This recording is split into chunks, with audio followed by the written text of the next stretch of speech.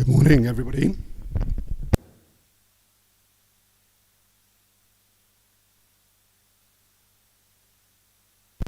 Welcome to day 4 of the 2026 MacRobertson Shield, coming to you from Hurlingham.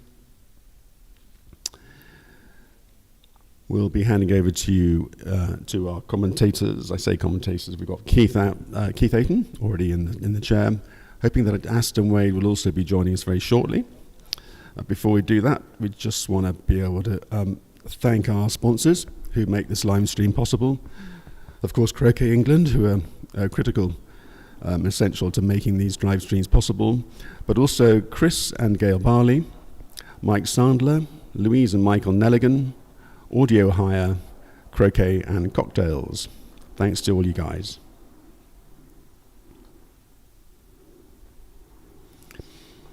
Let me also introduce you to our live stream team.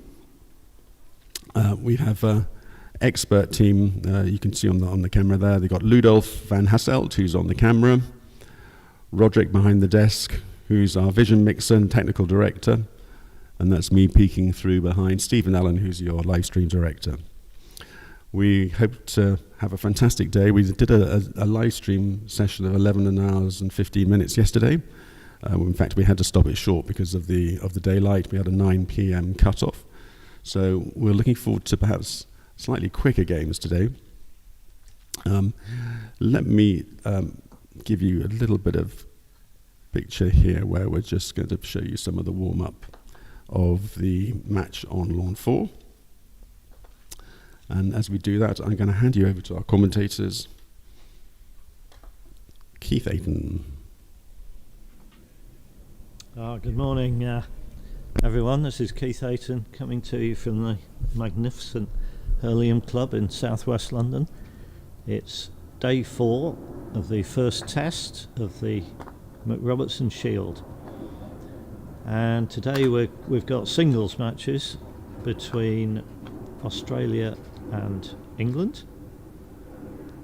And I think Stephen's going to put up the current state of play. From my knowledge of what's been happening so far, England at the moment is leading by 10 matches to 2. And as it's best of 21, that means England just needs one win today and they will have won this test match. Meanwhile, at Roehampton, which is just a couple of miles away on the south side of the River Thames, New Zealand are playing the United States, and that's a much closer match.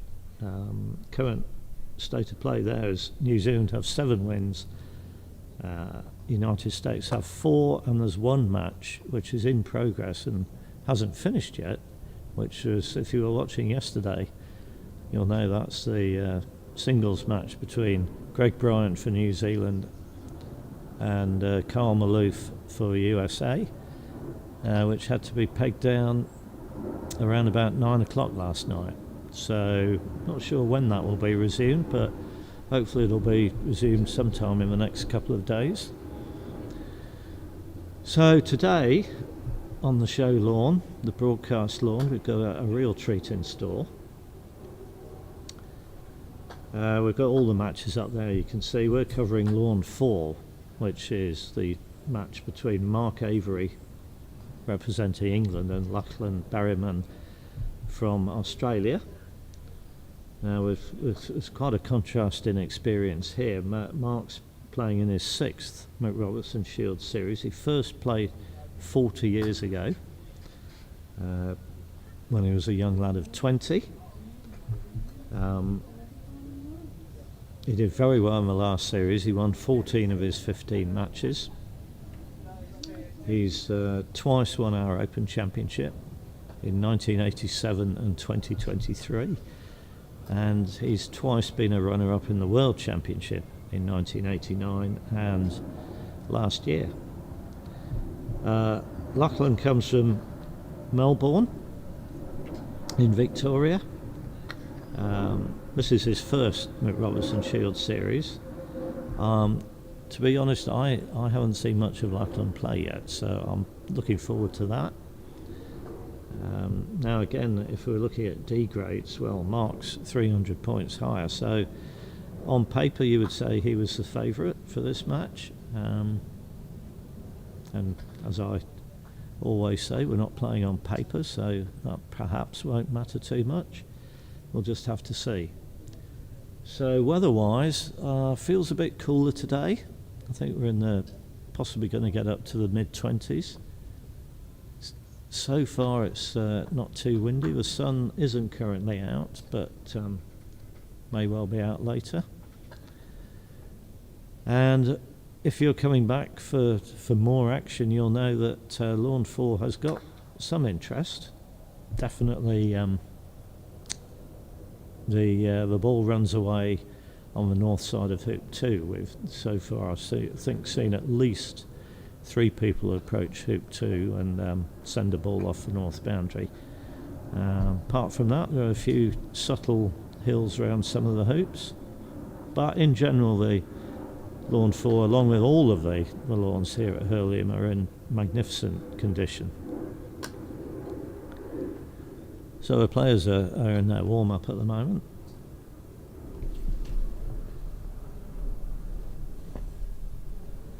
I think Mark's just taken off the lawn into corner 2, but he's just testing the pace.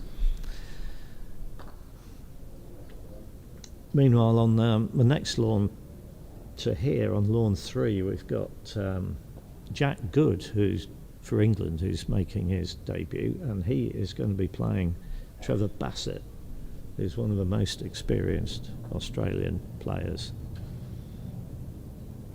So generally we'll be covering lawn 4, but occasionally we might flick over to lawn 3 if, for example, there's a break in play on lawn 4, or something dramatic or interesting is going to happen on lawn 3. Now you might be wondering why I'm sitting next to an empty chair. Well, my co-commentator from the first 3 days, Jack Wicks, has gone back to work. It was great having Jack here. Hope everyone enjoyed his commentary. I certainly appreciated having him here. I am currently waiting for my new co-commentator, Aston Wade, to turn up, and hopefully he'll be doing that shortly.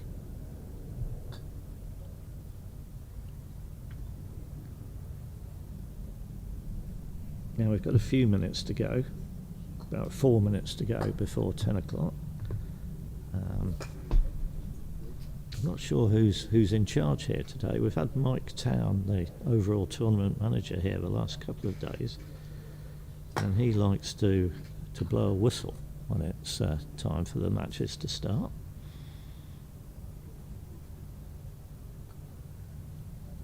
He may be Nigel Polhill from the Hurlingham Club, who's the assistant manager, is in charge today, and I'm not sure he's got a manager's whistle. We'll see.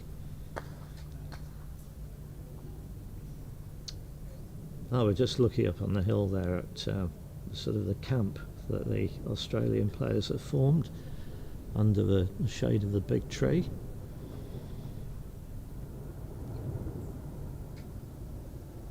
It's a very old tree at Hurlingham, and I know if you actually look up at the tree, you can see that some of the larger branches have got straps around them. So hopefully we won't get any branches falling down today. Right, now if the camera panned around to the front of the house, we could actually see Aston Wade. Here he is. He's incoming. Only a few minutes late, which is unusual for Aston.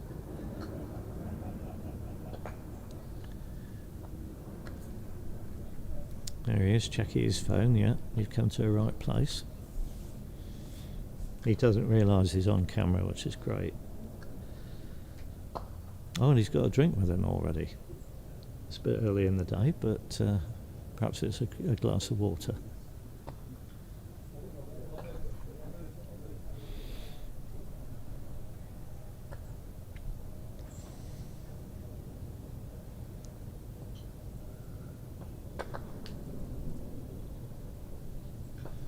No, the camera's still following him. Here he comes. Just got about 10 yards to go now.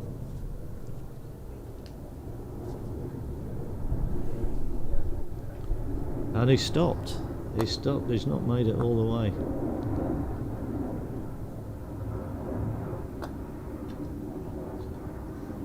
Now the referee on this lawn is going to be Dennis Bullock. You can tell the referees because they've been given orange caps to wear, which I think is a splendid idea, so you can see where they are if you're a player and you know who to point your mallet at when you require some assistance.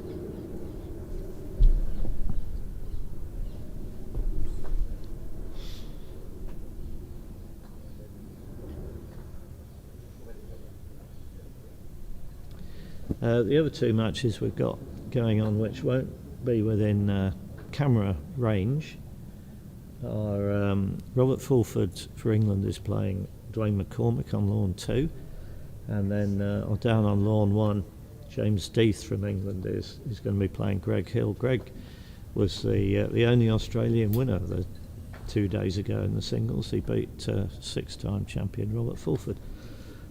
Aston Wade is in the house. Good morning, Keith. Very nice to be here. Not bad. Only a few minutes late, which is a few. good, Quite good for you. good going. Yes. Yeah. How are you doing? Very well, thank you, Keith. Good. It's been a while. How's it all going here? I Well, take it you've been here every day. I have. Excellent. Yes. You're familiar with this venue, with being a member of the club. Very familiar. So very nice to be here to watch. So, we've got Mark Avery and Lachlan Berryman now. Mark, you're familiar with. Lachlan is making his debut. Okay. I've never encountered him. So No. How's he getting on? Well, we're about to find out. Okay. Exciting. We've just got... no, I should have... Oh. The voice of authority has spoken. I don't know if the microphone picked that up, but Nigel Pole has announced that it's time to start. Nigel's looking very smart over there. Very authoritative in a blazer and Hurlingham Panama, so... There we go. You tell them, Nigel.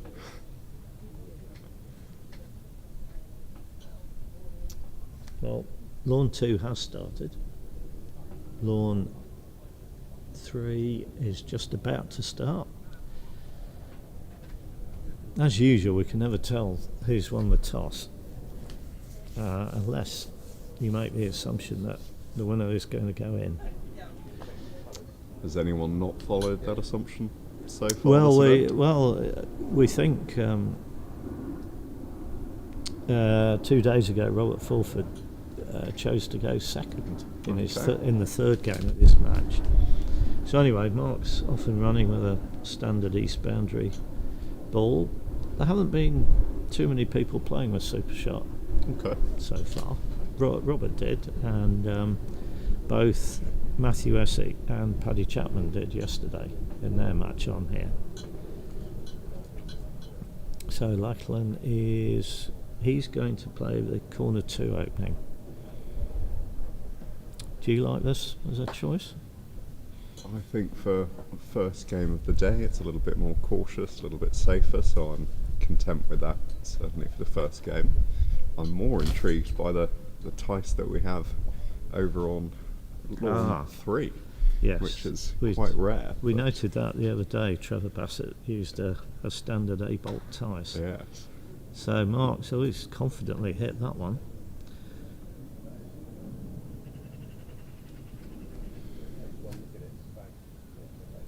Do we know how fast the lawns are playing? They look very good.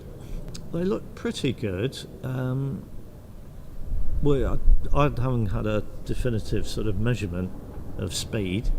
Have you had a knock on the I haven't court had a still? lot. Okay. No. The word is that they're slightly slower than Roehampton. I'd expect that. Yep. But maybe around 12 seconds, 11 and a half, 12. I think Okay. they were hoping to get a bit quicker. We had a brief chat on the first morning with the one of the groundsmen who said they'd hoped to use a mower that could get them to 2.5 mil, 3 mil. Okay. But the mower they had available didn't like to cut that low, so Right. Okay. I had to stick with 3 mil.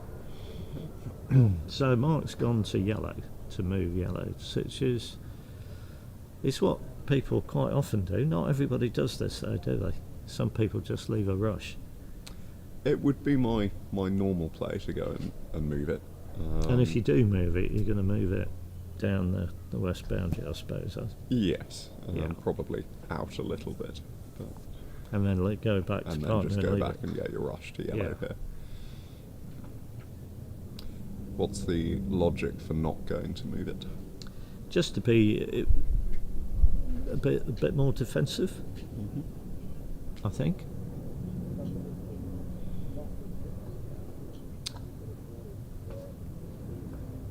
Now Mark hasn't moved blue very far off the yard line, No. so he can't really afford to just fire black off the boundary here. I don't think, Yeah, it looks like it might be a because nice double from he would Beagle, leave a double doesn't it? target from third corner, so he's going to lag back.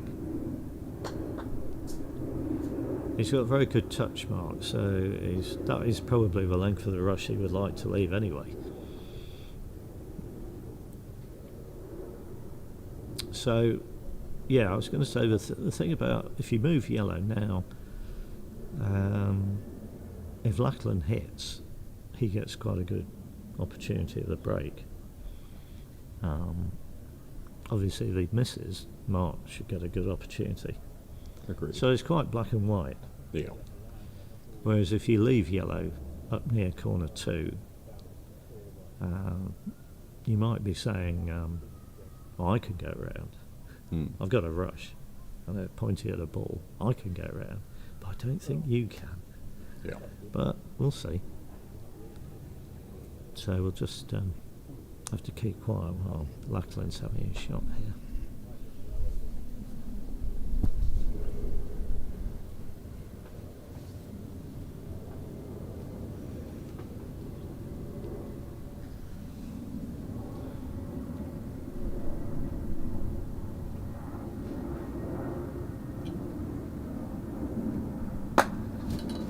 Nailed it. Yeah, that's the Very perfect nice. outcome. Not only hitting it, but hitting it on the right half, so you don't rush it too far away from black. Because if you imagine if you'd centre balled that down to the south boundary, he's got a bit of work to do to get a rush on black over to yellow. Not obviously totally impossible, but having rushed blue there, it's going to be a lot easier to get a rush on black. It'd be marginally easier in this position with Mark having lagged black back rather than gone off the lawn. It's slightly further in than the balls would have been otherwise. Yes, I think that's right.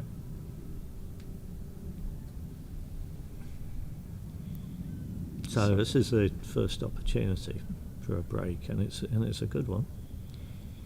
Going back to your earlier point then of potentially leaving yellow in the corner. Well, Would you now have preferred Mark to do that? Well, personal choice, really. I mean,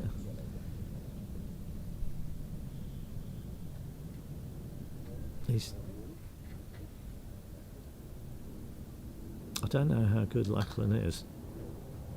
I mean, Mark may just think, well, I want an easy start. Sure. In which case you move yellow. If yellow was in corner 2 and Lachlan hadn't hit, I mean, it's quite hard work to get going.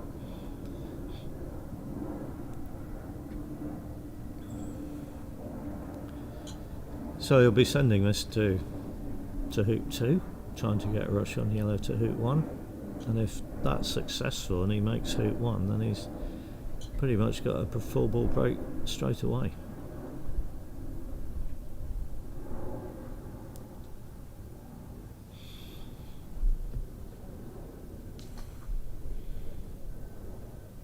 Have you stayed at Hurlingham or have you moved to do some commentary at Roehampton as well? No, Doubles? I've been here Okay. all 4 days so far. Now they've got another team in place for the Roehampton games. Yes. And I think Joel Taylor's been doing most of the commentary so far. I heard he'd been doing that, so that's very good news. Yeah, and he's very good. Very good.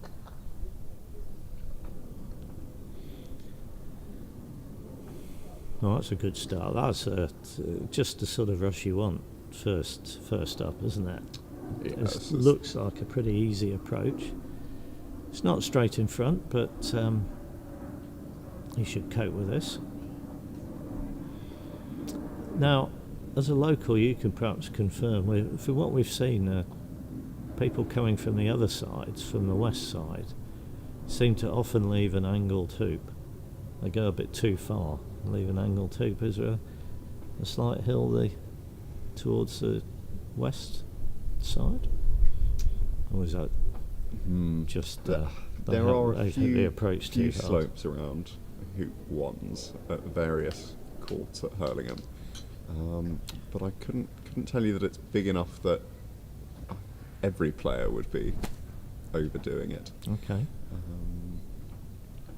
Have the hoops themselves presented much of a challenge here? Not difficult. really. I mean, some of the harder hoop shots, you could see the hoop move quite significantly. So makes it a lot harder, doesn't it, if the hoops are firmly set in the ground? That is always nearly impossible at Hurlingham with the ground we have here. Yeah. Is there any difference at Roehampton? I haven't noticed Okay. particularly. Right, so he's not going to blue. Could have gone to blue there. Now this yellow ball it's gone 2 to 3 yards west of hoop 3. I'm wondering if that was pull. He hasn't allowed enough for the pull. Which balls are they playing this? We're playing with sort of old Dawson 2000s, I think. Always under hit that. Yeah, that looks unrunnable.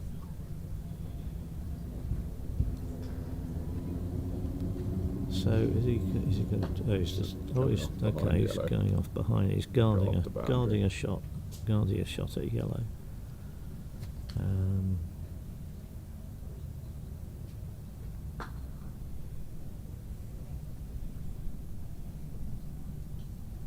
Well, here's an interesting question. What do you think? I think Mark will play black. He's already on, and he's having a go at blue. Going to blue. And he's leaning. That means he's missed. But he is sort of joined up now, so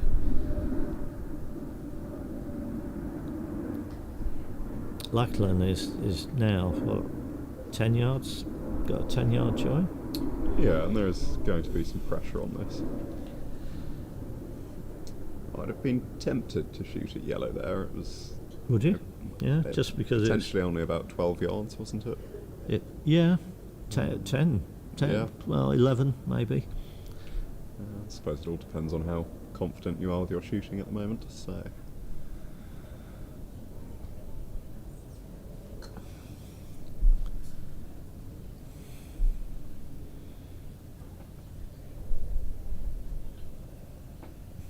Okay, well, yellow's got a shot through blue.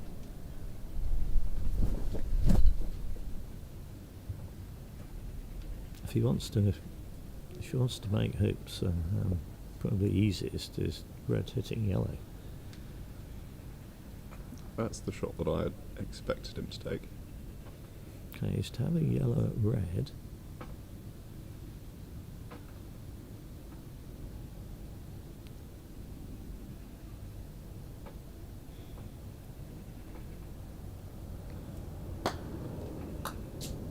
He's nailed that one.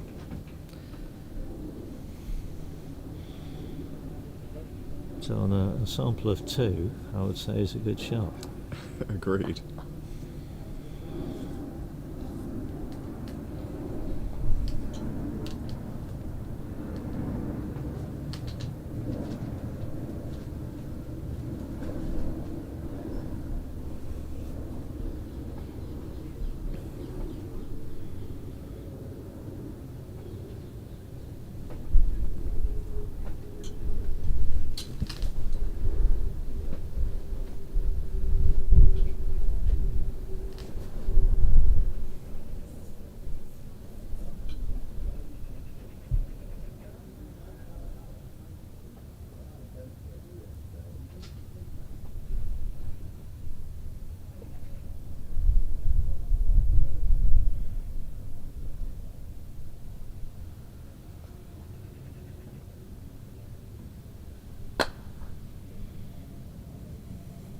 Okay, now I couldn't really say anything then because Lachlan was literally about 5 or 6 yards away from us, but initially it looked like he was going to do a takeoff then, and then he moved yellow round red a bit and decided to play this split roll, and he's played it really well. He has. He's got right up next to black. Red could have gone a little bit further towards hoop 2 for him, but I think he'll be happy with the result of that shot. So here's another good break opportunity.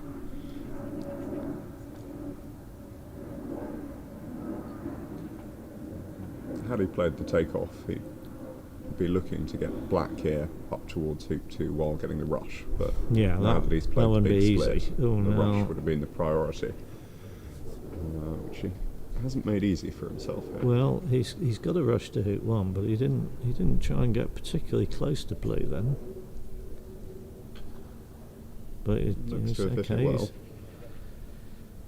Again, it's a good strength, good direction, good strength. So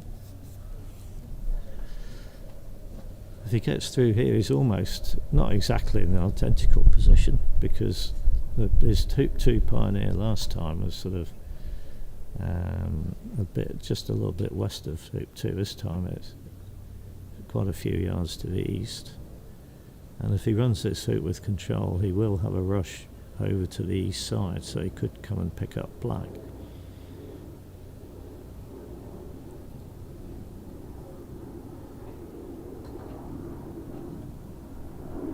Okay.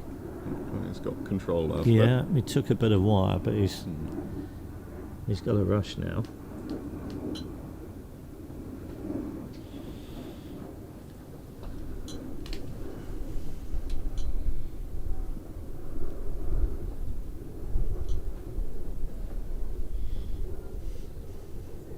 So I think he might just roll this to hoop 4, so he doesn't need to worry about getting a hoop 4 pioneer later. What do you think? Yeah, I agree. Blue can sit nice and ready as your pioneer at 4, getting a rush on black up towards red. Red's not the greatest pioneer, so a rush over to the west side of it would be very helpful here.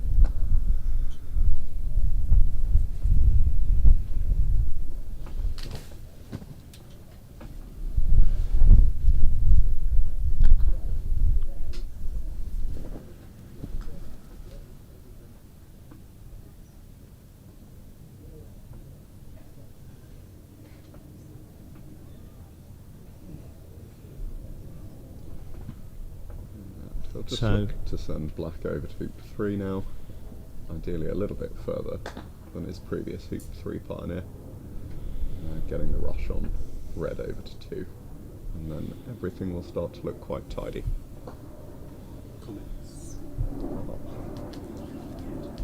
Excellent. So we're going to keep an eye on any comments on the live stream, so if you do have any questions for Keith or myself, please do ask and we will do our best to answer. Yeah, I can see we've got we've got 71 people watching on one of them. Terrific. And we've got a few people who have already tuned in, which is good, with the comments. Particularly nice to see viewers from New Zealand, the United States and Australia already tuning in. Right, now this, he's got to be careful here. Why has he got to be careful? Why has he got to be careful? Ooh, He's coped all you right. know why, don't you? Yes, it's I a don't. nasty area of boundary that they did some work on it, I think, last season. I think it needs a bit more work. Okay. I think from memory we've seen at least 3 people send a ball off approaching hoop 2 Oh wow. so Okay. far. Well, that red's ended up perfectly on the boundary, so no issues there. Smoothly through, and he'll have a rush over to his hoop 3 pioneer. So, as I say, all looking very tidy now for him to play his break round to fallback.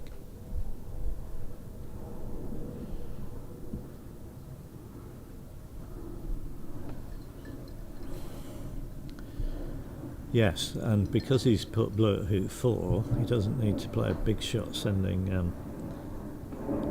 red down there. He can just, well, he's okay. So I thought he might rush red a bit closer to black, but this just needs to go out as a pivot. Now, he's got an opportunity here, which some people might take to get an early hoop 6 pioneer, but he's not really taken that. He could have sent red a lot closer to say halfway between 3 and 6, and then after the hoop he could have sent black to hoop 6. Got a rush on red down to the east of blue. Is that a manoeuvre that you've ever I tend used? not to go for the early hoop 6 pioneer. I'll do an early 2-back pioneer, but don't do the same thing at 6. Have you come around to having that as a personal preference? Or? Well, I like the early hoop 6 pioneer on there. There's a certain logical consistency, Aston, I think. I agree. If you're doing a early hoop 2-back pioneer, the geometry's almost identical. So why not have an early hoop 6 pioneer?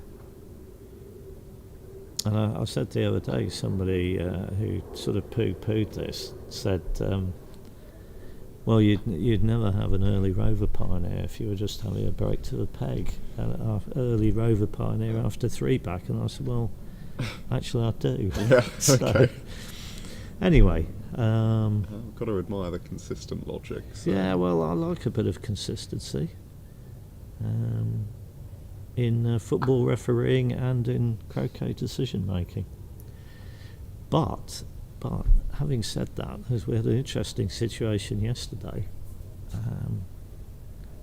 in the peg down, the match that was eventually pegged down,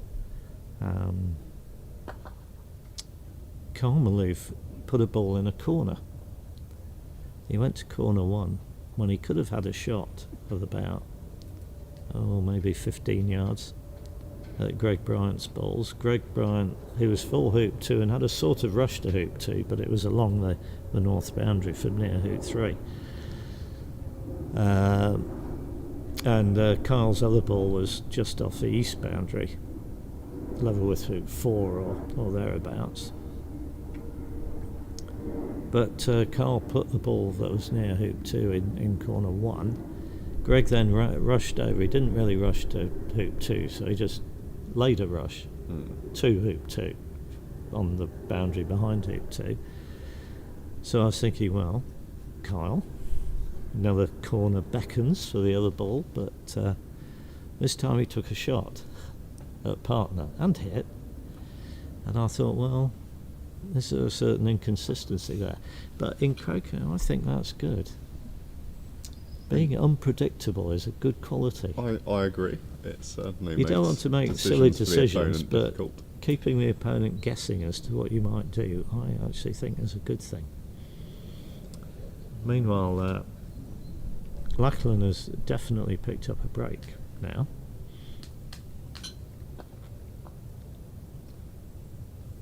I think particularly with hitting in and taking on long shots, it can be a lot about how you're feeling. Sometimes you stand over the ball and you're not confident, you're second guessing a shot, and you put it in a corner and you try the next one and everything feels good and you take that shot. So even if tactically there is an optimal choice, you've got to factor in how you feel about different shots and your confidence with taking them on. So it may just have been that Kyle didn't fancy the first one and built up the confidence to take it the second time around. Yeah, but maybe. I agree that keeping the opponent guessing is always going to be good. Obviously he's lost this black here a bit. I think that's just hit too hard. I don't think we can put that down to the lawn. Do you suggest he tries to put out another pioneer to 6 now? Well, he's already had blue, so... he has. I took my eye off the ball. There we go. Might not be the move. No. So, yes. And he's approaching this from This is a probably little bit longer than it needs further to away be. than he would like. I don't know if you've noticed, Aston, but he seems to play his croquet stroke side style, which is interesting. It's not. I don't play any croquet strokes to the side. I know you've tried to coach me to play some of the bigger ones. Well, side style. oh dear. Yeah, well, he's paid the price. That's wasteful, and he's not happy, and I don't blame him. He had a break under pretty much full control, and then just kind of lost concentration for a moment. So he's probably going to have to sit down and rue that for a while.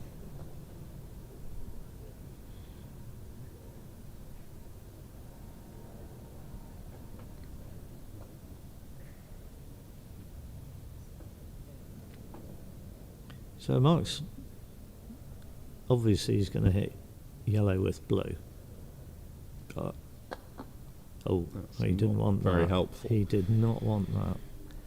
Why didn't he want that? Well, he didn't want that because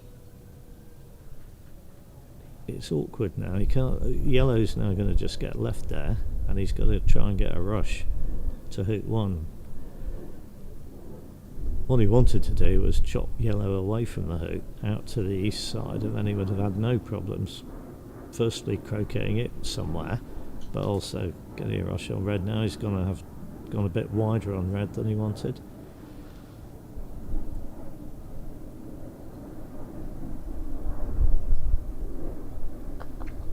He's also not really got a hoop 2 pioneer, but the only way he could really have got that would be to rush red up to black. But then he'd be getting a long rush on, and then he'd have to one, be rushing to one from much further away. I think I prefer what he's done. I think so taking too. a rush straight on red.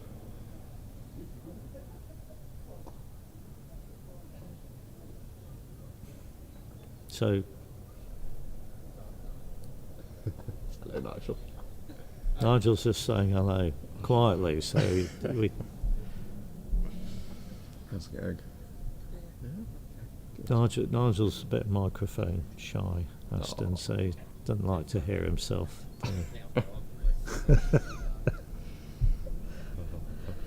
So we've got a question that's come in, Aston. It's a question for you. Okay, let's have a look.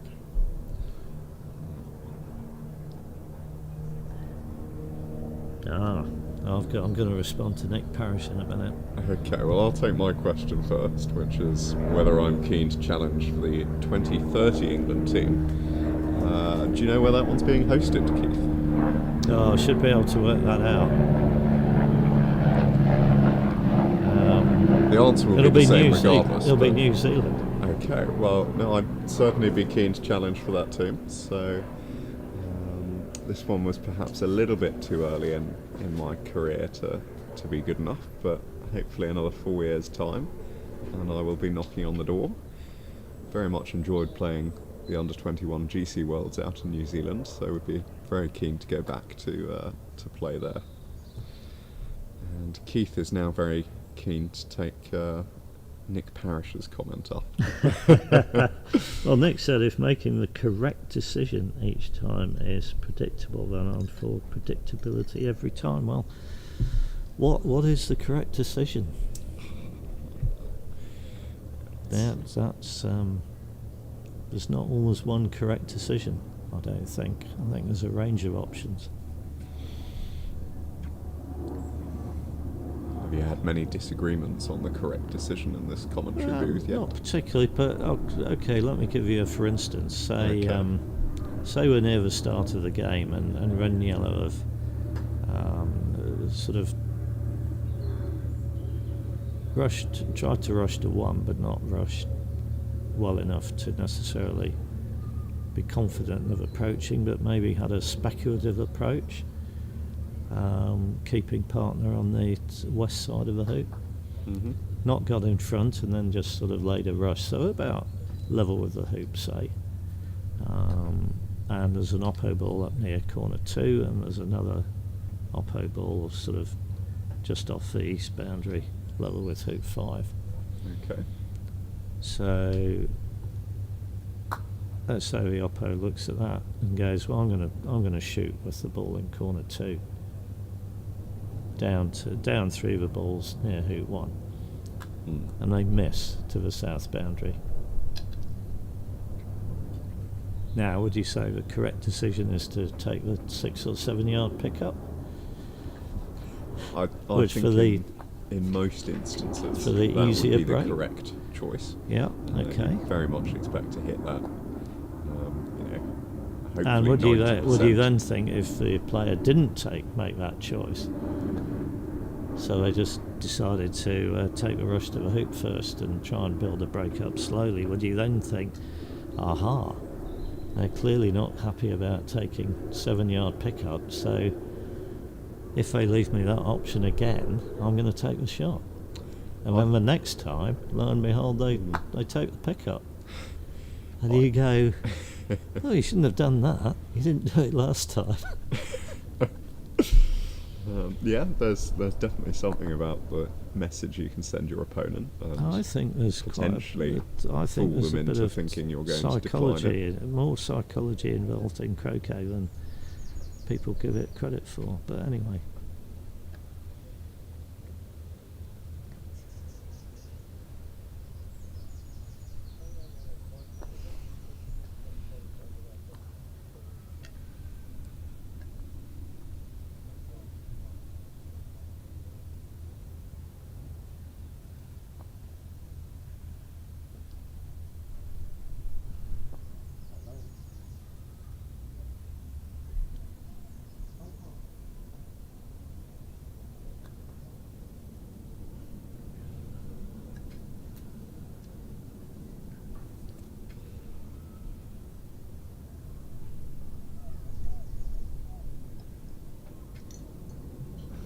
Wow.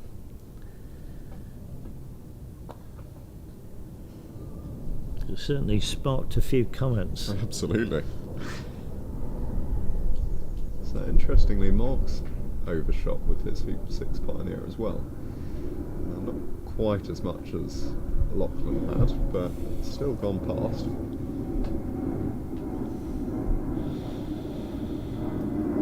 If we see it happen again, we might start to think that there's a hill there and give them some credit. But Well, we've certainly seen us yesterday.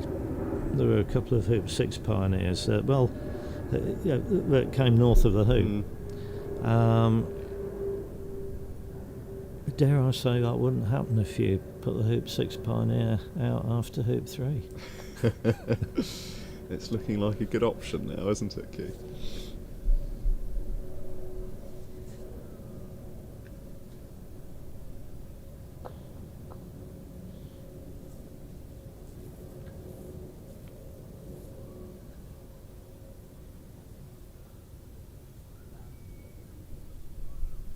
Okay, so Mark was looking at putting black to 2, but he didn't really have the angle to do that and get a rush on yellow, so he's quite rightly focusing on getting a good rush on yellow. That's really important because red's out of position. Yeah, if red were in front of 6, then the rush on yellow wouldn't be as necessary, but when it's not in nice position, you want to prioritise the rush as Mark has done.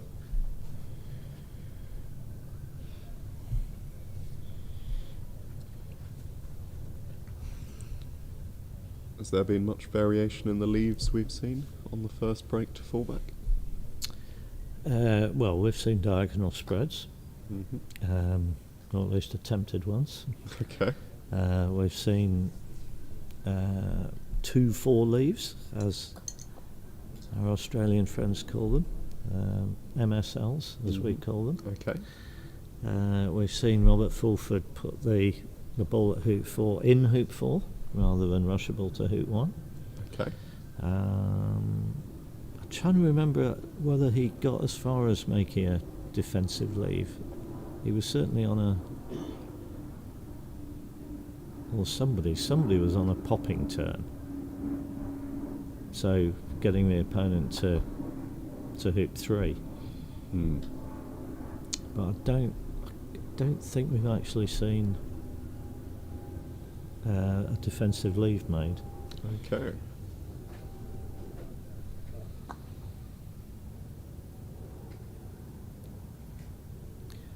So you notice Mark plays fairly quickly once he gets in his rhythm. Doesn't take him long. It's very good news for us and the viewers. It is. He's won certainly. Well, it's a. I don't know if people believe in this concept, but he's sort of a natural player. He just seems to play very accurately, very easily, and makes the game look quite easy.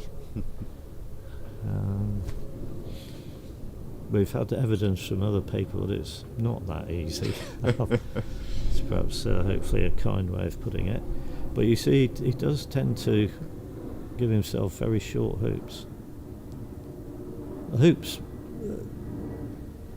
you could say running the hoops is the hardest bit of the game. So I think it's good to make that as easy as possible. I think there was a section of video you sent me from the last Mac. Oh yeah. Ben Rothman playing a very tidy break in quite windy conditions. Yeah, where he approached basically every hoop from within a foot. Well, it was clear he was focused on getting very, very short hoops, and preferably with hoop and roquet if he could manage it, just to make sure that he got. All he had to do was a break to the peg. Yeah. So no peels, but the weather was such that if more so perhaps than the lawn and the hoops, it was very windy from what I can gather, and certainly on the lawns roundabout errors were aplenty, but he just played a magnificently controlled turn. One of the best I've seen under those circumstances.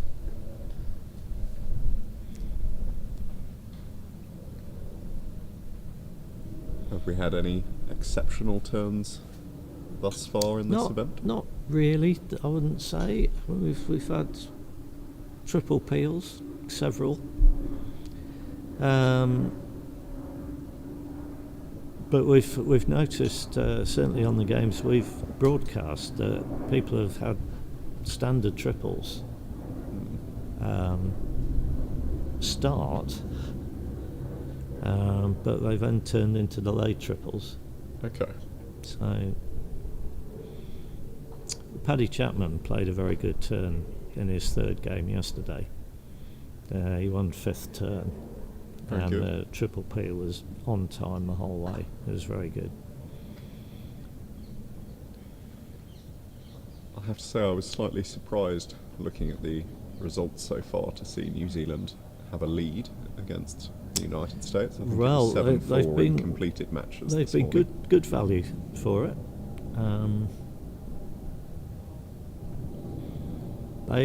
They've tended to play the more controlled croquet. Okay. The Americans might be slightly better at shooting.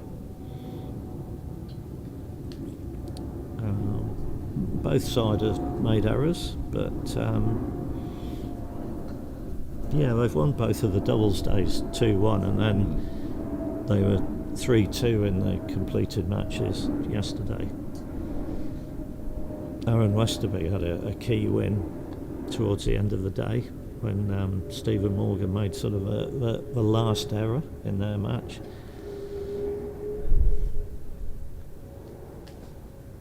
So Mark's gone for a variation of what we call the new standard leaves. So yellow, I think, is going to be left on hoop 4, hidden from A bolt but rushable to hoop 1, and he's put red. He's put red quite far north, isn't it? I think yes. That's what I was going to say. It's only about 12 yards from B bolt.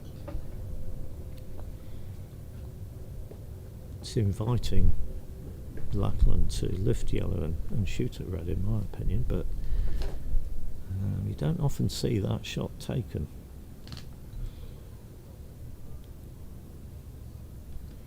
I'm always quite happy to see my opponent lining up that shot because it makes the triple peel potentially much easier. It does, if they but miss. it's his shortest shot. But yes, for Mark, I don't think he'll be looking to get an easier triple peel. He'll just want to maximise the difficulty of Loughlin's shot to get the innings back. So it probably is a little bit further north than we'd like it here.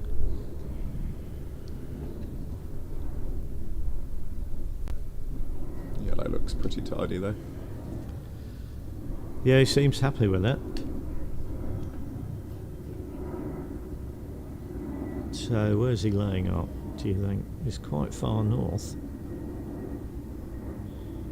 There's a spot sort of 19 and a bit yards from corner 3 that is also 19 and a bit yards from the end of 8 bolt. What we call the max distance position, maximum distance, which would be the longest lift shot you can leave.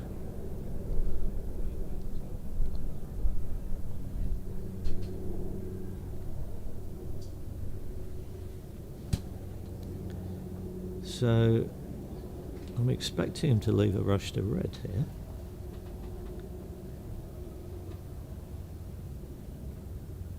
No, but he looks as though he's...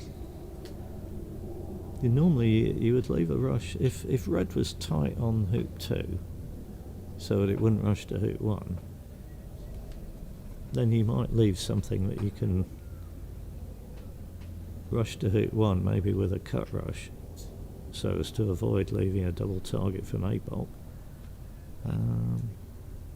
But with red where it is, I'm not sure why he hasn't left a rush to red. Any thoughts? No, I'm a little bit surprised by that as well, Keith.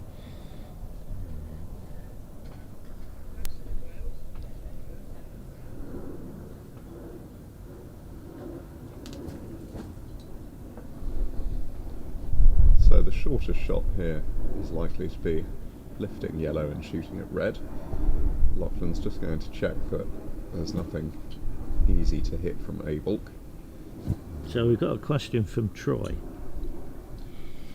Have you picked up on that? Ah yes, Troy McCallum in Australia, thank you for your question. So he's keen to know whether you should just back yourself to be hitting a Tice at the start of the game if you're playing in second. After your opponents are hit in first, yes, I think is the answer to that. As opposed to the corner 2 opening we saw at the start of this game. It's... Look at the advantage of the corner 2 opening. I mean, Mark cut across that by hitting partner third turn and then moving the ball away from the corner, but had he missed, Lachlan would, I think, would have shot at Mark's balls, and if he missed, then Mark's still got a bit of work to do to get a break going, which is why you put a ball in corner 2.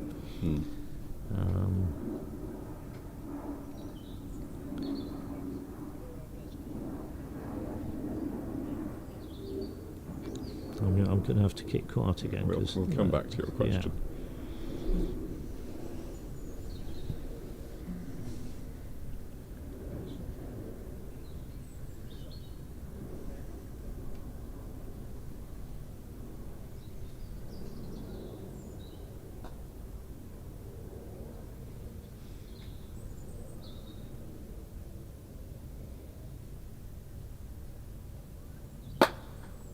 No.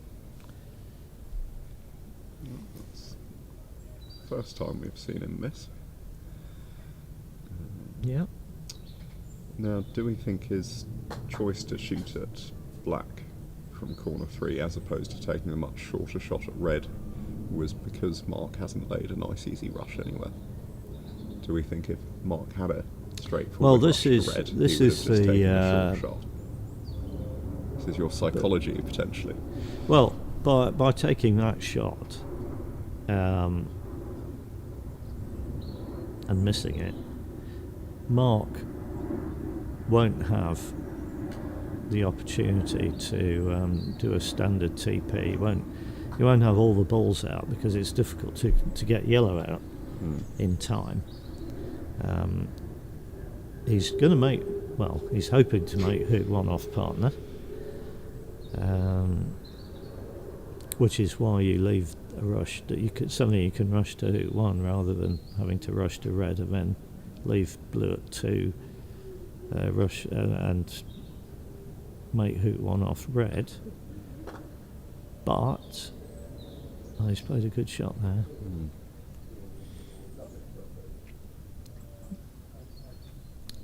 So he's got in front. He's also pushed blue slightly west of the line joining the hoop, so when he runs the hoop like this, he gets a rush.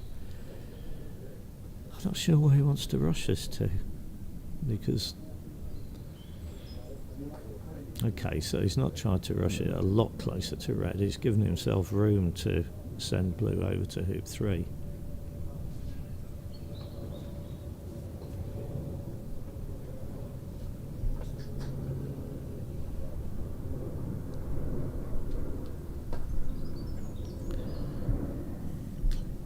Then he's backed himself to play a good croquet stroke, which is an okay croquet stroke. Yeah, he's got the right side of red, and blue's almost at 3, so it shouldn't complicate things. So is he going to go and get yellow? Because he could. Not saying it's a good idea, but he could make 2 with the intention of rushing red down towards yellow. Croquet red to hoop 4, hit yellow, and then do a big roll up the lawn. Yeah. I think I'd want blue to be a little bit closer to hoop 3 if I were rolling out. I agree. I agree. You need a rush on blue. That's not easy to get from 25 yards away or so. Yeah. Not if you're playing a big roll stroke as well. So I think we'll just probably see Mark just turn this into a delayed TP.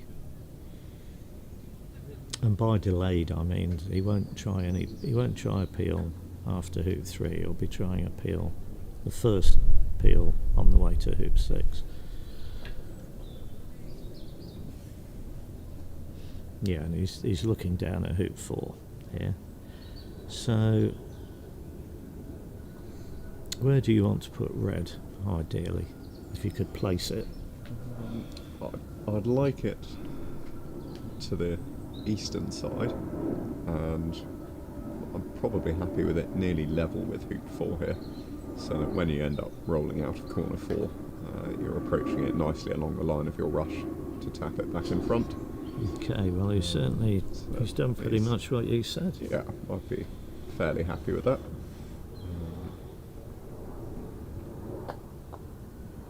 Yeah, it's awkward if red is west of the hoop and north by a distance, because his play is going to be to go down to yellow, hit it, and croquet over to hoop 5, getting a rush on red. So you need to be able to see the point you land on without having to go near red to get there. Okay, well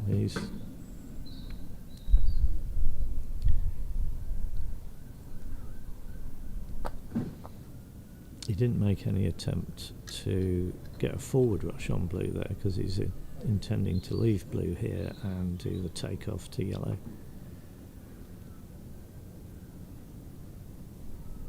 I'm sure he'll cope fine, but there are risks associated with this, aren't there? Yeah, he's done that fairly well there. Just had a wee bit of hill there. It did look like it was tempted to get near that boundary. Well, I thought he was going pretty much dead at yellow to start with, and it's hilled about 4 yards, or 3 yards maybe. So yeah, not the safest shot, that takeoff, but Mark's coped all right.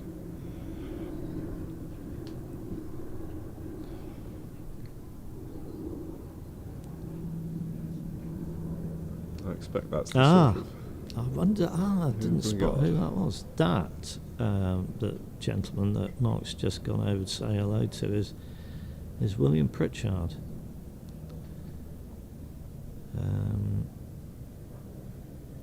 Who I don't think I've ever met. No, well, he's a player from the past, let's say, but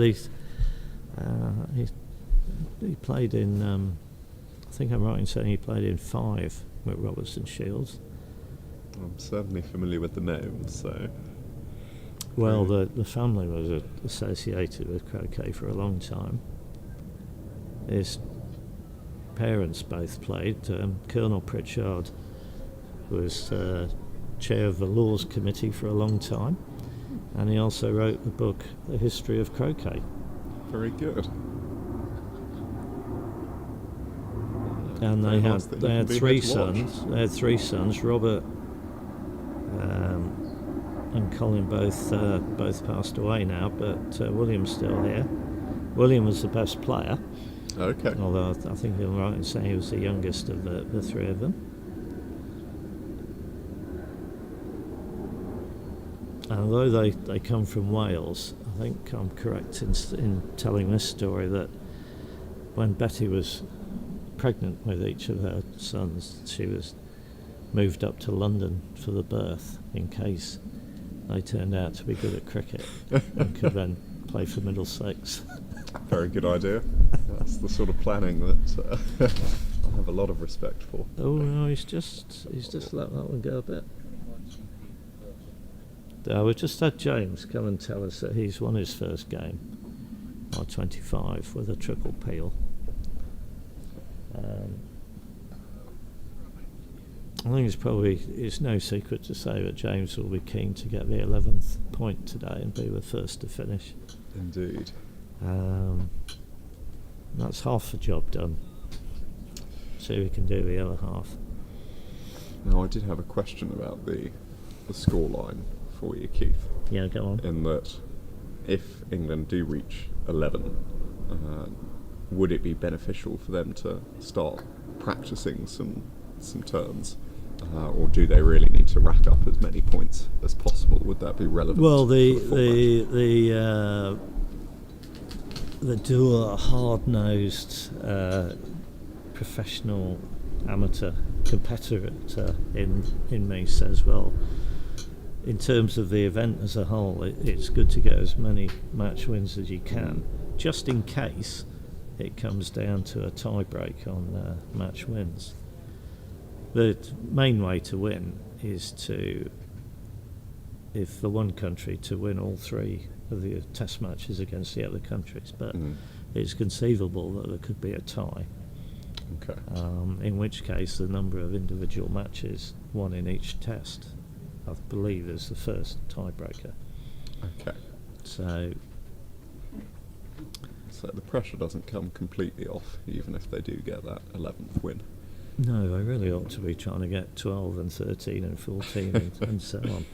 So Nick's always having a quiet day at work. Couldn't Mark turn this into a standard TP? Yes, he could have done, but it would have involved rolling. Oh, here we go. Rush red after 2 and roll both fields up to 3 for corner 4. Yes, that's what we were talking about, wasn't it? But I think he wisely avoided that because blue wasn't quite as near hoop 3 as he wanted. Now, he didn't get a rush out of hoop 5 here, and he's then played a croquet stroke in which he's roquet blue in the croquet stroke, so he hasn't been able to get it in peeling position.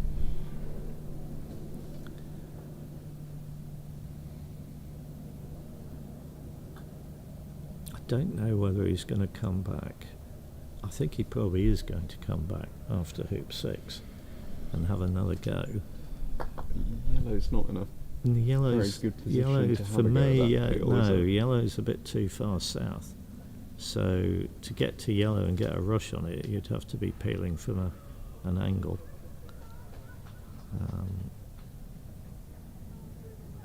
Not impossible. He's failed to get up a slight hill there. I think it's a slight hill there.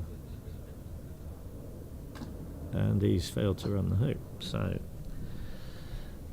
not an ideal outcome really. So from Lachlan's point of view, he's got a 4 or 5 foot roquet with red and a ball at his hoop and a ball at his next hoop.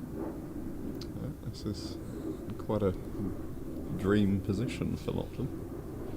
Well, I'm just going to put it out there, but I don't know if he's the sort of man for this, but he's got a TPO on a plate, should he want it. Would you be tempted? We haven't seen any TPOs No, we haven't. completed. No. I don't know if there have been any attempted so far. I think the closest I've seen was that Paddy Chapman made a hit a lift shot, made a one-back leave, and I think he was probably going to do a TPO, but unfortunately he was one of the people who sent his approach. Okay. Reception ball off for lawn at hoop 2, so we never got to find out.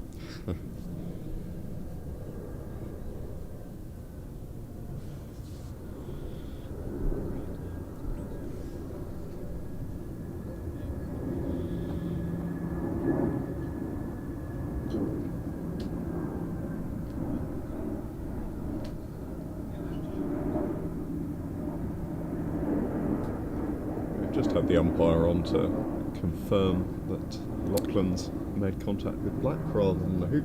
That one was fairly obvious, but always good to have it checked. Have we had any difficult refereeing decisions so far this event, Keith? Not that I'm aware of. Okay. We had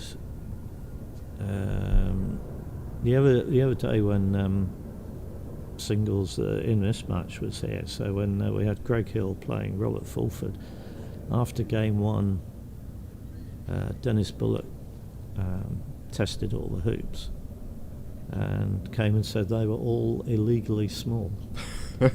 So he actually had all the hoops reset between games 1 and 2, and then between games 2 and 3, hoop 6 was reset again.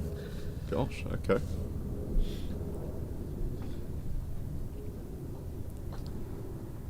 What's considered illegally small? Well, he couldn't get the 1/64th of an inch feeler gauge in the gap. So although I think he said the ball went through all the hoops, Okay. a test ball, they shouldn't be. The gap shouldn't be smaller than a 64th. I think they're aiming for a 32nd. I think it's probably. I would have been impressed if they were aiming for a 64th. A 32nd yeah. plus 0 minus a 64th. So Okay. if it's narrower than that, then it's too narrow.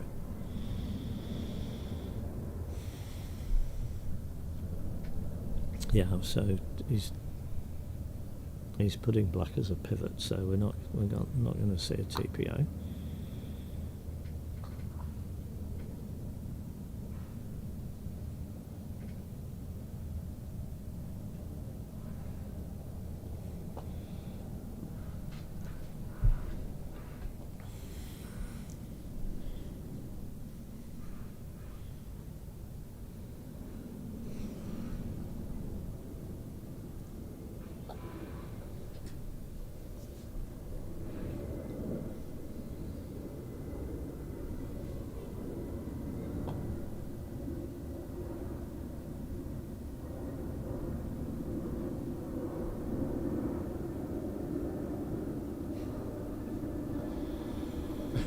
James is having a rummage around the garden down on lawn 1. Just having a quick look at lawn 1 there.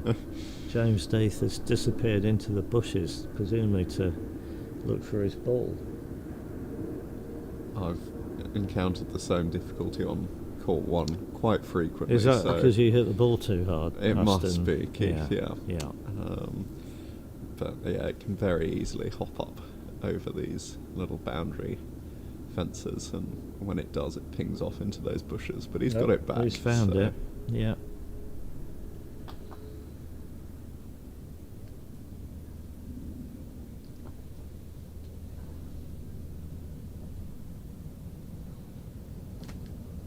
In fact, it looks like it was Greg who said it there.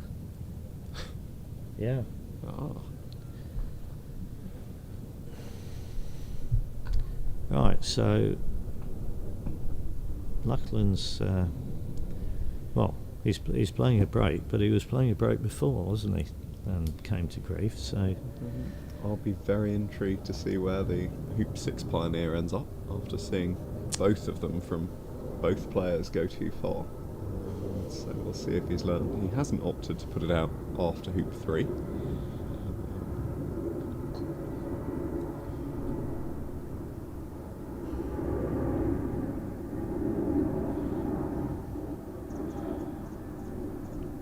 So what have we seen? We've seen an error at Hoop 2, we've seen an error at Hoop 5, error at Hoop 6 so far.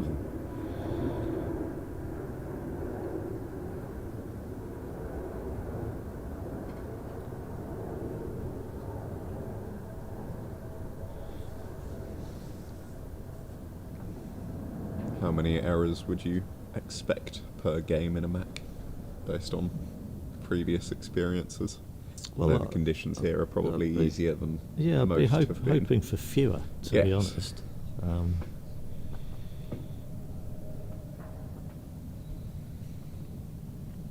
Right, so see if he remembers what happened last time. Take a bit off it.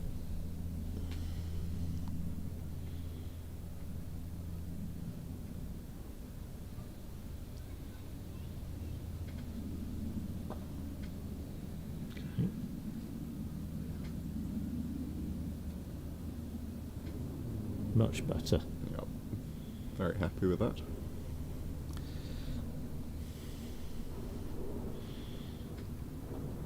Now, here's a question for you. I mean, it's maybe getting ahead of ourselves, but what sort of leave do you try and do here if he gets round to 4 back? So typically I would do a diagonal spread. Good man. When I get to 4 Good back. man. You've been taught well. Oh, indeed. So with your yellow at 5, I'd be looking to do a standard diagonal spread. I think I'd be satisfied with that. I'd probably do a reversed one. I was sort of thinking you could do either, but I don't know if there's a good reason to do the reverse. Talk me through that, Keith. Do I mean that? No, I'm not sure I do. No, I'd be doing a normal diagonal spread. You're quite right. Or would I? Oh gosh.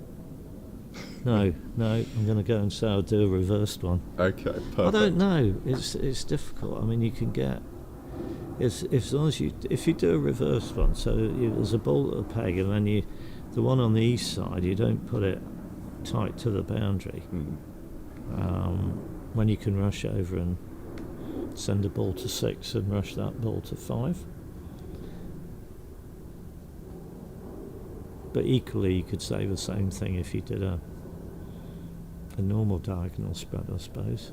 I'm not sure there's much in it, but maybe I'll try a reverse. Well, the other thing is, if I take a defensive shot and you've made a reverse diagonal spread, they miss into corner 2, which is just ahead of your break.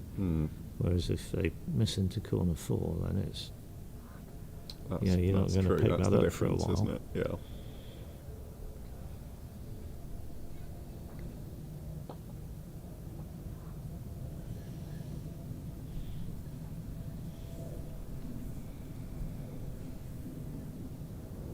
But you've also got to think about, if you're going to do a diagonal spread, you've got to think about which ball you're going to have, which opponent ball you're going to have at the peg.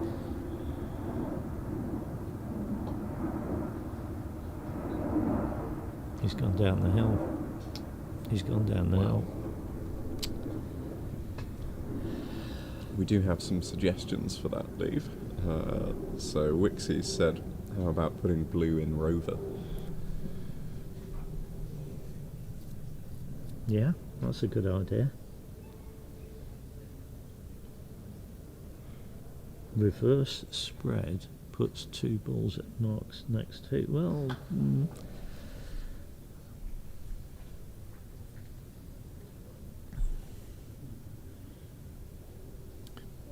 Yeah. Well, I was going to say I'd put black at the peg. Because if you put blue at the peg, then it's it's like a pioneer for black for hoop 6. Right, so gosh, it's all happening very quickly. Mark's hit back Laxton's in with the sort of gone hoop 6 ball. half defensively, didn't he? He hasn't gone for a corner.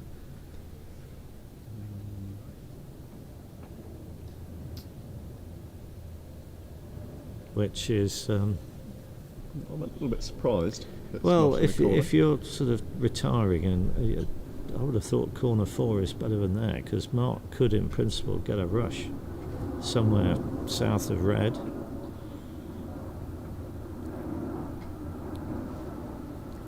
He's gone quite wide on this, hasn't he? I'm surprised he went that wide.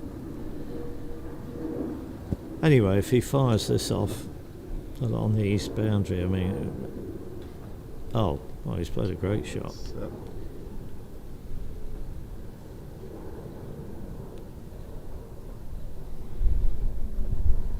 I mean, it's just not really an option, is it, if red's in the corner? I mean, it's you would have to take off to get a rush on a ball in the corner, which isn't necessarily ideal, plus you're further away from hoop 6.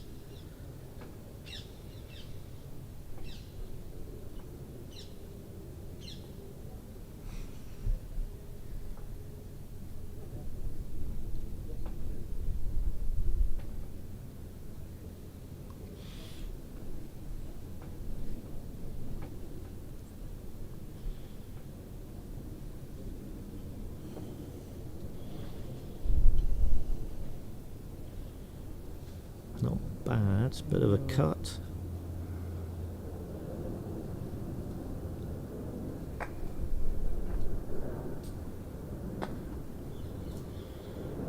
And he's overcut it, I think. Certainly short. It's clear that this hoop is not going to be easy to approach with the hills around it, so we'll see how Mark gets on. Well, he'll be putting this fairly deep, because he doesn't really want to.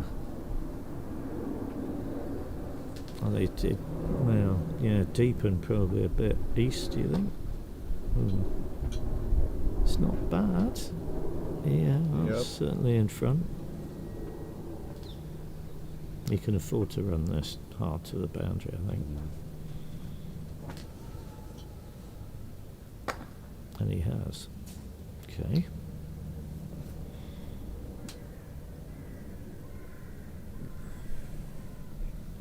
He's still got a bit of work to do to get a break out. He wasn't really able to dig yellow out when getting the rush on red, so that's effectively still on the boundary. Wow! Very nice rush on red over to yellow, so that was an lovely shot. Excellent rush.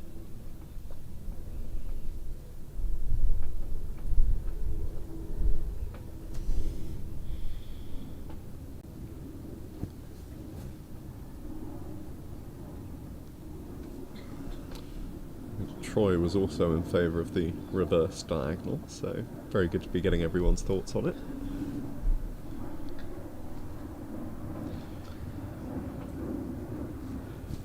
I suppose, though, that takes us back to the question about, is there a correct choice?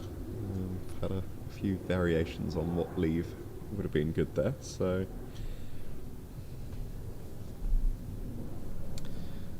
Yeah, it's not always worthwhile sweating about whether it was one correct choice,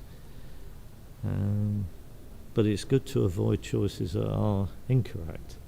I agree.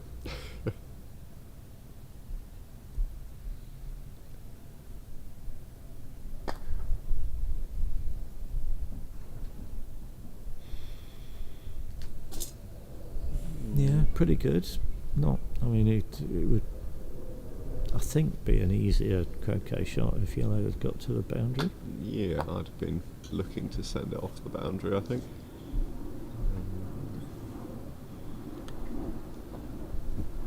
Blue's fairly west of the line of hoops 1 and 2, so I think off the boundary would have been a bit easier here, but... Well, he's playing a split shot, and I'm not sure how close do you see? Looks like he thinks he can get yellow most. Oh, he can. Well, that's another good croquet shot. Yeah, he's done very well with that. So yellow's a bit short of the good pioneer, but it's certainly not bad. And he's got a rush on blue. He's just sort of snatched at that one a wee bit. Some of these he sort of tends to have a little poke out on some of these rushes, and other ones he has a proper swing of the mallet. Yeah, the proper swing seems to be working quite a bit better. Well, it seems to be a question of how hard he feels he needs to hit the ball. So the one he had after hoop 6 was a proper good old swing of the mallet, and that was certainly more of a truncated backswing and then a bit of a poke.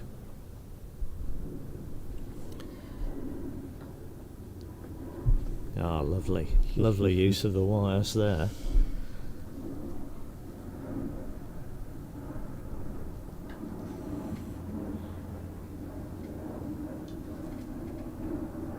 Okay, so there certainly won't be any question of getting a peel. If for no other reason than that blue is going to be the ball at 3-back.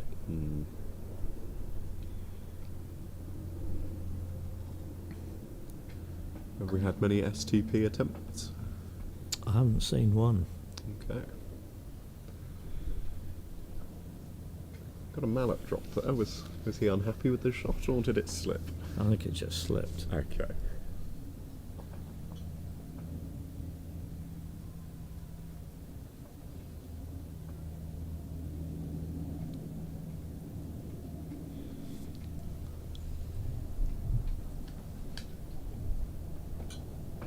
So he might try and get a rush to red here, or he might just go straight to blue. I don't think there's much in it. Let's see where this goes. Well, he has got a rush to red, I think I'd be so tempted by this. I think he will take it now.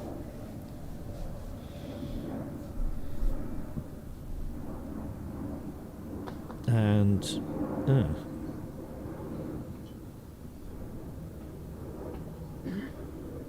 okay. Well, he's taken it in such a way that he's going to use red, but not necessarily get a rush on it.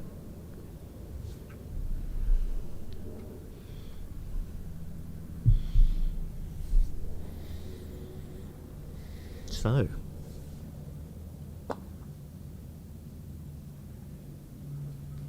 and he has got a rush on it, more or less.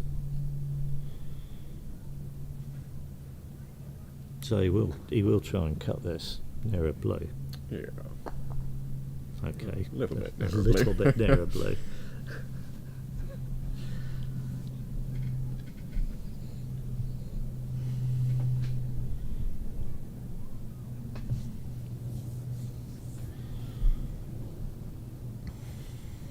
So the last time I started talking about what leave the player was going to make, they pretty much immediately broke down. So I think we should wait a little bit. do you think so? Well, no, I'm gonna let's stick our necks out and say he's going to get to the peg.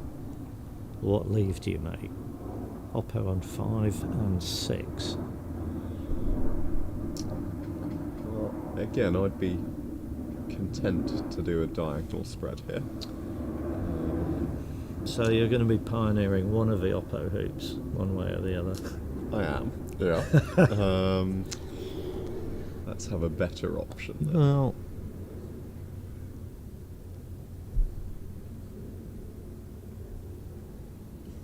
yeah, I think we need. Where's Nick Parrish when you need him?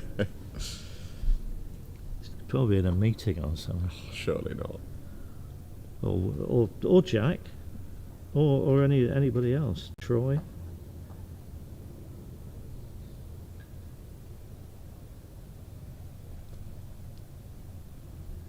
Did you have I've missed a comment from Croquet Junkie. We saw a Hoop 1 leave last night. Yeah, we did. And we also saw a Hoop 1 leave. A Hoop 1 leave, if I'm understanding it, means a ball left on the back of Hoop 1. Which We won't see never that. actually encountered. I'm aware it exists as a leave. Paddy Chapman did it against Matthew Essick yesterday. He left a ball perfectly very hidden nice. Yeah. on the north side of Hoop 1 and a ball in a similar position at Hoop 4.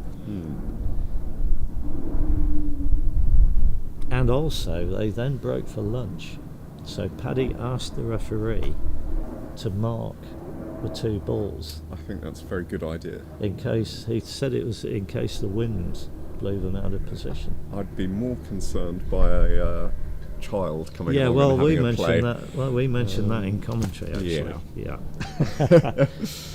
That's Hurlingham local knowledge there. Yes, some of them are very, very helpful. They'll fetch the balls when they ping off the boundaries and sweetly return them, but some of them are a little bit more adventurous and like to get on the lawns themselves. So, yes, marking any critical balls over lunch is a very good idea.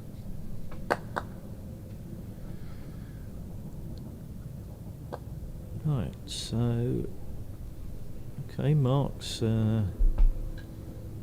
was waiting for someone to suggest the vertical spread, Keith. Have we got a vertical Let's spread? get some thoughts on that. Jim Nichols. Bad option, a vertical spread.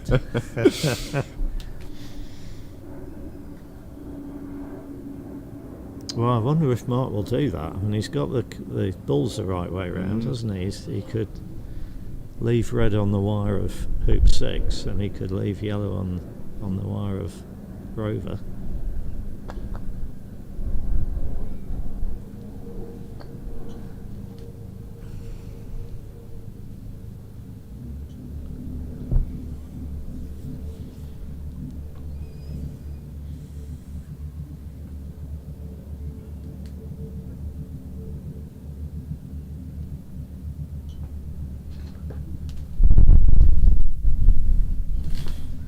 You know what? I think we might be getting this. Maybe it's not a bad option after all.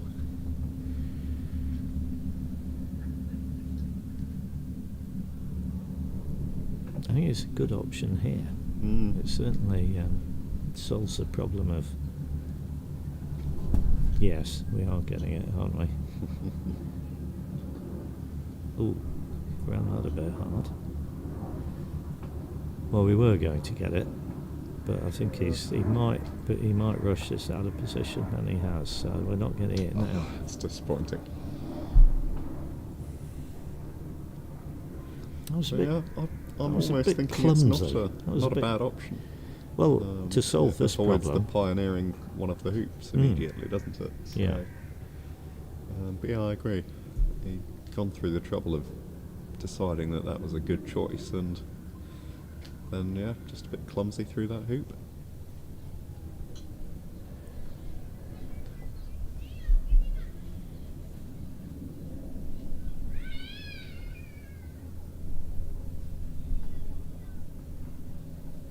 well, he's looking at sending red to the east side of the lawn somewhere.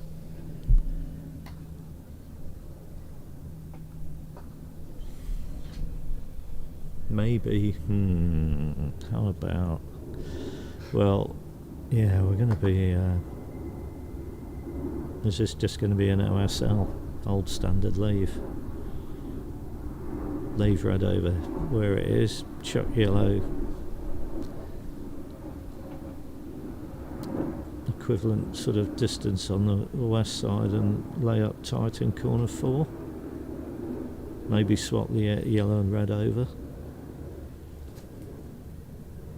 No, it's not that.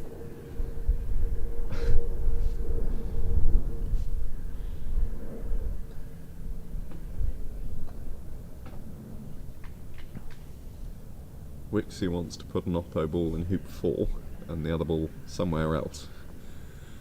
Well, that won't be happening at this stage.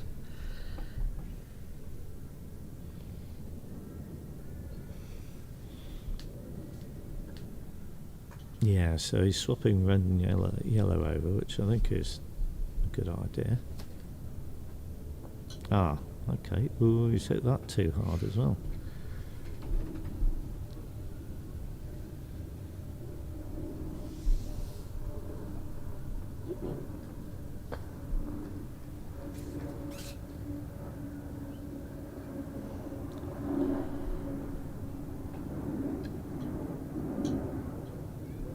So he's not swapping red and yellow over.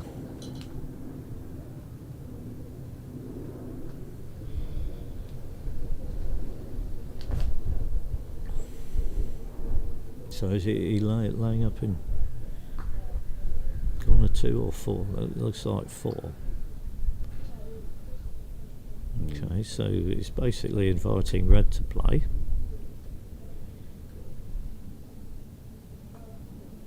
But the only way to make it difficult for red to get going would have been to get yellow on a boundary. Maybe even a corner.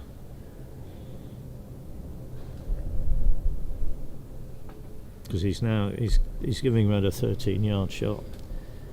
Yeah. And rushing beyond yellow should get a break. Are you surprised that he didn't try to get a diagonal together after the vertical spread didn't work? Because he put red straight over there.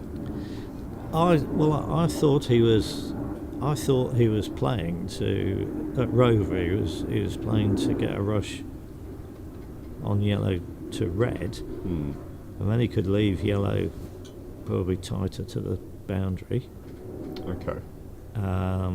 Rush red off the west boundary, and then get a rush to corner 4.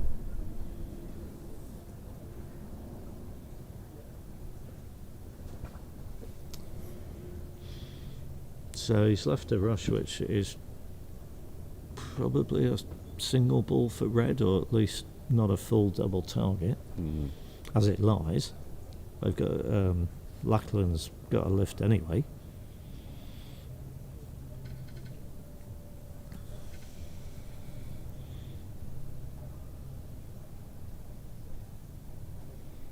So I think he should lift red.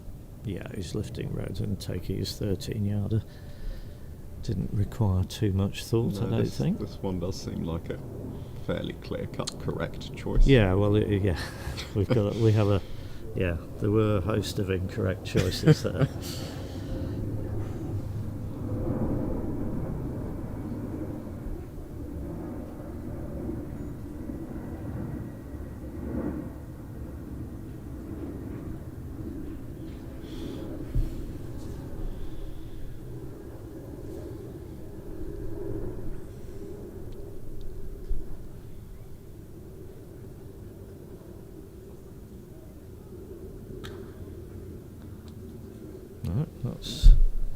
So he's only missed once, hasn't he? It's been a very good shooting performance from Lachlan.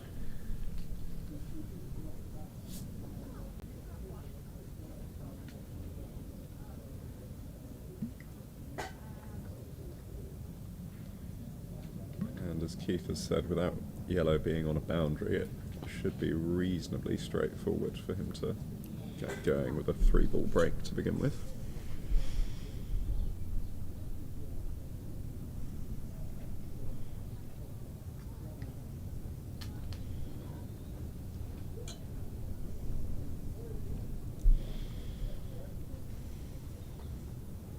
Quite sure what's he doing here.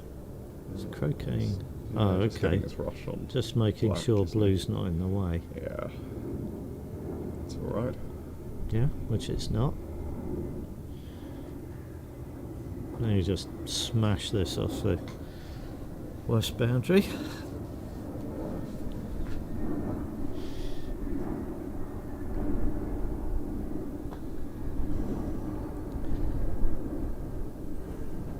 That looks pretty good. It's even managed to smash it off the west boundary on the rush line to hoop 6. Yeah, that's perfect there.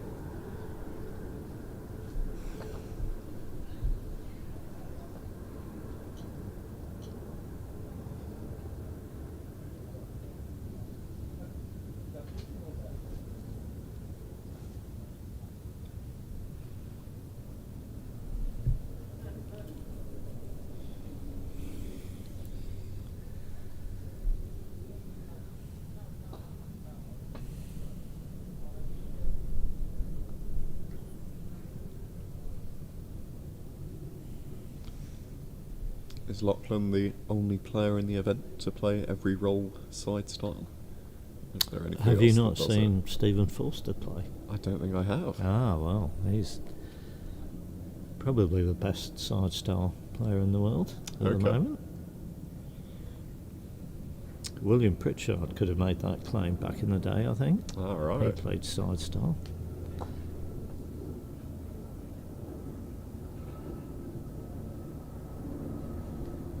But yeah, you don't tend to see many top players play side style these days.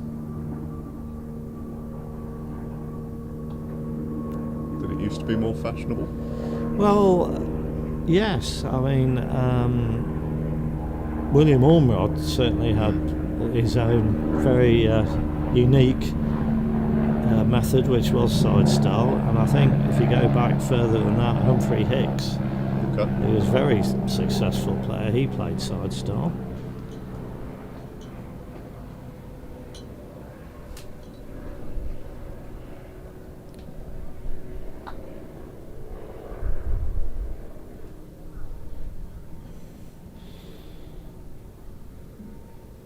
It's just a bit short. Just a bit short with yellow. Pretty good with red. Oh, and he's just tickled that one. So he really wants a forward rush out of this hoop.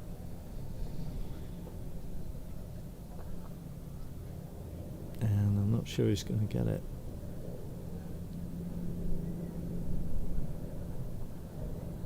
No. So he's got quite a big croquet stroke coming up. Going to a pioneer, he really needs a rush on. Yeah, black doesn't need to be perfect, given blue's down in corner 4. To Well, help out for most of the attempts we've seen to put a three back pioneer out from this sort of area end up very short. But yeah, definitely wants to prioritise getting a rush on yellow here. And there's another one. Yeah, that's okay. Wow. So I think there's some sort of carpet that's being laid down that diagonal. Based on that, definitely. Well, we've quite seen happy for quite black a to few go people a few do yards that. beyond 3 back, but you don't really want it short at all.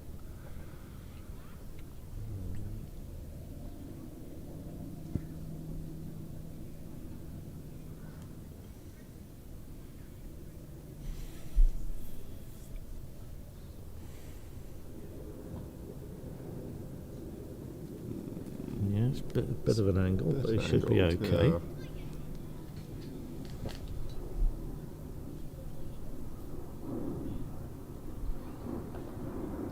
Oh dear. Yeah, that's pretty fatal, I think. Mark's got a lift. Yeah, he wants to be playing blue, so balls are the right way round for him.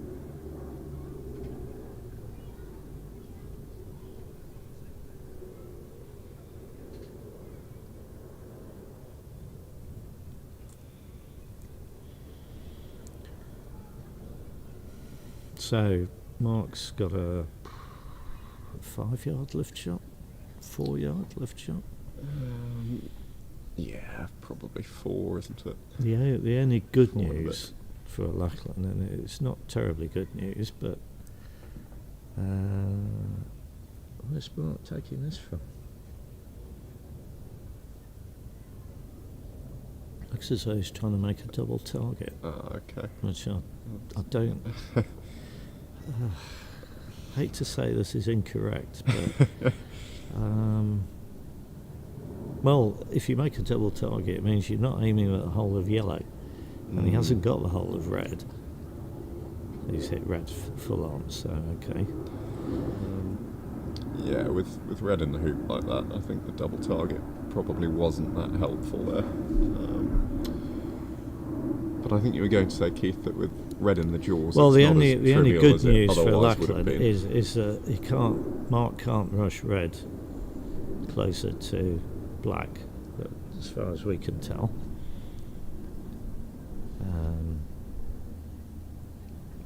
probably he's tempted to ignore it, which I think is what Mark might be doing. You could do.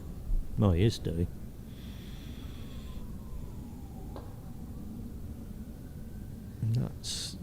That's short. Don't think he's hampered, but it's not a rush to fall back.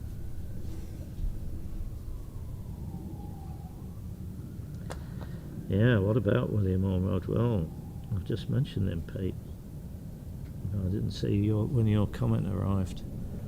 William Ormerod had the most amazing side style. You ever see him play? I never saw him play, sadly. It was sort of like playing a sort of cricket forward defensive. Okay, I like it. Yeah. Round like this. I've seen a photo of him mid-swing, but it's a shame I never got to see it in person. It was quite a sight, but very accurate, and he loved making leaves. Okay. I mean, obviously he did play breaks, but playing the breaks kind of wasn't the interesting part of the game as far as he was concerned. He'd have been very handy for the conversations we're having about leaves then. Okay, well, he's through full back. That's well done.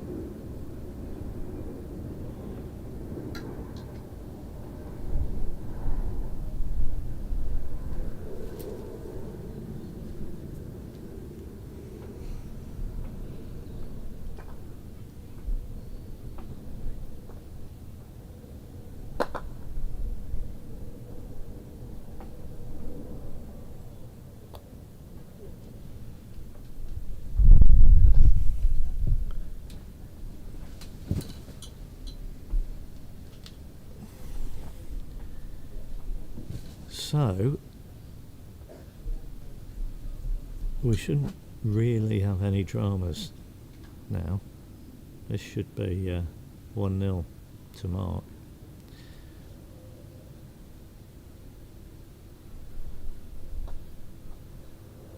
The only slight issue is that he's making Rover off the ball that he wants to peg out. Yeah, ideally you get yellow as your reception ball. Correct. After Rover. Yeah, he will want to get yellow south of Rover, which shouldn't be a problem. He's not going to get a rush near a black.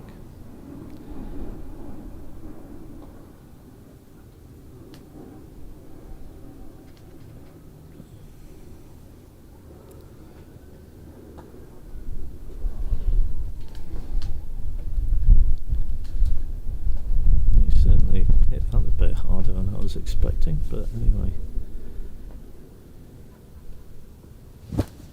I suppose he might go to red at this stage. I wouldn't, I don't think. No, I don't want to do that. But I do want to get yellow south of Rover. He's in two minds here.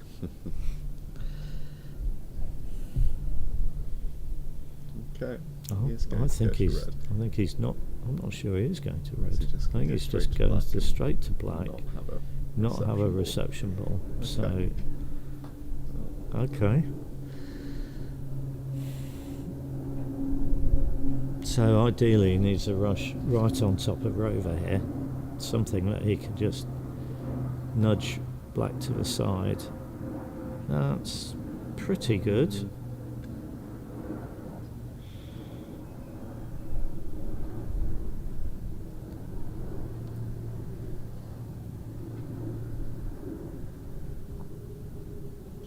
He's got in front of the hoop, just needs to run this past black far enough that he's got a reasonable rush to a peg. Well, he's got a, what's that? Got to hit it now.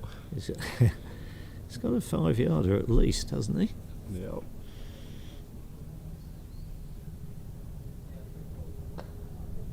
And he's missed it. Oh dear, oh dear. That's and he's okay. So he's got to the peg. Let's look at the positives. He's got to the peg. Yep.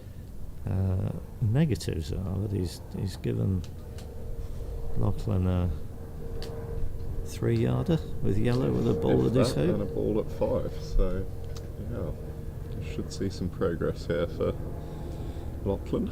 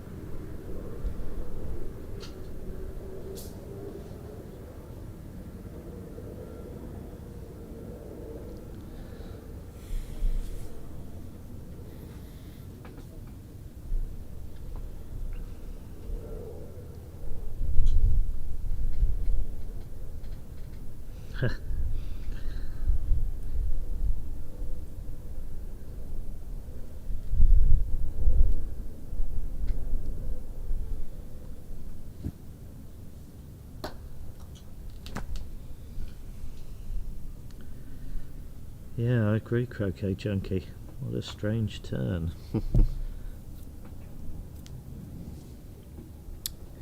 Well, I think that the stroke that didn't really work was sending black to Rover, getting a rush on blue to Penalt, because it was both balls were short. Yeah. So a rush, what was it, a rush on yellow to Penalt. Yeah, both balls were short, so when he rushed to Penalt, he couldn't then get a rush south when he made the hoop.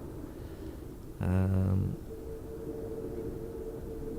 he didn't quite get full control of his rush to Rover, and then he ran the hoop too hard. Yeah, didn't put a reception ball out. I think perhaps Yeah, if yellow had been south of Rover when he ran Rover, they would have finished easily. But anyway,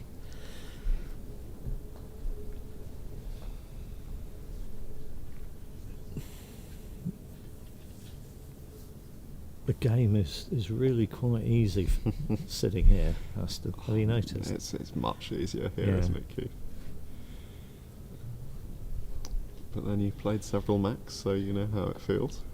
Well, I played 2 Macs. Yeah, several. one of which was unbelievably easy, and the other one was Stress City from day 1 to day 15. Just had a message from Toby Savage, who agrees that a vertical spread was the move. A little bit late now, but going back to what Mark was trying to do on one of his previous leaves. So I've had lots of views on that one, so do keep them coming.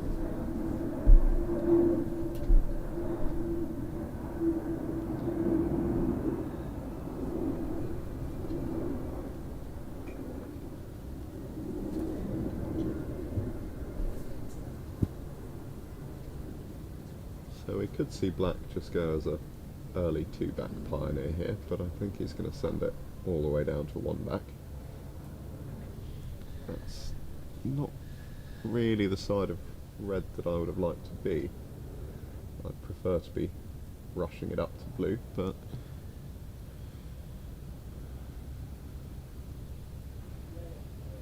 So, okay. So he's made it 5 though, hasn't he? Yeah, he made it 5. He's made 5. Yeah, so he didn't put the clip up. So I was had a quick look. Oh, now he's picking the clock up. Good man. Yeah, I was having a quick look down at the other lawns. Game.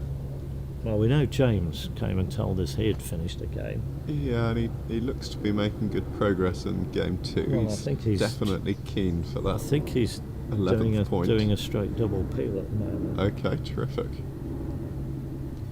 The match on lawn 2, I think must be in the second game.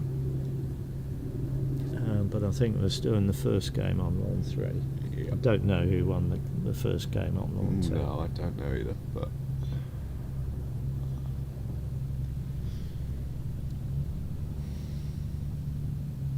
Okay, so we've got red over as a early 3-back pioneer, and he's got a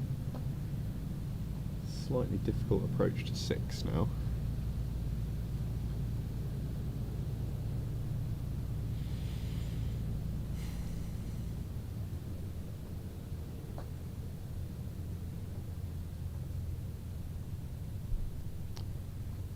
Currently got some live scores from Roehampton up on the screen. They've just disappeared, unfortunately, but hopefully the viewers were able to catch those.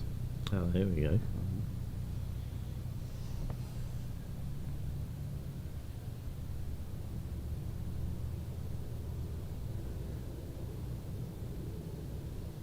So Greg Bryant and Logan McCorkindale have won a game. 26 TP. Very tidy.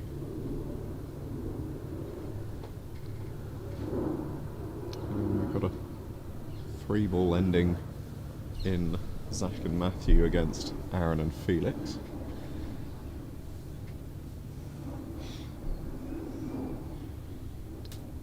Right, so Lachlan through 6. Can he get a rush on black to 1 back?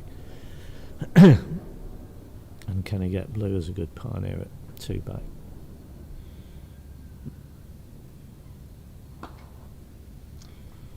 So when I said that I'd have preferred to be the south side and rush red back up towards blue, that would have made the break easier in my mind, but Jim has suggested that he might want to finish a Quinn. Do we think he's having a go at that, Keith? No. Okay. I don't. Well, never say never. He could certainly get at least one more peel, couldn't he? Yeah, well, I'd be very happy that he can get the 3-back peel. And that's a win for James down on Lawn 1, so that takes England to that key 11th match victory. They have now won the test against Australia. But as Keith said, more points will be important, or could be important, so they'll be looking to continue pressing on with their victory.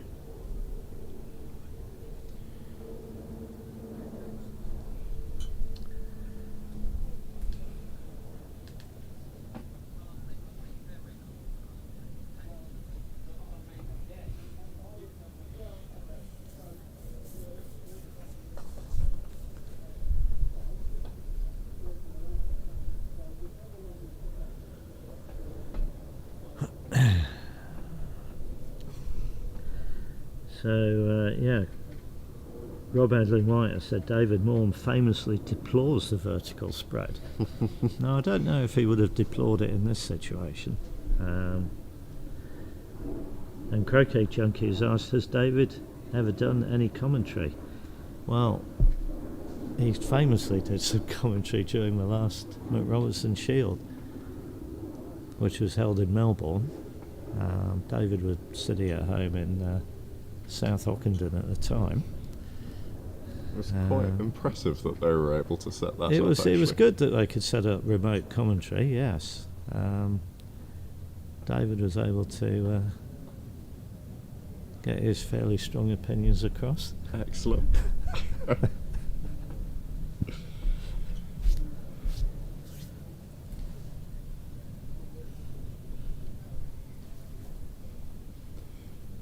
Who's the commentary team over at Roehampton today, do you know, Keith?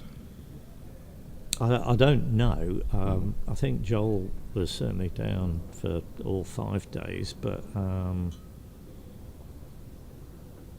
know Chris over there as Debbie well? and Ian Lyons Okay, were excellent. down to do a stint. Whether it's today or tomorrow, I'm not sure. Annabelle McDermott has been doing some commentary. Oh, yes. Elsa even did a stint the other day. Oh, very good. Lots of variation. Yes. Chris and Jenny are following the New Zealand team, so they're not here today. They were here yesterday.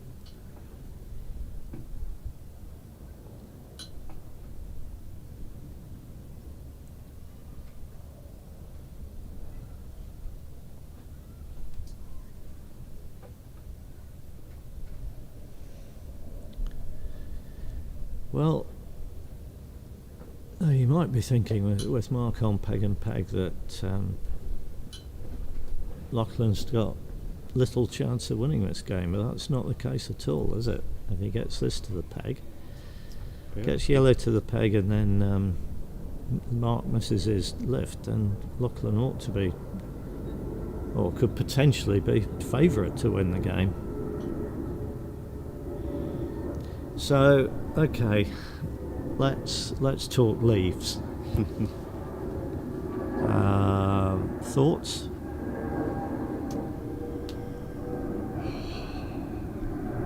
I've got a thought, but it's jolly difficult to sort out. Okay. So you've got your diagonal as the leading option in my mind every time, and obviously if Mark hits in on that, then he's going to get the peg out, and that'll be that. Likewise, you could consider a cross peg, very much the same sort of situation. Is there an option that makes pegging out impossible? I'd certainly be looking for something that made it. I don't think you can really make it impossible, challenging. But I think you could make it that Mark wouldn't be having a peg out from closer than 7 yards. Are we going to our vertical spread again? No, okay. We're not. I think leaving a ball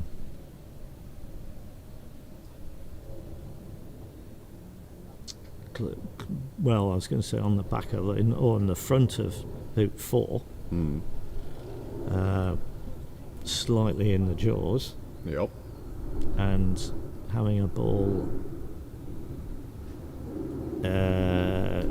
hidden from B-ball behind hoop 3,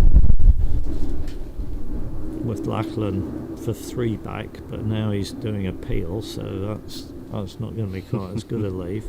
But if red was still for 3 back and blue and black were in 4 and 4 back, tight to the hoops, such that neither ball rushes to the peg, or at least not closer than 7 yards, then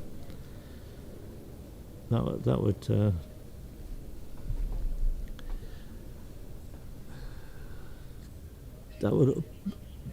not certainly guarantee Lachlan another turn, but it would make it harder for Mark to finish. Whereas that's more like an attempt to finish, and he's kept red on the lawn. Camera wasn't following that, but when you see it, you'll see that red needs replacing on the yard line.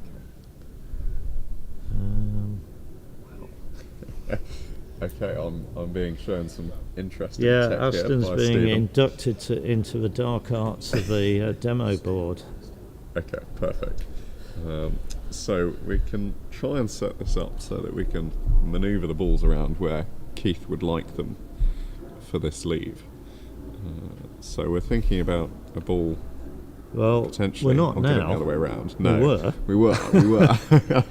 I don't think we are now. Would you still like to show them, or should we get something else up? Well, no, let's not bother, because Okay. I don't think he's running 3 back, to be honest. Okay. But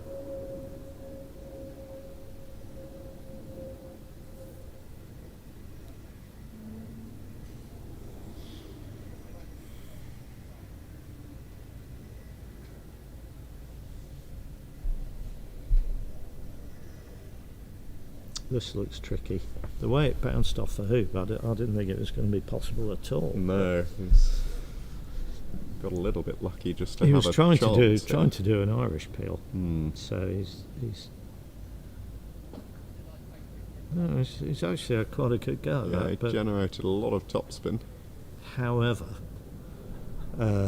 he's giving away a lift, isn't he? Because he made 1 back. So Mark has got a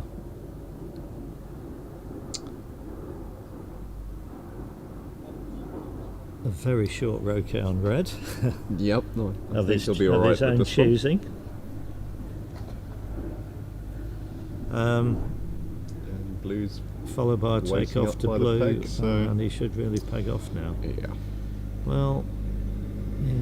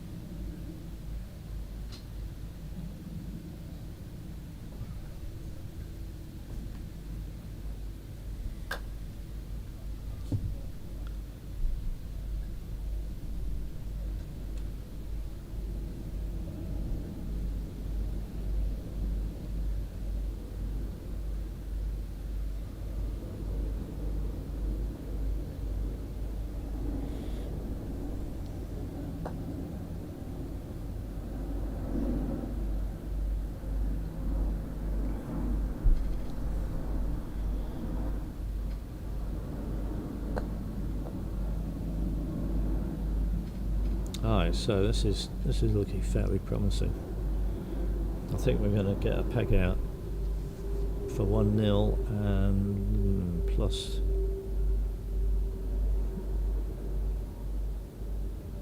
nine. Plus nine. Yeah.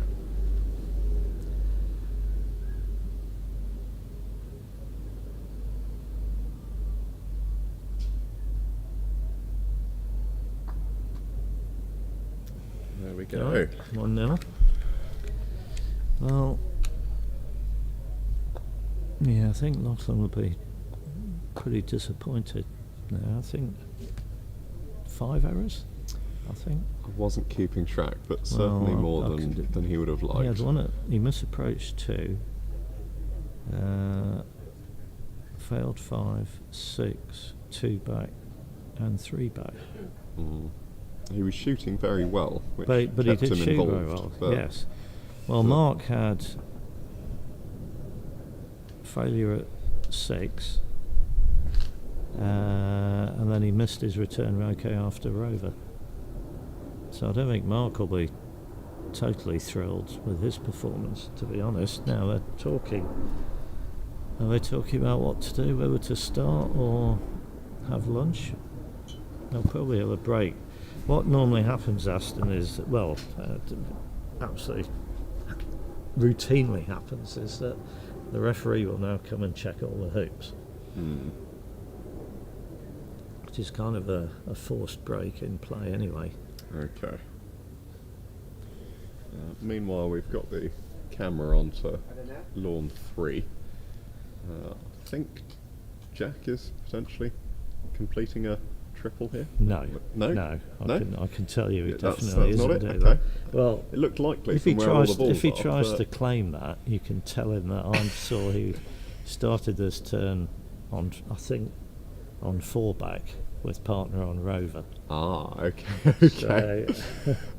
So, I'd made a big assumption there. Which, yes, I know. It's easily done. But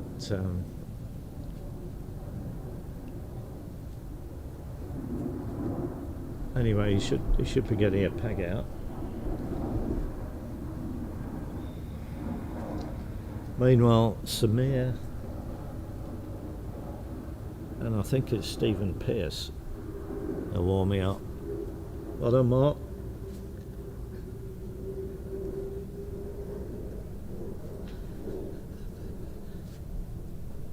Yeah, what have you got to tell us? Hello, good to see you. No comment. Okay. Is the lawn particularly tricky, would you say? Are you starting again? Yes. Yeah, okay, cool. And then stop after next one. Well, as Dennis has had a bit of hoop stroking. You got to be a bit careful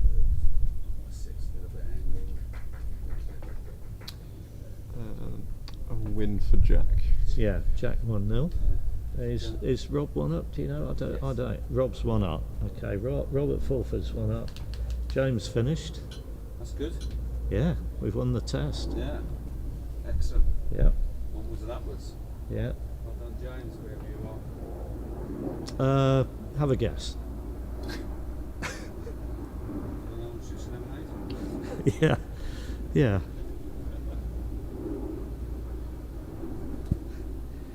That was Mark Avery, ladies and gentlemen. I hope you could hear what he was saying. Words of wisdom. Brief post-game interview. So now that Well court played to 3 is both. On finished to as game well. 2, says Miranda. Quite right. 9729. So Croquet Junkie liked fairly promising. Well, you don't want to go mad, do you?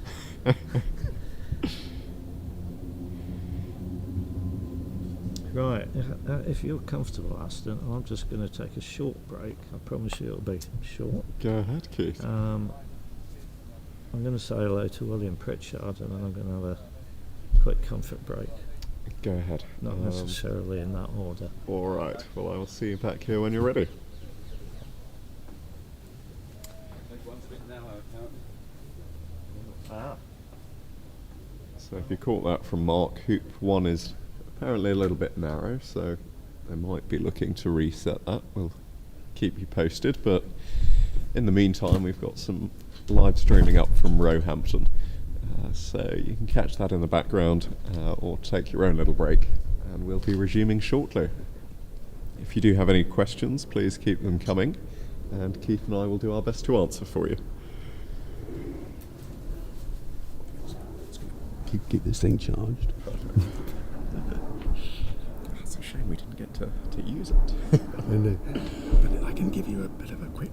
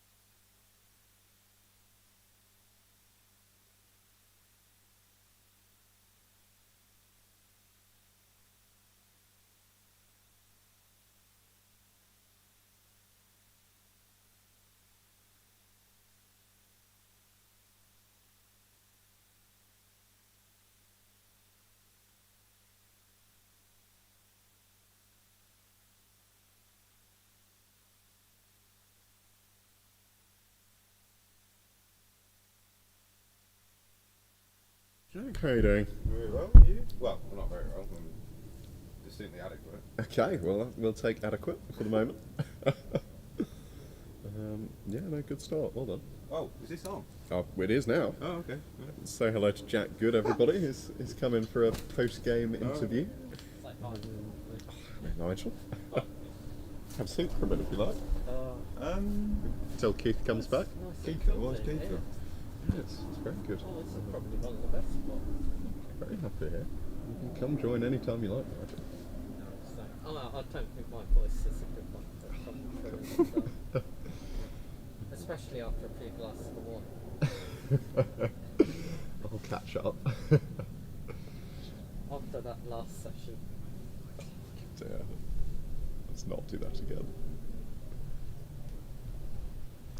So yes, tell us about your game then, Jack, while we've got you here. Did you see any of it on the live stream? I mentioned that you were completing a triple, which triple? Keith told me was not the case. Apparently, you started that turn on fullback and rover. Yes. Yeah. Yeah. Okay. There was about an hour, maybe 40 minutes in between of just. What's this? Why has he gone round? Pretty. So he opened with corner 4, did he?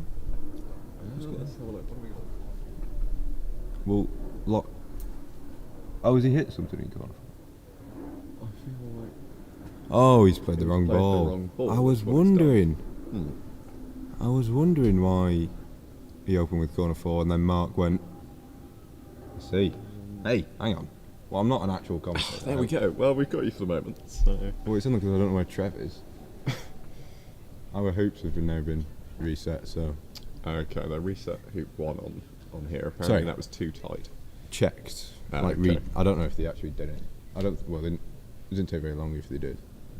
But he might have gone for lunch. I'm not seeing him.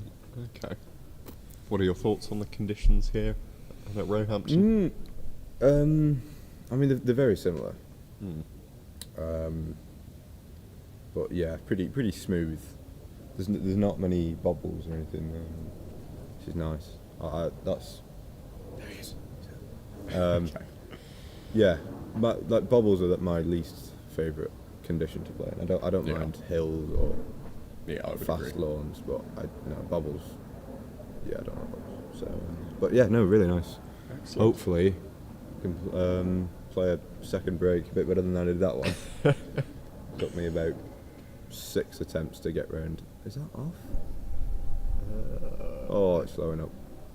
Yeah. Perfect.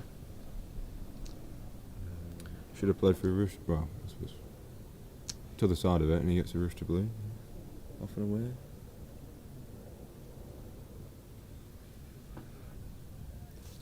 Right, Trev is there, so hopefully a break before lunch. Yeah, perfect. Well, best of luck. Thank you. You can enjoy it a little bit more now that you've won the test, I suppose. Yeah, a bit. Hopefully I don't break down at one back then. 6-2 falls.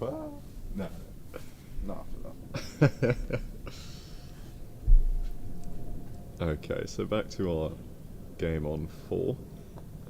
Lachlan appears to have played the wrong ball third turn, so Mark's straight in.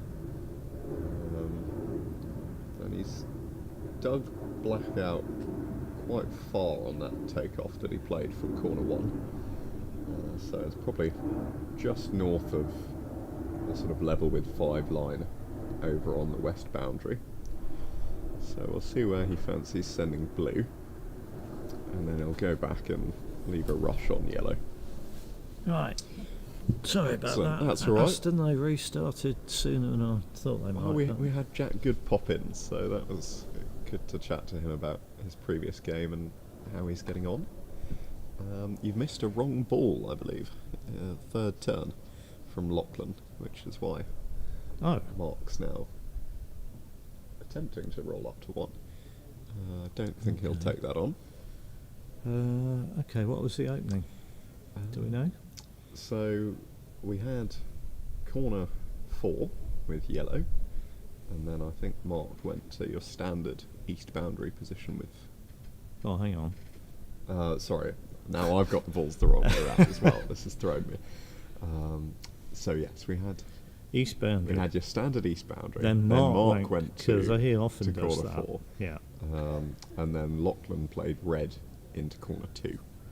Was the Ah. problem? Right. Okay.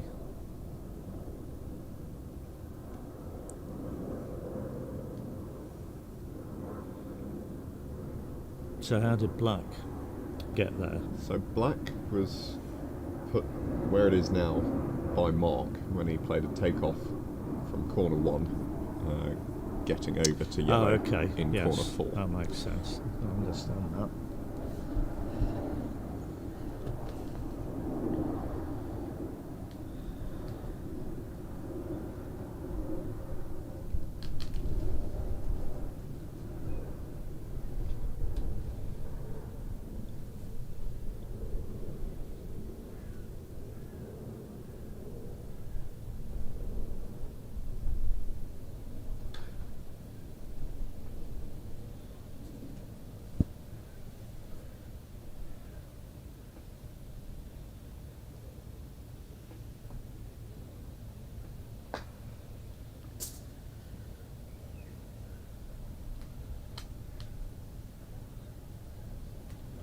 So,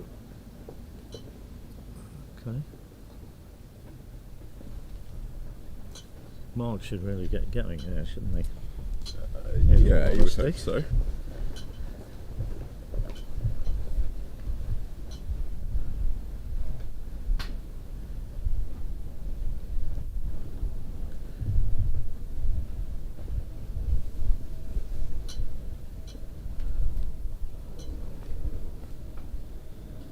Just going to get the stream up so I can keep an eye on comments as well.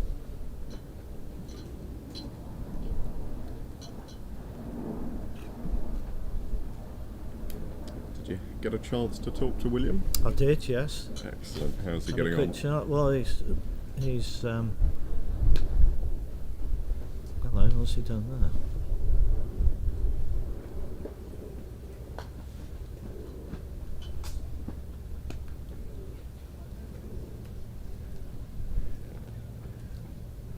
Did you see that? I Mark didn't. just Sorry, I was rushed- trying to get the stream Mark up. just rushed Black into yellow. Did he play some sort of open cannon? Or- Yes, he did. Yeah. Something. Well, it was a promotion, and it was worked very well. He's sent red sailing past yellow, unfortunately, but okay. Oh, that's very handy then.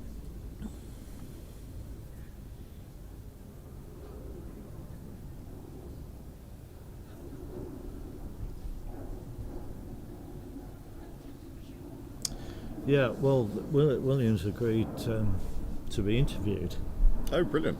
later when we get a break in play. So hopefully that will come to pass.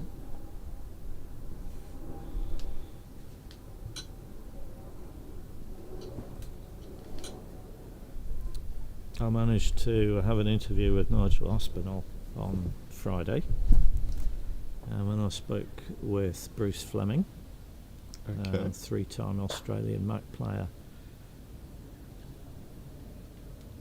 on Saturday.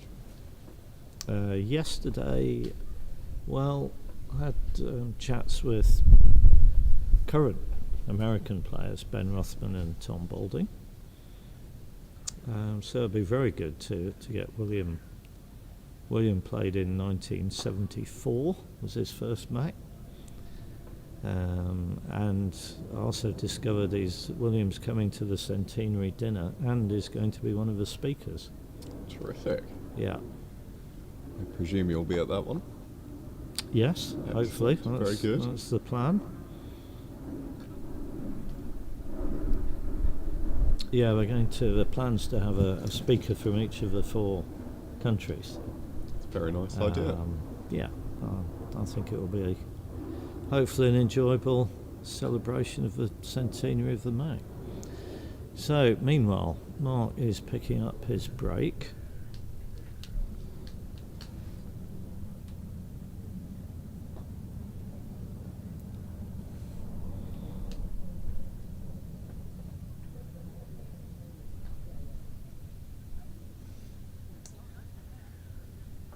there was so 10 or 15 minutes ago, there was a big burst of applause down near lawn 2 because Robert Fulford had made a one-back leave, and Dwayne Cormack had just smacked in a shot from hoop 1 to corner 3. Very nice.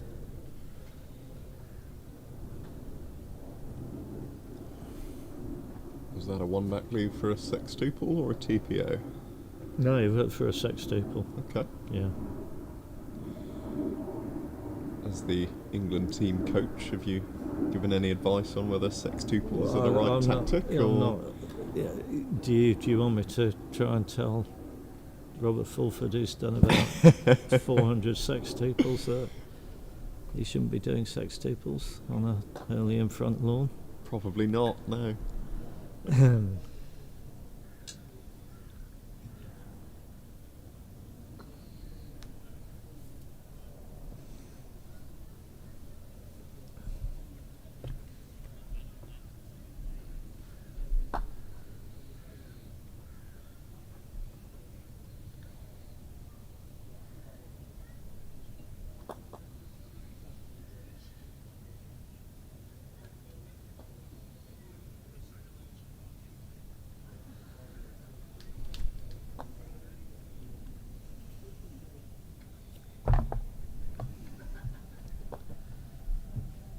So,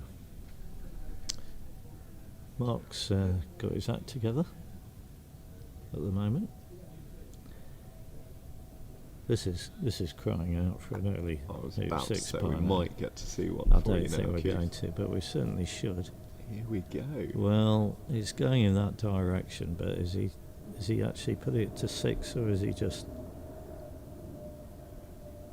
putting it over? I think it's. Oh, it is. It is. It's not a very good one, if we're being hypercritical. No, but It's got the right north-south orientation. yeah, Which is one of the better than some advantages the of doing. previous Well, ones. it's one of the advantages of doing it from south of hoop 3. But ideally, you'd want it on the west side. Why do you want it on the west side, Aston? A little test for you, Well, rather it's- than the east side. It's going to make it easier to send your pioneer to one back while getting a rush on that ball than if you have to pull it out to the eastern side to send it back across to one back. Indeed.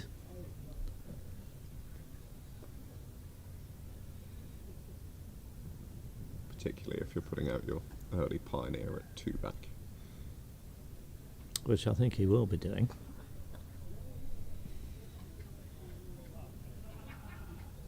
So yeah, because of where black is, once he's made this hoop, he's going to send yellow to two back, and he's going to have to rush blue somewhere where he can send blue to one back, and that somewhere is going to be probably 5 yards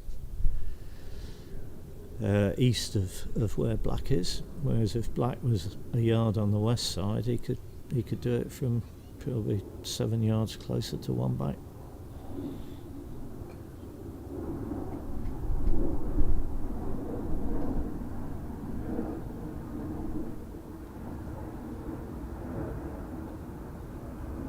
Oh, hello. What's going on now? I don't think you're a particular fan of rushing pioneers out. Well, I'm are not you, sure. Keith? I'm not sure it's a pioneer anymore. I'm wondering if is he going to try one back leave? Surely not. No, I think that is just his way. And I can understand it because he didn't really have the angle to send yellow to two back and get it onto blue in a croquet stroke. So anyway, as you can see, he's now rushed blue here, and if black was 2 yards west of where it is, he could have rushed it at least 5, maybe even more yards closer to one back. Still, he's played a pretty good shot.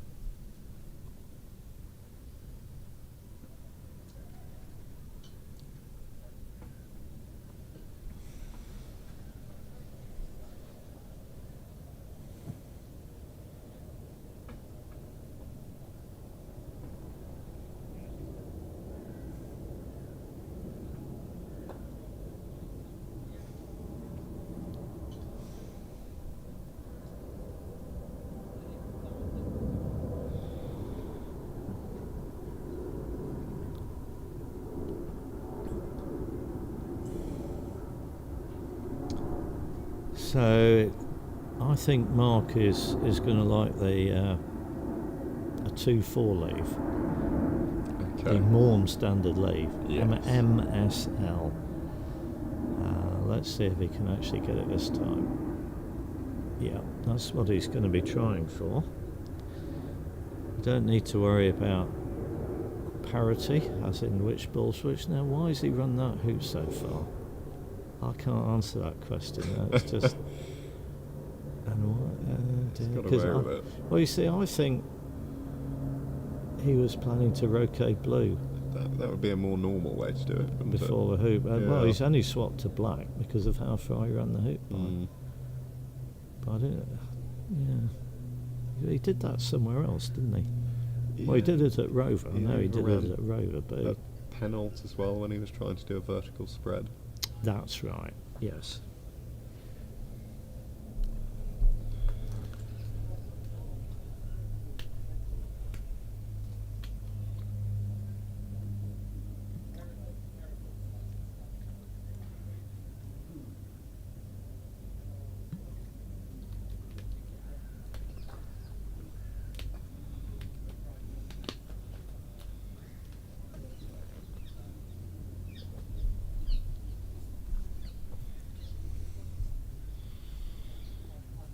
Well, he's left black. He's left black hidden from Beatbot, but he hasn't left it on the hoop. Now, why would you prefer it on the hoop? Well, David Morm, when he does it, David Morm, a Morm of the Morm standard leave, he puts it on the west wire of hoop 2, one of the points of which is that when he comes to it after hoop 1, if he's perhaps had to play a split roll from down near hoop 1, he can sort of get in a position where he can hit fairly firmly onto it, and it's not going to spray away from the hoop very far, whereas if it's actually not touching the hoop like this, he might rush it a long way from the hoop. And then you could argue from a defensive point of view, he won't rush to hoop 1 if it's on the wire of the hoop. So if the opponent hits, he doesn't have the option of rushing to it and getting a rush to hoop 1.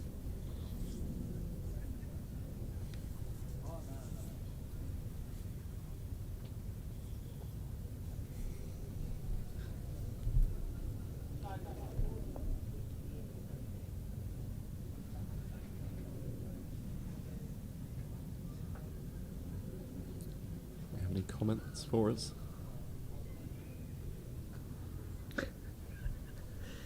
Well, I'm not sure who this is.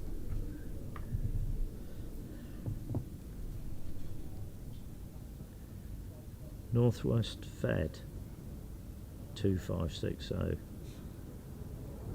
Keith, re-advice to RF. Seem to remember you telling England team back in 08 before the Solomon, basic full ball break with no showboating. That's so unlike me. I can't Doesn't imagine sound like you at all, that. does it, Keith? No, and I certainly didn't take my own advice if I did say that.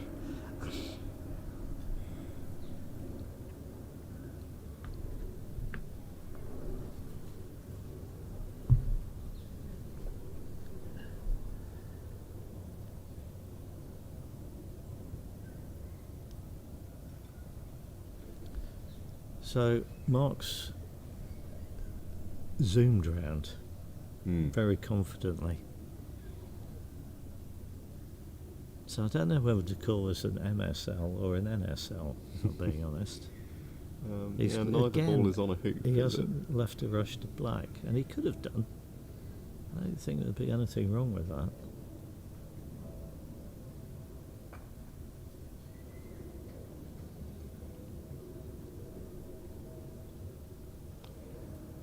But I'm anticipating Lachlan will pick up blue again.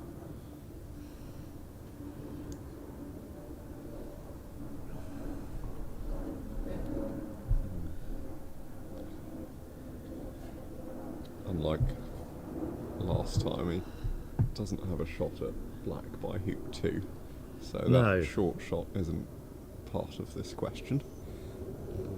It's purely whether to shoot from A bulk or B bulk, and I don't think there's that much in it, so I expect Well, he'll I think- take it from B bulk. Yeah, I think he will take it from B bulk. I mean, yeah, just for the defensive side of it. Mark, I think, has laid up further south than last I time. agree, yeah.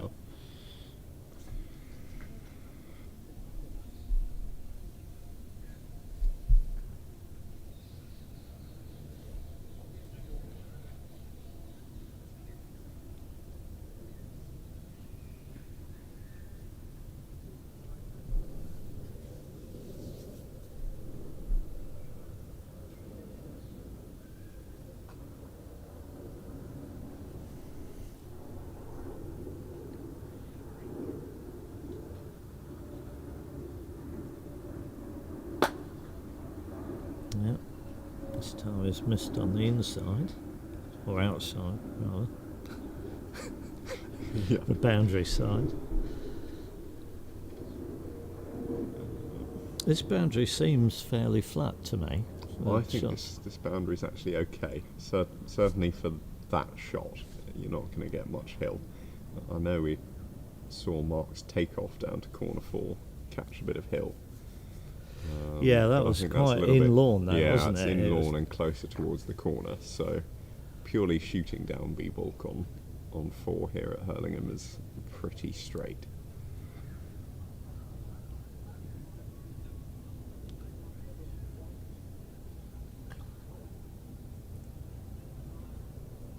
Well, last time he was a long way short, wasn't he, on his rush to hoot one? And Yeah, this time he's committed to that one. clubbed it to the west boundary.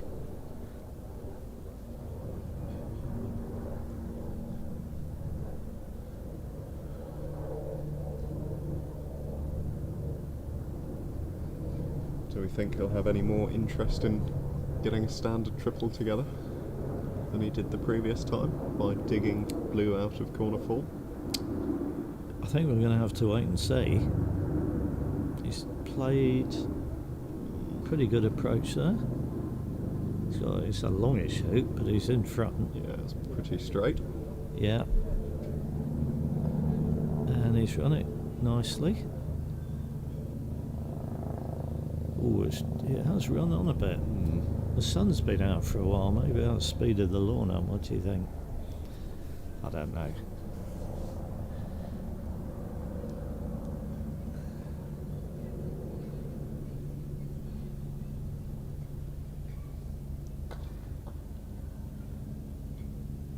So he's hit that. He's hit it. not in the worst place, because he could have rushed it into the back of the hoop. He could have rushed it further away. It could have been first corner, but he's got a large croquet stroke coming up. I'm expecting red to come over to 3, and I'm also expecting him to go to black, even though he needs to get close to black. You see, here is a good example of how it would be much better if black was sitting on the wire of the hoop.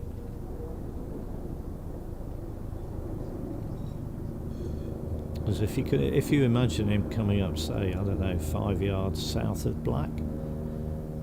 5 yards south of black now is no good. 5 yards south of black, if black is literally sitting on the east wire, is fine.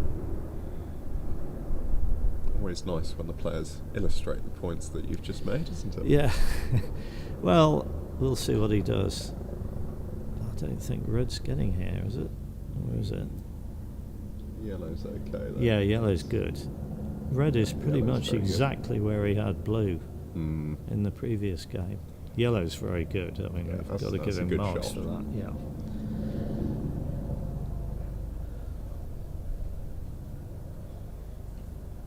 Well, last time he didn't even look at going to blue, did he? Oh, he's played a nice shot there. So Yeah, he he's has just got the glanced at option. blue. He's if he wanted it, he can easily get a rush to blue.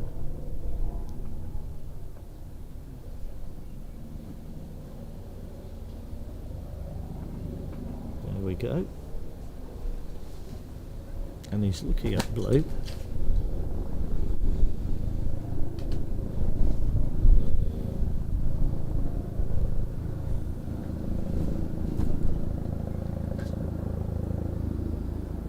Well, given that he's done that, the only thing he can now do that would make sense is to put black at hoop 4, going to blue, and then, I mean, he could still do a takeoff to red, but he will probably do it. He'll probably do the roll.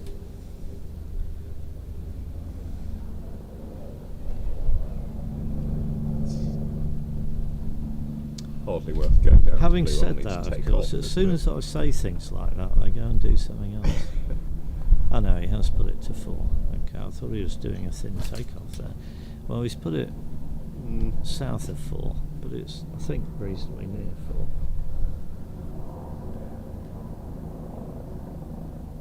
Well, here we go. Take off or roll? Take off or it's going to be a roll. Perfect.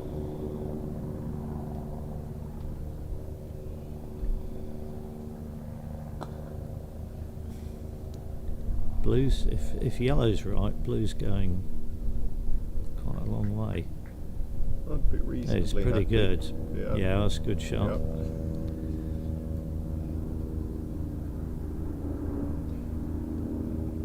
I agree that you do want to be getting a rush on blue here with black south of 4. Very good point, Master. So, Very good point.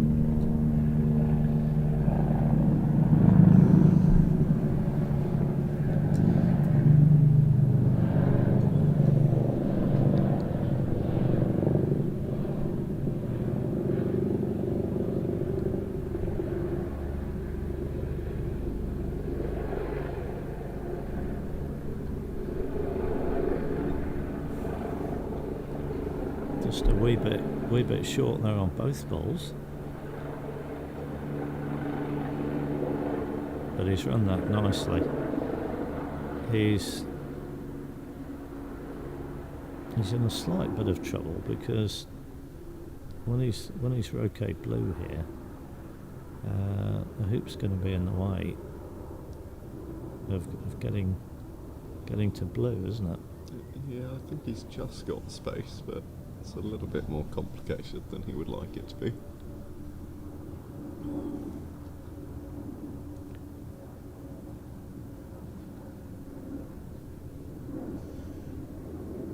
Well, he can, looking at the camera. The camera makes it look a lot easier than our current view of it, actually, doesn't it?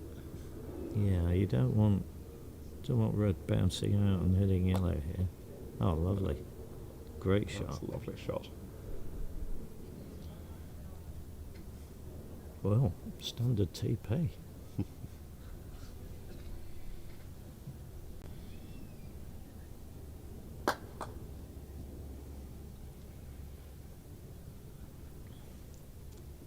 He's going to need another good shot here, though.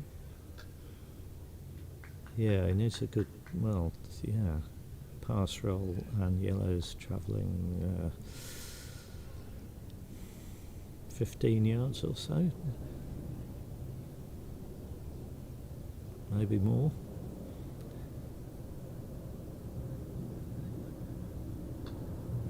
Now he's got the pass roll. That's pretty good. That is pretty good.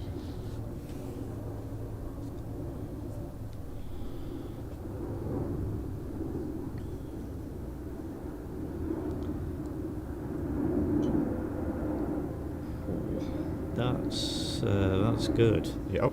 Hit. Yep, that works. Yeah, it did look briefly like it might settle directly behind the hoop, but it's done well. So you come back for red here, don't you? Yeah. I think yeah, I would think do. he's got to Yeah. now. I think I would have been anyway, even though blue's not a great pioneer. Yeah. Anyway, he's going to rush this to corner 3 or thereabouts. Okay, even closer to red. Off the north boundary. Nearly. Yeah. So, do you like to rush red over to 6, or do you like to rush red beyond blue? With blue being where it is, I might prefer to be rushing it to blue and making sure I get a nice rush on blue. But if you're confident with the takeoff, then you'd prefer to be getting red closer to 6.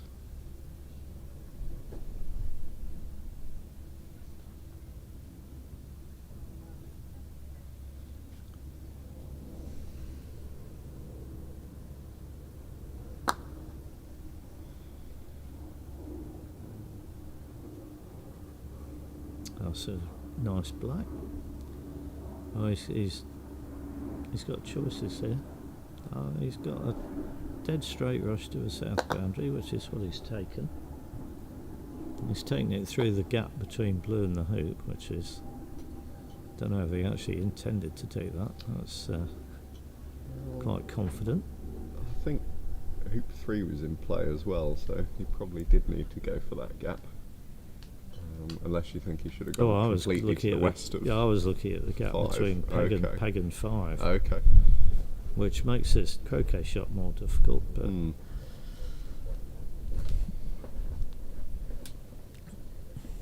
well,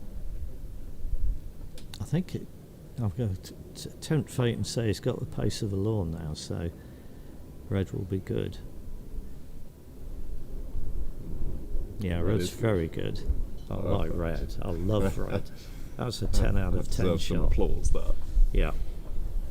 Well, it means that he will be approaching the hoop off red, which I always think is the better way of operating in when you're doing a peel, personally. But he's gone a bit far there.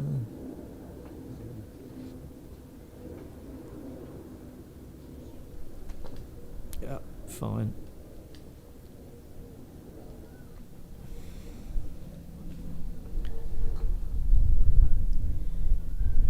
Still needs to keep his wits about him. One thing with blue here is it can be quite easy if you're not playing a stop shot from right on top of black, just to lose blue a bit. Blue going 3 yards past one back is not ideal. Whereas blue, anything from a yard short to level or a yard north is absolutely fine. He's played that well. Yep.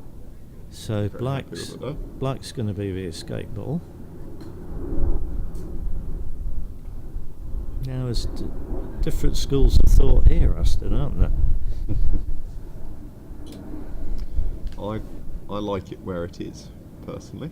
You can be very confident that when you do the peel, you're going to get south of it, and you can rush it back fairly straight on the line of 1 back and 2 back, and send it up getting a rush on blue. And how far would he like red to go in the peel? I don't understand that. Red's gone a mile. He's managed to go beyond it. I thought he would put red about a foot the other side. Yeah, it's and then gently run into it when you run the hoop. Rush it back towards it.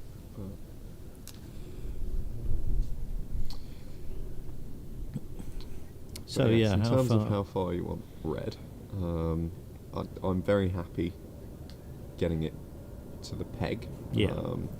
I'd like it maybe a couple of yards south of the peg. Would be my preference, but have you got any I'm ambition? not trying to get it all the way down to Rover. Well, I was going to say, have you got any ambition of well, he's done exactly what you suggested. Have you got any ambition of peeling peeling Rover before 2 back? You know that I quite like to give that a go, but I think you've tried to educate me a few times. Well, I that's don't. No, possibly not if the best way of doing if Red's there, why not? I tend to sort of give it a half-hearted go with a shot that might finish in the jaws. I'm not trying to play it with so much power that it can miss the hoop and go 3 yards south. So I sort of have a gentle go at getting it roundabout in the jaws of Rover. You shouldn't really fail it. I mean, you shouldn't really miss the hoop if you're peeling from a, say, No, but I'll 2 or 3 I'll feet. have a go from 2 or 3 yards. Ah, So, okay. We need to talk. we do. Yeah, if I'm 2 or 3 feet away, then I will definitely be having a proper go.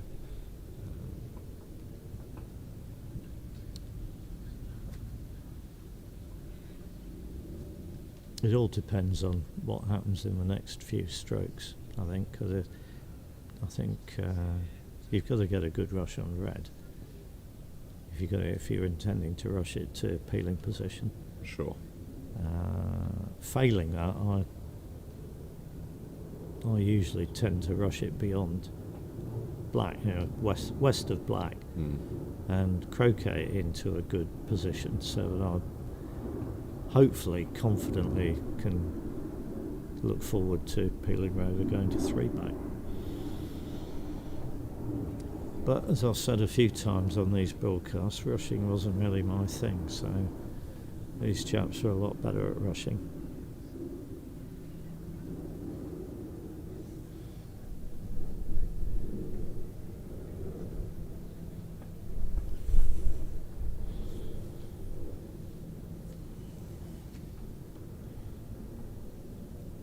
At the end of the day, it's whatever works, isn't it? Yep. Mark's going for, well, I believe he was going for peeling before 2 back. Whether he will get that chance, no, he won't. Yeah, and this is the downside, you see. Now, having rushed there, he can't improve Red.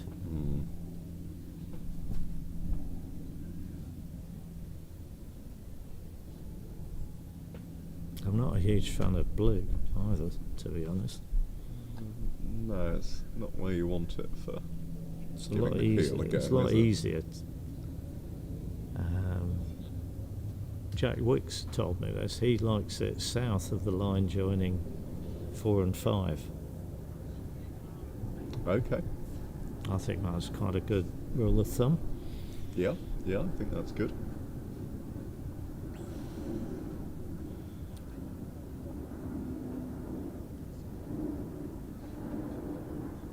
So Mark will hopefully get a rush on black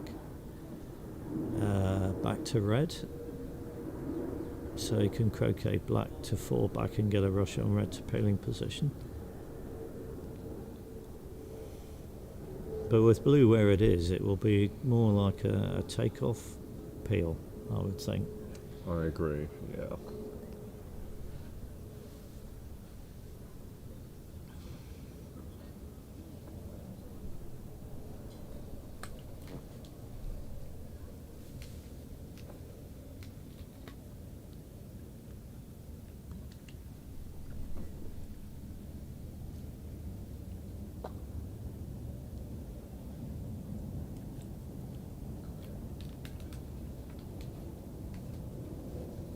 Nice black.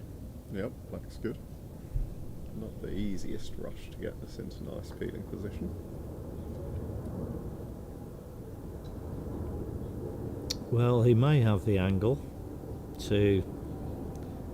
There'll be a thick takeoff. He'll check whether he's got the angle to send Red towards the hoop, and also send yellow down a line where he can get a rush on blue.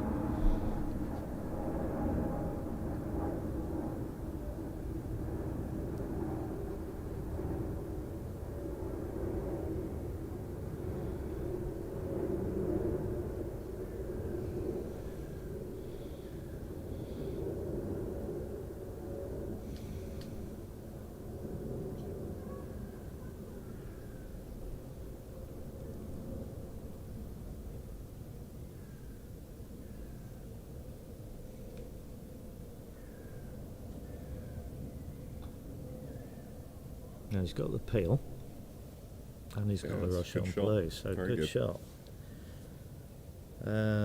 Red's a bit useless for getting a rush up to black, so he might have to Yeah, leave you it. potentially ignore it after 3 back, don't you?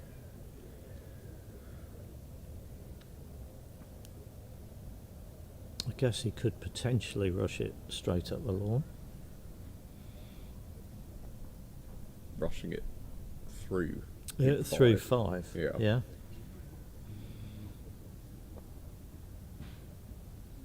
Is You it don't. worth the risk that it Well, you ends don't up in the jaws? exactly. You don't want it to stick in the jaws. It did just seem to barely get through. Mm. Have we got a camera that shows that? Yes, we do.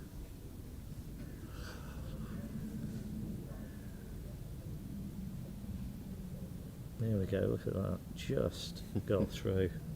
We've got fantastic camera work, and we've got our fantastic director. Is that the right term? Yes, Stephen yeah. Allen. The whole team is doing a fantastic job, really, and we've got some new technology, such as this virtual lawn that we can get some use out of later, Yeah. as well as bringing you the stream from Roehampton when we're short on action here. So that's been terrific.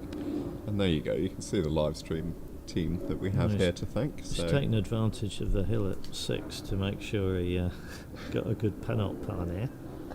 And he was There we easily, he made that look very easy, rushing that up the lawn. So he's got a 5-6 yard takeoff to black. And what's the thing we need to, or he needs to avoid at this stage?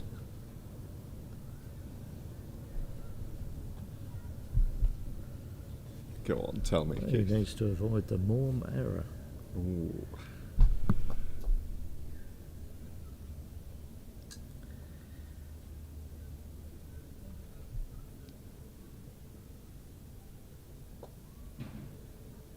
Oh, Sylvia Short has joined us. Ewan Burridge says, nice pace of play today. Mm. Didn't you enjoy the pace of play yesterday, Ewan? Jim Nichols, Hogan roll, question mark, question mark, question mark. Well, I'm told that it's the Americans call it a half Hogan roll. Okay. The full Hogan roll is to hoop 3 and hoop 2. Yeah. And I guess the half Hogan is when you're bringing both balls to hoop 3. But it's a similar type of shot. Hi to Sylvia Short from Cape Town, South Africa. Oh, terrific. Viewer from a new country for us. She's enjoying the commentary. Wonderful.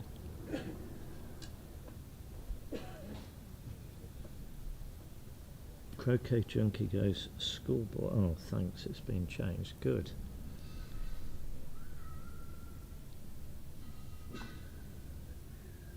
We seem to, schoolboard, we seem to be dispensing with vowels today. Okay. We had vowels on previous days, but you have to imagine it as an yeah, E between the P and the G. I think and it's all the P potentially a and the L. bit nicer with the vowels if they Well, fit, but if they don't, then it's- it's much for muchness.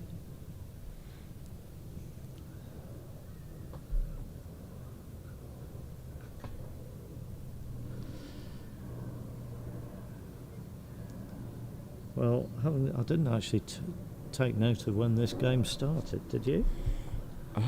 It was It's probably not about taken 5 long. past 12. Okay, well it's about 12:50 now, Okay. so it's not taken very long. Is there a record for a fastest game or match in a Mac? No, not that I know of. I mean, I heard one time Nigel Aspinall had finished a match in the men's championship with a 24-minute TP, well, 24-minute game, Handy. finishing with a TP.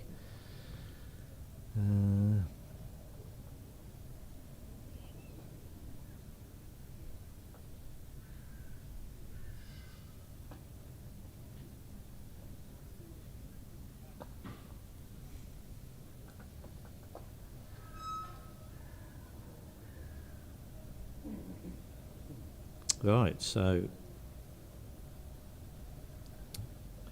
this has been pretty efficient from Mark. Yeah, Not really a hint of a flow a lot better mistake. this game. Yeah, he's been on good form. Might have taken some confidence from knowing that England had already won the test. Yeah, maybe.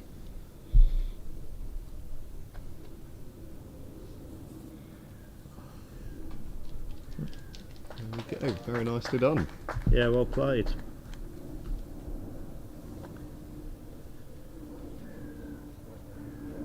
So, Do we have any idea who's being brought on next for our it's entertainment? Jamie Birch. And Stephen Forster, the Australian captain. Okay, perfect. And I've no idea if they've had lunch or not had lunch. I'm gonna give William a wave. See.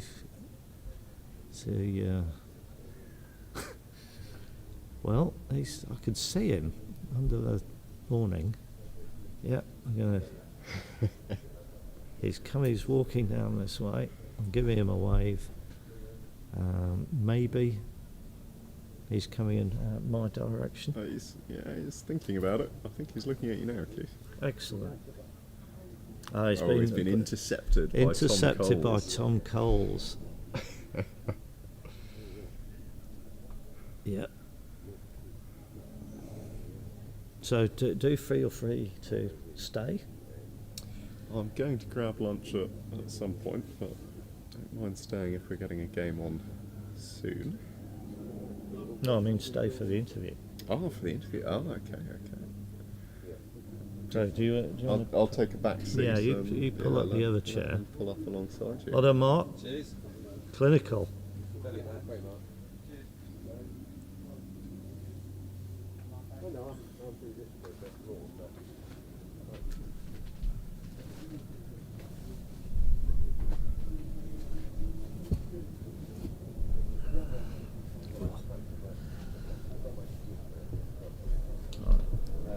That's you want to drink on?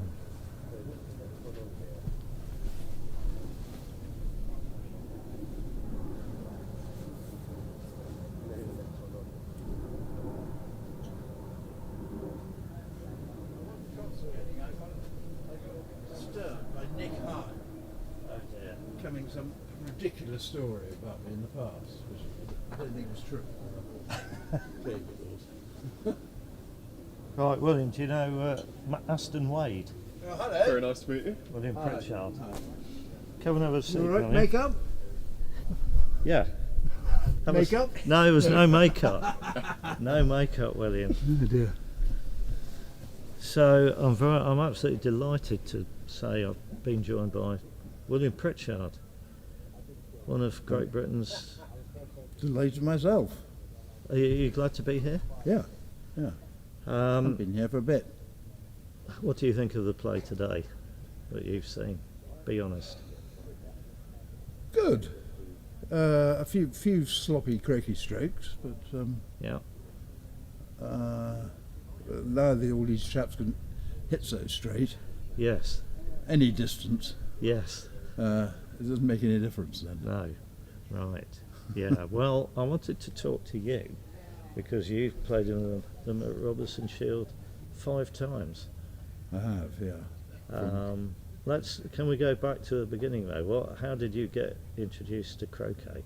By my father and parents, who he joined Cheltenham in 1958 Uh-huh. and got hooked very quickly, and then decided to build a croquet court at home, which was not quite full size, and so I got into the game when I was 5. Right. And you had 2 brothers, didn't you? 2 elder brothers, Yes. yeah, Robert and Colin, and they also played, and my mother played all at A class standard, and so that was it. That's how I got into it. Uh-huh. And then, being the youngest of the 3, I was able to imitate my older brothers, and so much so that I actually got rather better than them. Right. Well, but you, from what I remember, you played side style. Mostly. Or, Certainly in my youth I played side style all the time because I couldn't swing the mallet hard enough Right. otherwise. Right. And so I did later on in my career go to centre style for hoop running, Right. but that was the only thing. Uh-huh.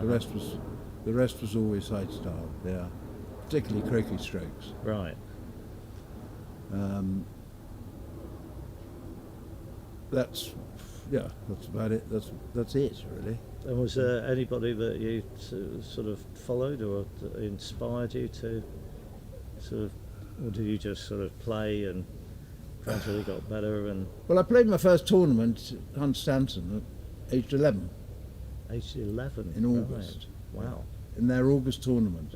A week, a standard The week- sort of the week week-long standard tournament. Yeah, yeah. How did you get on? I think I won my first match. I played an old woman called Mrs. Perrone. I can still remember her. And she was quite old, but I think I won. But I think I didn't. I think it was the only match I played actually. Did you have I didn't have- you must have had a handicap to play. I went round from after the tournament. I went down from handicap 16 to handicap 15. Right. Okay. That was my one win. Oh, I see. I didn't Right. play in any other event. Right. was just a- okay. D class or something. Yeah. Yeah. Yeah.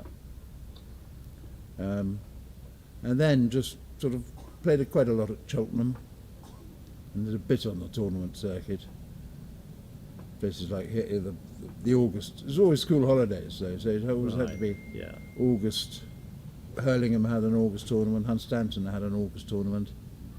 And Cheltenham had a July. Cheltenham tournament. started to introduce the weekend tournaments, Okay. the weekend handicap tournaments, which What sort of was an time? hour away from home, but Right. in Wales. What but sort of time are we talking about? What? that would have what- been in what the are we late up to? 60s, I imagine. Right. Perhaps someone could correct me, but I think probably that's the sort of time Mm-hmm. that those weekend tournaments started. I think Cheltenham were the first people to introduce them. So when did you progress into the A class? About 1969. Okay. Was it that? Who Yeah, was- 69. Who was around then? Paul Uh, Hands would have been around My then. parents. Cheltenham. What? Yeah. My Paul parents were definitely here for that. Paul Hands. Paul Hands was a year older than me, but yeah, we played a lot at Cheltenham together. Yeah. He normally beat me, I Yeah, have to well, say. He was a good player. He was a very good player. And sadly, he's now not very well. And his No, eyesight it's has I've heard deteriorated. That is sad. He's Yeah. almost blind, but he was a very good player. And he would have got into the 74 team if it hadn't been for the Turkish invasion of Cyprus. Yes. Because he was working then in some capacity at the spy people, the spy kings in Cheltenham, GCHQ. GCHQ. Yeah. So all leave was cancelled. Right.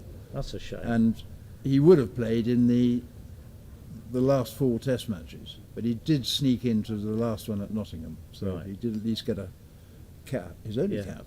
Yeah, But, yeah. he was a better player than that.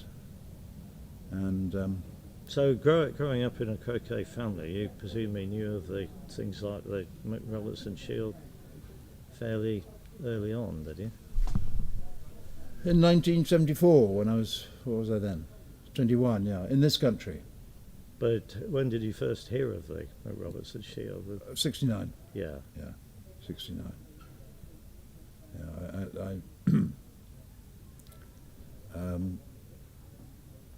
that's when I heard it, and I saw people, playing here at Hurlingham, like Keith Wiley and Nigel. Uh-huh. And not that Keith was in the 69 team, because he was a difficult man to get under starting orders. Right. But Nigel was, and Yes. it was really, I played in my first Opens tournament in 70 Here? here presumably. against Yeah. Roger Bray. Uh-huh. Got beaten by Roger Bray, and then just gradually sort of getting picked for the invitation eights, and then What did you won something before you played in the Mac, didn't you? Did you win an Opens? Or I won a Cup President's Cup, Wasn't it right? 72, Uh-huh. at the ripe old age of 19. Yes. And Paul Hans was second, Right. or equal second. John Solomon was John still Solomon the- was equal second as well with Paul. Was he still the player to beat in those days, or was he Well, just sort of, he was pretty good. Nigel probably Nigel, had was it? Yeah. probably taken over Uh-huh. then. I mean, John played an awful long time. You know, his best years were the sort of 60s, I suggest, where he won everything, quite a lot, everything important. So how did you get into the team? What was the Well, there was what got you in and possibly the President's win, playing well in the President's in '73. when was the year after. team picked in those days? And Oh. was it the end of the 73? End of the '73 season, I think. Yeah. Okay. But it was a home test series, so which would have started in about July, or even earlier, possibly earlier, because most of the other teams then played in the Open Championship afterwards, Right. which may have been delayed by a week or two. But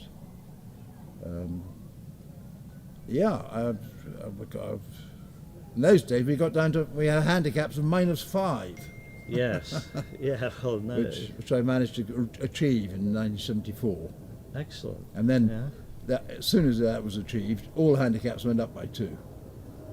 Right. Yeah, up. Everything was raised. They said it was inflation. It got Yeah. balmy. Yeah. Well, they So- didn't have the automatic handicapping system that we have no. now, do they? So No, they didn't. it was No. done on sort of you've won something, so Yeah. we better you just, chop you your know, you just handicap. had to slip a fiver or something to a selector, and you got picked. You see? So do you remember who the selectors were in those days? Well, my father wasn't. I think Wasn't. it wasn't Right. for the '74 series. He was for a later one, and he had to stand down. I think it was for the '82 series. But I think people like Maurice Reckitt and John Solomon, John, presumably, because he was because he was going an to be automatic. in. Yes. Yeah. And then possibly Ian Bailey, who was a well-known lawyer, Mm-hmm. and I can't remember who else Okay. was there. So it was what I think of as the old format in those days, wasn't it? Oh yes, oh yeah. So the you- 9, You had 3-day test matches. yeah, and which you didn't play on one day. Yeah. And there were 3 doubles, 3 singles, and then 3 singles. Yeah. So adding up to 9, Yeah. and you had to dash about the country. But also, there's- Whichever there'd be- country you were in. yeah, sure, Yeah. but also there were only 3 countries playing, so There were there's only 3 always single one countries. country not playing. One, indeed, you had a few days rest. Off. Yeah. So how did that tie in with whatever work you were doing in those When was days? I then? I was You were 21, I guess, would you? 21. What was I doing? Just a year before I joined the army. So Right. that would have been. I probably don't know what I was. Probably idling around, doing not very much. Okay, so the length of the series didn't affect you. No. No. The length of the Right. series was no. Although it lasted 6 weeks. No. That didn't. So who do you remember from the visiting teams?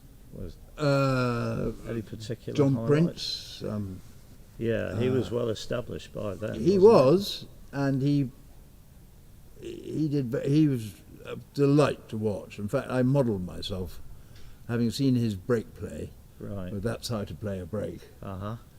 And And was it there was controlled, Roger Murfitt was controlled hoops and a good from line in? Just- where I always like to run a hoop from about 6 inches or 3 yeah, inches. right. Okay. Yeah. Because otherwise I'll stick in it. Yeah, well, that's, yeah, indeed. I'm from that school. Spencer Buck, a young Australian, aged 18, I think. He was here, and then he played on and carried on, played in the President's Cup that year. In the 74 Presidents, along with Roger Murfitt. Both did very well. I don't know, they were second or fourth or something like that. And then, what other players were? Bob Jackson, before he became good. Right. He suddenly, after the 74 series, suddenly became almost unbeatable. at times. Really? Yeah. Okay. Having been quite beatable in the 74 series. When we got out to New Zealand in 79, again playing the old format of nine test matches, all played at different venues, driving around, and we had a manager in those days. Yes. A proper well, manager, yeah. a rather fierce manager Yeah, called well, Bobby Wiggins. Nigel told me a bit about him. He said he didn't want to say too much, but he thought he was a bit difficult. The most disastrous thing was when he decided that he wanted to drive the minibus, Right. which luckily he only did once because he wasn't very good at it. But he was quite dictatorial, I have to say. And he surprised us with 2 minutes' notice at the beginning of a test match, at the opening sort of little mini ceremony they had at the clubs. Yeah. He said, "Right, you're going to speak a few words," without any warning whatsoever. Right. So they were rather poorly prepared words, I would suggest. Well, we've got a picture here of the 79 Yeah, well, that's team at Hastings. yeah. Michael Heat. That reminds me. Michael's wife at the time couldn't understand the time difference in New Zealand and England. Right.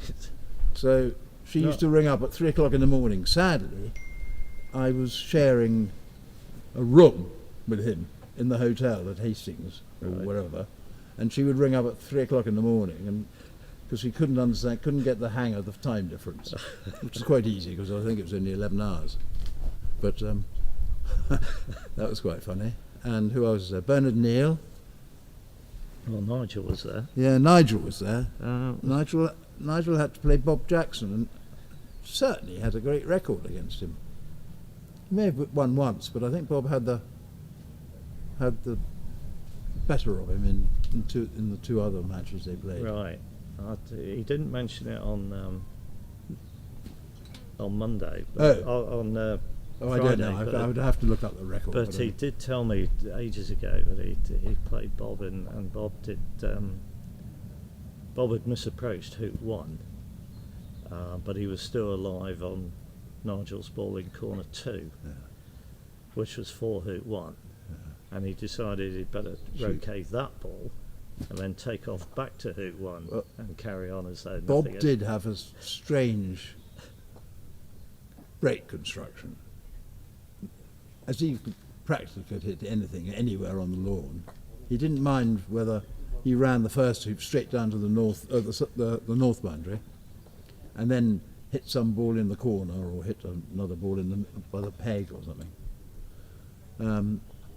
But equally, You were always when you were playing against him, say in doubles, you were always thinking, "Oh, this is it. This is my chance." And he carried on and on and on, doing Yeah. the most Yeah, ridiculous yeah. shots, yeah, I've which were seen very him play. much Well, I've were played it. so strange to our method of playing that it was quite disconcerting, Yeah, unsettling.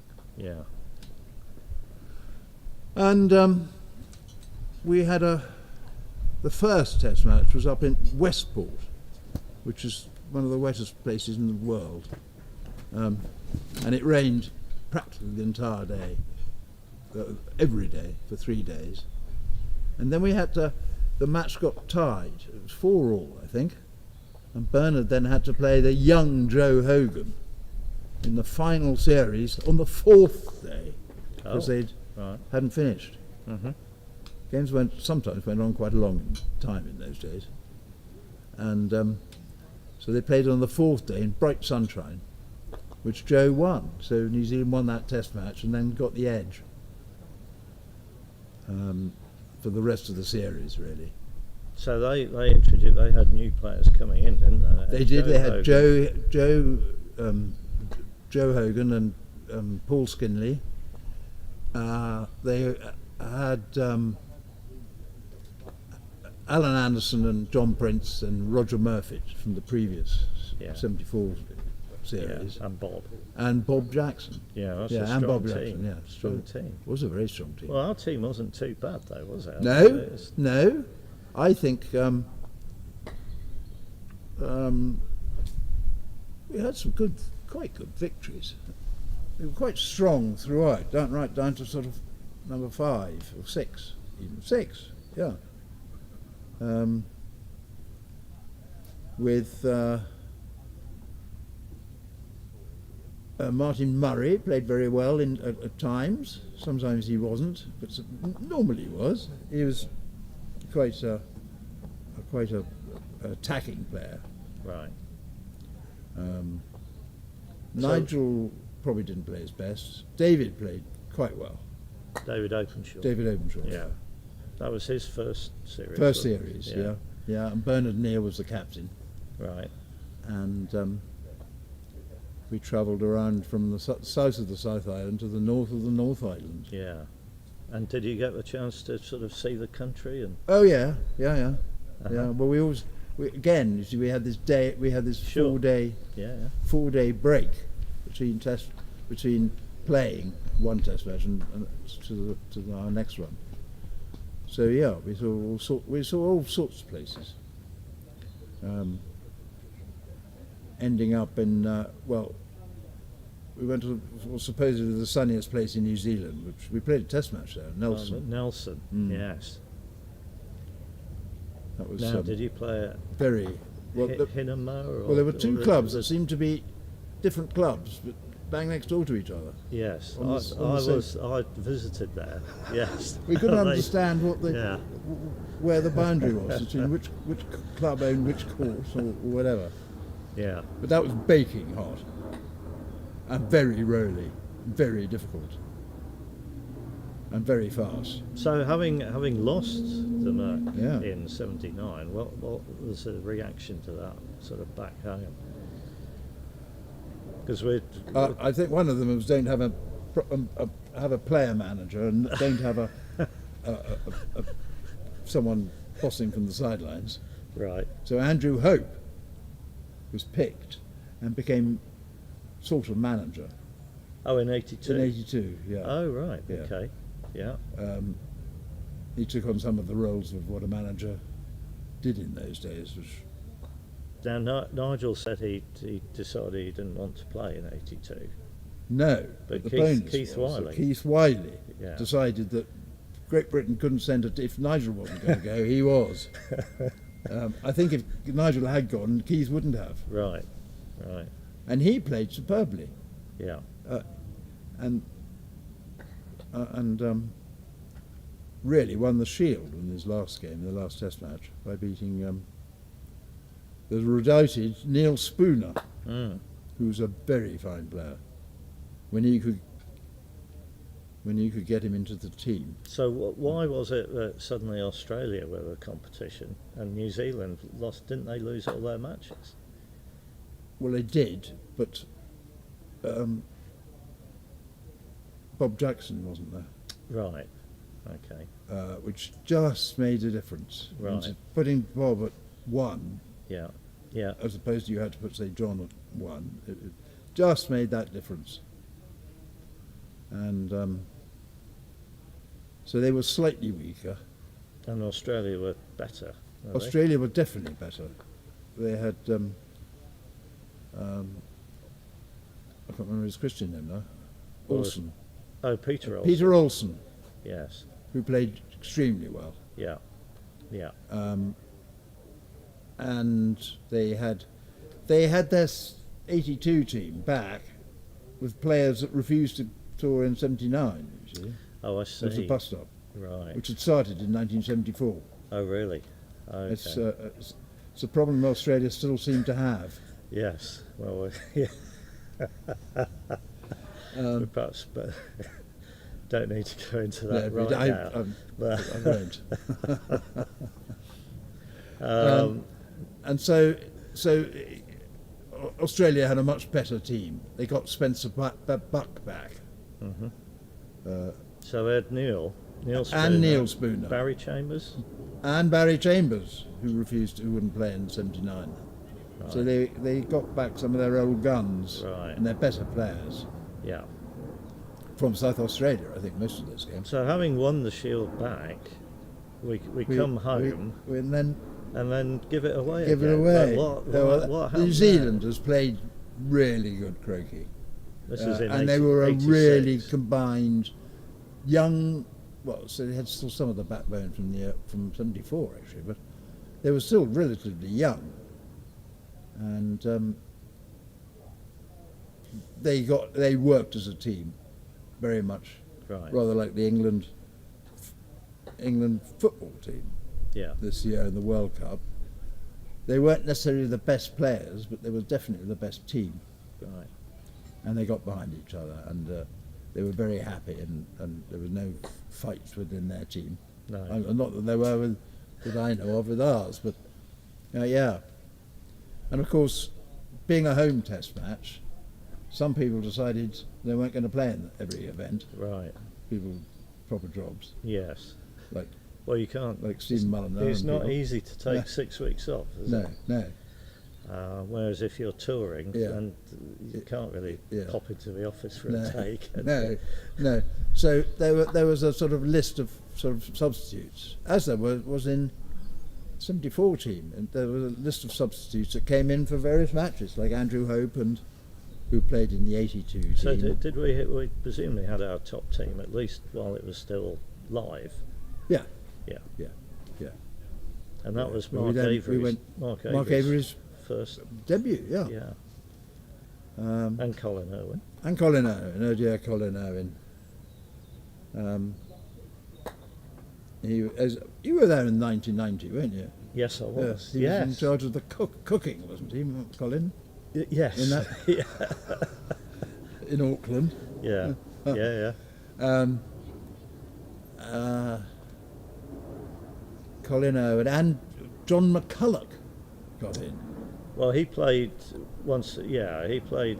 It was already it Dead, had was gone by then. Yes. Yeah. And Andrew Hope only came in when he was. At Hunt Stanton, probably, yeah. Well, then John Prince But decided Nigel, to step down. Nigel came back, didn't he? He Nigel, played. I think Nigel played in all of them, Yeah. and I played in all of them. And David. And Martin Murray played in all of them, David. and David, I think, played in all of them. Yeah. Yeah. Well, it looks like. And so the '86, oh, the '86 got was a bit Got a disappointing. picture of the GB and Australian teams here. Oh yeah. Lee Harrington. Is that him? See, I can spot Mark with hair. Mark, yes. He had a bit more hair in those days. I can't work out where that was played. Spooner? There's Neil That's Spooner. Neil Spooner. Barry Chambers next to him on his right. David David Openshaw. Damon Bidenkopf, is that? Oh yeah, the Australian then who Alan then played in Cleland. He played for America, didn't he? He USA did, that's right. in a Test match. Alan Cleland, Alan Cleland. Spencer He was a Buck. good player, Alan Cleland. George Lathan, George Latham, he was a nice chap. Colin on this. Colin John Irwin McCulloch. and John That's McCulloch. you. That's me, yeah. Yeah. So that was, no, it was still a disappointing 1986, because really we could easily have won. We got undone at Cheltenham against New Zealand somehow. Stephen Mulliner didn't play in all the matches. He sort of made himself available occasionally and only for certain days. Right. Which was a bit difficult for the captain to get a correct order in. Right. So, don't think Stephen played in all the Test matches. He may have, but my memory needs jogging a bit. But then your final outing was For- 1990. Which Yeah, that was another. Yeah, that was because Stephen Mulliner couldn't. Who was on a pretty well automatic pick. Said he couldn't afford the time to play Well, we the had the- first Test match, Well, we had the new format, didn't we? and we had the new format so in we only 1990. played one test. Yeah, again. one in Auckland and one in Christchurch, was it? Yes. Yeah. And Australia and New Zealand played in Wellington, I'm Yeah. guessing. Well, we played Australia in the first We Test played match Australia in Auckland, in Auckland, yeah. and then Stephen Mulliner came out for the New Zealand Now we match. better just take a quick put ourselves on mute for a moment while Stephen takes this shot.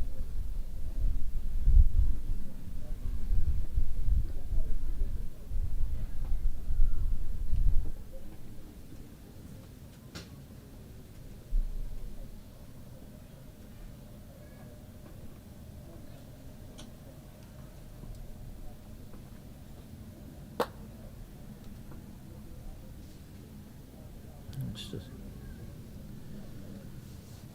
Yeah. So yes, I went only as coach in Yeah, 1990. I remember you well. I remember you got us playing a lot of lyre dice in the.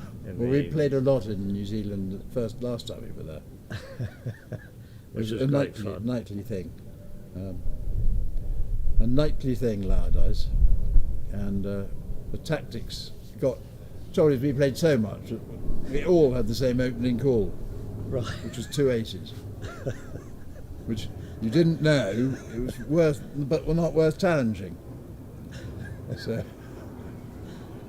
Anyway, we played it. You played in Auckland, Yeah, Pakuranga. yeah. or Pakuranga. And then Well, what I remember is we dropped you off at the airport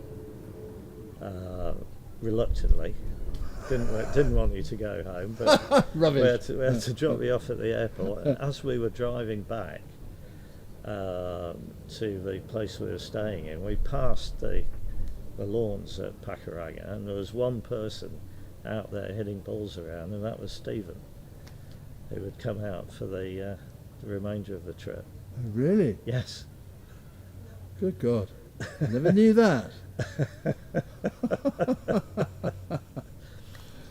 Anyway, no, it was fun. It was fun. but- It was fun because we had all those visits to clubs in the first week. Do you remember that? Yeah. And there was that place. I can't remember the name of the club, but it was as though they hadn't cut the grass for a week. because it was. Cause the trouble was, I think we went over the Christmas. We were there over Christmas. Or We New Year arrived break, sorry. before the end of the year, just before the end of the year. Yeah, we had a week touring clubs. Yeah, well, in I think Auckland. they decided that the courts were going to be cut for the new year or something. So we did play in rather a. Well, I got introduced to a chap who came from Nottingham originally. Oh yeah. And at one of the clubs, and obviously then inevitably they said, "Oh, well, what do you think of the lawns?" And I said, "Well, yeah, they're really nice, but a shame they couldn't have been cut." And they immediately said, "Oh, wait till the sun comes out, and then they'll be like glass." But they never were. No, well, it was about half an inch long, the grass. So but the whole of the rest of that trip, whenever the sun came out, we'd look at each other wherever we were and do this hand motion of, it's going to be like glass now. Oh, amusing. Very amusing.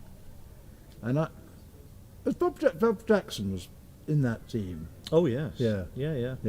Joe and Bob were one pair. And John Paul Prince, Skinley and Beale, Graham Beale. Graham Beale. He played in the '86 He did, team. yeah.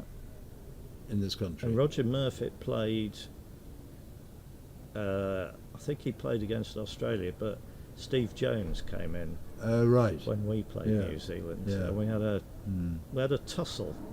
It was in quite a close Christchurch. test match, wasn't it? Yeah, in the end, we just needed one of the 4 singles on the last day, and Yeah. Stephen did the business against Bob.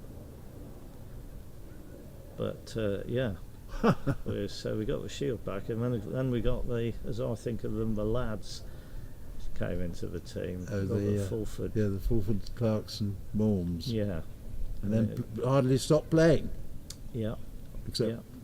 Chris went off to join New Zealand. Well, we won't get into that either. No, I've forgotten. Sorry. Right, so Blaze restarted on lawn 4, so Oh, we should go thank back you very to much, Keith. No, thank Very you, nice to have a William. chat. I'm Absolute only up here pleasure, for today and tomorrow. pleasure and a privilege to have you here. And I've missed out from a beer from Nick Hine. Well, I'm terribly sorry about that. He was getting me one at the top there. Oh no! Well, I'm sure you can press going into something. Anyway, thank you, Keith. No, thank No, it was you. great fun. And I gather you're coming to the centenary dinner, Yeah, dinner tomorrow night. and we're going to hear you Oh, gosh. saying yes. a few words. Few choice Well, words. at least you've got more than 2 minutes notice this time. So, Thank you, Keith. yeah, thank you. More than 2 minutes notice, yeah. Yeah. I'm trying to find my rucksack's up there. No, it's here. No, you brought It's it. got my with speech you. in it. Somewhere. Where did I put it? Did I put it down there? No, it's here. Oh, it's here. Thank you. Thank you. Thank you very much. Okay, thank you, William.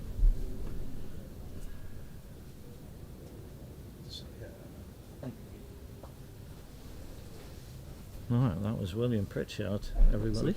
Joy to listen to. You're very well rehearsed with your interviews now, Keith. Well, I've known William a long time, but obviously I didn't know what he was going to say.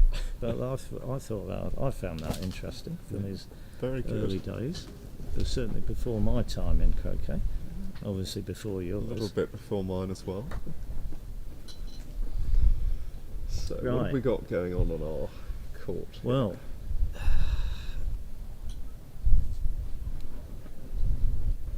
obviously I noticed, did we have a corner 2 opening? Guess we did. And then Jamie missed 3rd turn, and then Stephen missed 4th turn. Okay. Is this 5th turn? Oh. Certainly could be. Yeah. Maybe if the listener has been following the live stream, they can tell us.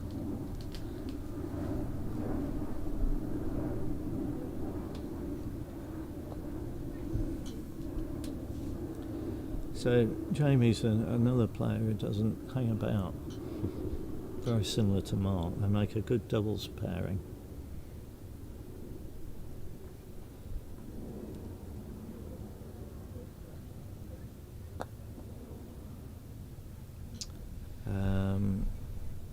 For those of you who don't know, Jamie is in our team for both AC and GC.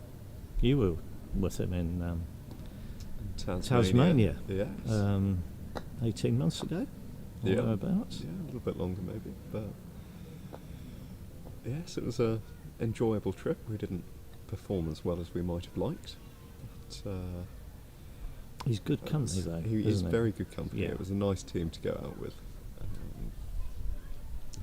Very relaxed player, Jamie, which translates quite well to the other team members. Just nice to be around.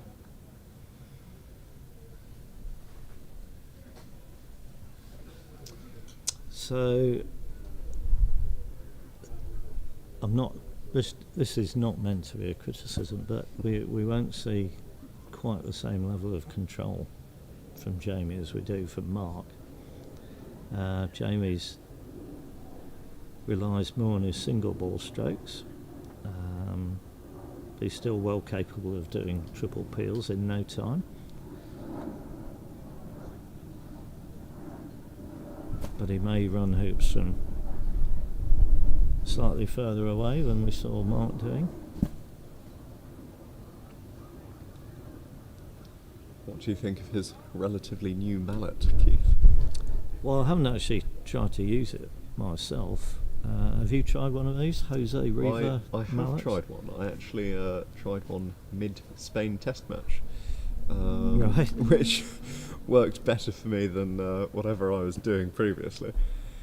So no, I'd rate them very highly, certainly for single ball strokes. So, I know nothing about them. I can see what they're like, but is there any sort of new or what's the USP for them, if there is one? So Other someone, than the fact someone that who's they're made actually by used Jose. them consistently would, I'm sure, very gladly talk you through the benefits. Well, But I had to go with one of Ewan's, which is a Right. little bit different to mine. It had a 12-inch head as opposed to the 11-inch that I normally use. But I sort of got the sense that the peripheral weighting was perhaps a little bit better. Okay. Marginal, but potentially a selling point. They're capable of doing airline shafts on them as well, which is certainly something that I use a lot. Although I note that Ewan preferred using the one without the airline shaft, despite having both options available. And the design of the head is, slightly unusual. It's sort of more it's a little bit flatter. Jamie. I don't think this is going through. No. So he just lost black there, didn't they, slightly?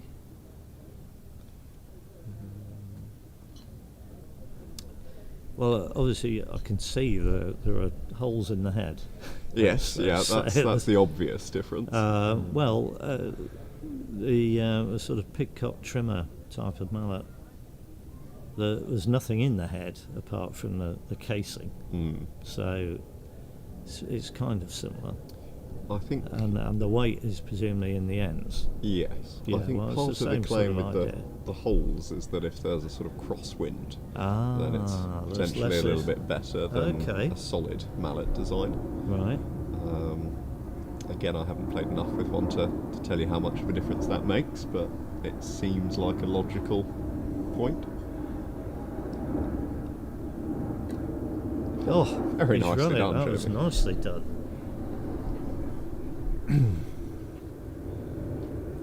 But yes, I'm sure if you Well, were it's one way to get a forward rush. rush. And Well, yeah, I wondered that's if a you terrific shot. might be tuned in and then could give us the sales pitch. Chris O'Byrne's confirmed that this is for fifth turn. Perfect, thank you.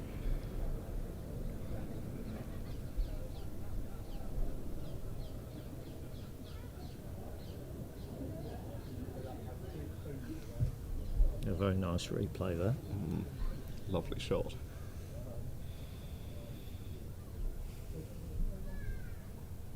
Now, I think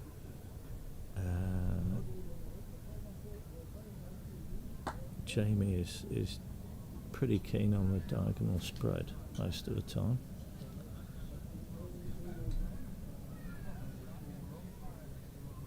But we'll see.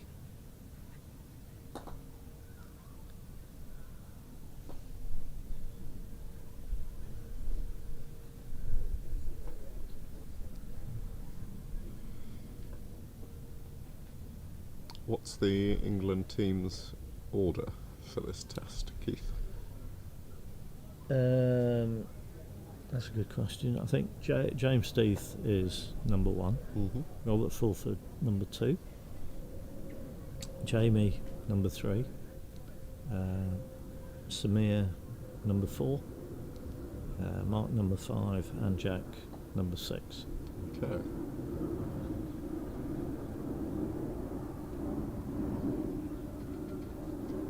I'm sure Jamie will be keen to repeat his feat from the previous Mac of 15 out of 15. Yeah, I think he's fed up with people mentioning that. Well, it's worthy of being mentioned, but... He doesn't want the pressure. Oh, there we go. We've got some stats up for him. Perfect.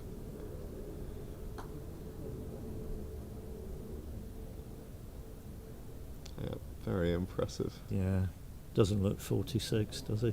No. So he's won the President's Cup once and the men's once. nearly won the Opens once. Mm. Nearly. Just had to finish from 4 back and peg. He won't thank me for mentioning that. No, let's go back to his 15 out of 15 in the last Yeah, match. that was quite incredible. And he's got a pretty high ranking. Mm.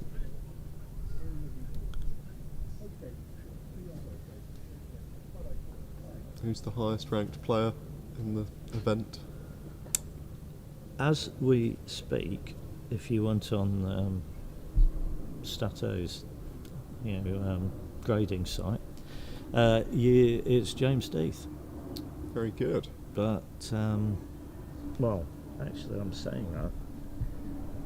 I looked last night and it was James Death. Okay, But I'll think get it up for us. I'm not sure yesterday's games have gone in from the American game match.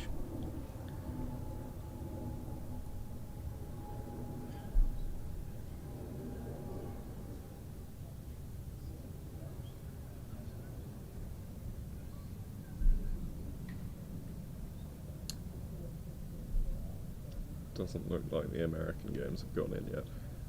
No, they haven't. But as it stands, it is James Death. 9 points ahead of Zach Watson. And Matthew Essex. Yes. Yeah. Yeah. Well, Zach had a 2-1 win, whereas Matthew had a 2-1 loss. So Mhm.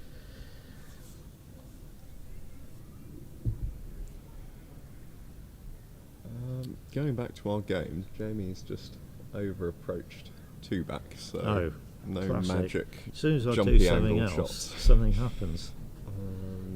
Yeah, that's a bit of a shame. And a friend of mine has just appeared for some lunch, I'm afraid, Keith. So I might have to leave you to it. I'm sure we can substitute someone in to join you. But Jamie's just run off to corner 4. He's nailed the corner flag, so I suppose that's a little bit of confidence for when he does have to hit in again. Is there anything I can bring you refreshment-wise? How long you're not gonna disappear for one of your 4-hour lunches, are you? Maybe an hour.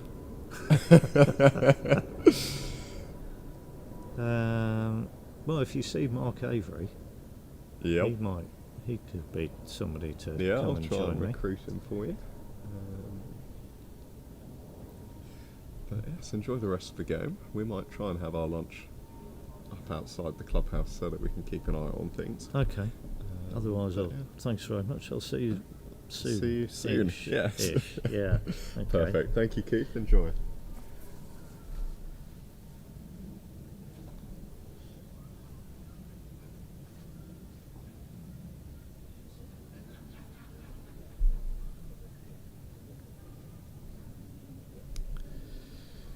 Well, Stephen's at least got an easy first 2, but of course he'll be wanting to get a break going. Now you'll notice Stephen plays side style, and he's probably justifiably known as the best side style player in the world. Having said that, is he going to play this? He's playing this centre style, is he? Yeah, so he plays some shots centre style, but other shots side style.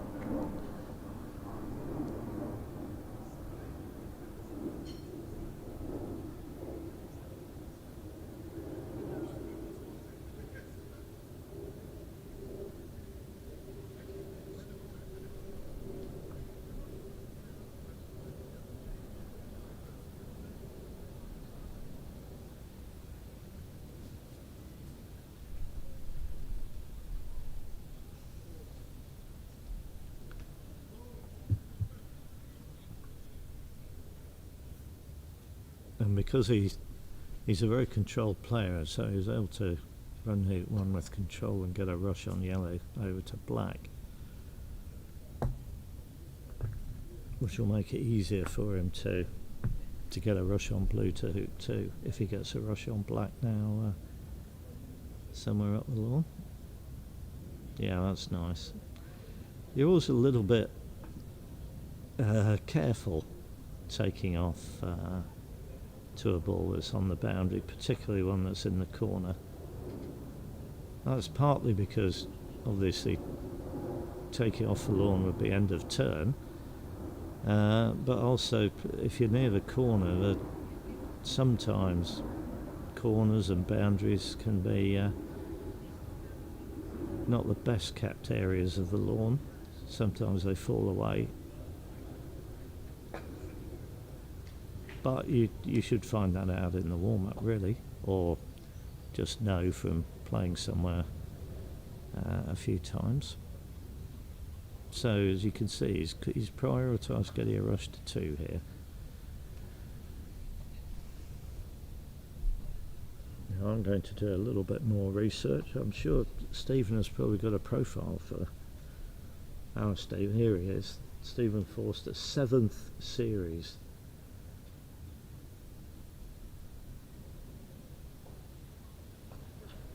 Anyone who can do arithmetic can probably work out how old he currently is. Again, I'd say he doesn't look it.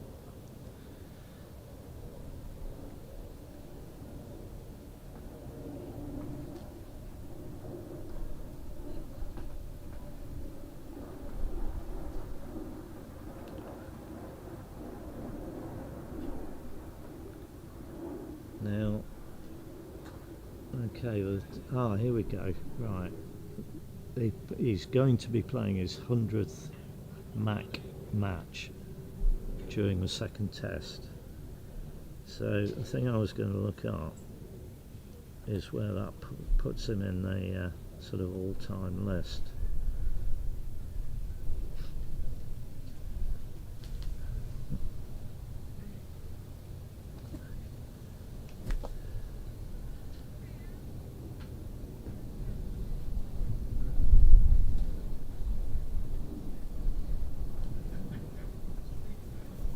So looking at the information on Chris Williams' Croquet Records,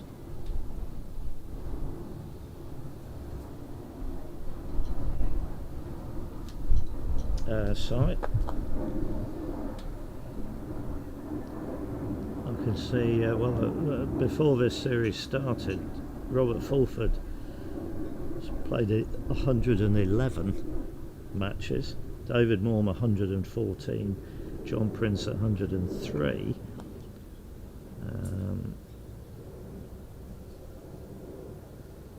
Now I'm just trying to find Stephen Forster. Where's he gone?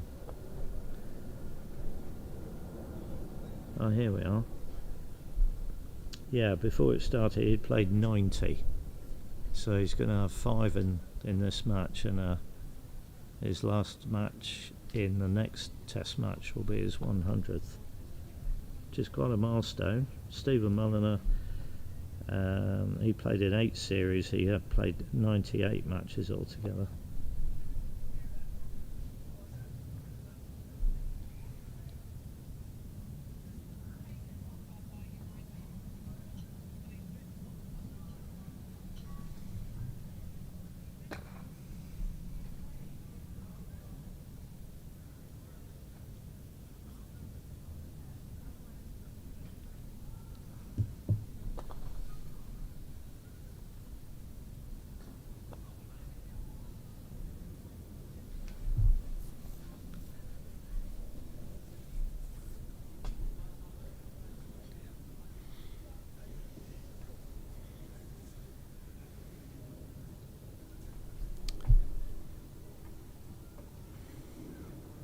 So he's going to go and get yellow here.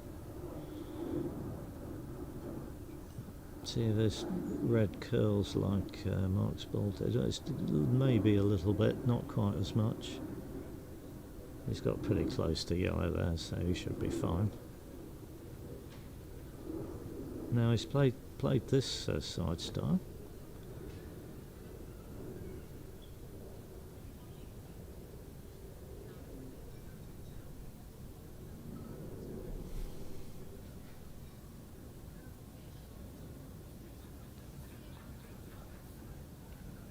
was interesting. If you heard the interview with William Pritchard, it was interesting. I thought to discover that the reason he played side style was that it was the only way he could hit the ball hard enough when he, given his age and presumably size at the time that he started playing.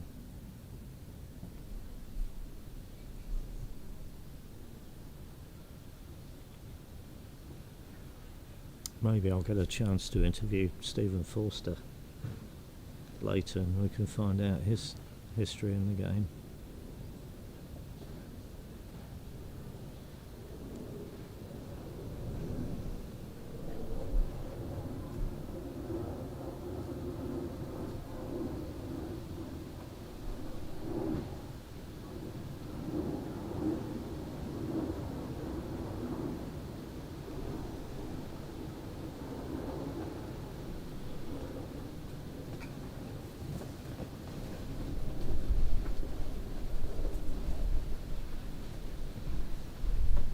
Just had a quick look over at Lawn 3 where the players have come back from lunch.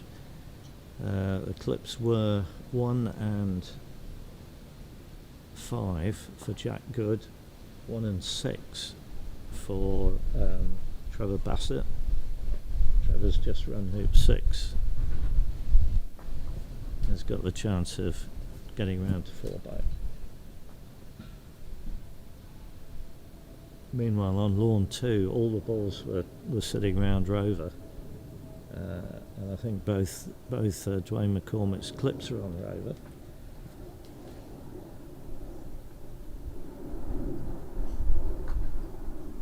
But Robert Fulford has just put a ball from near hoop 6 into corner 4, giving up the innings. So I'm guessing he's had some sort of sadness.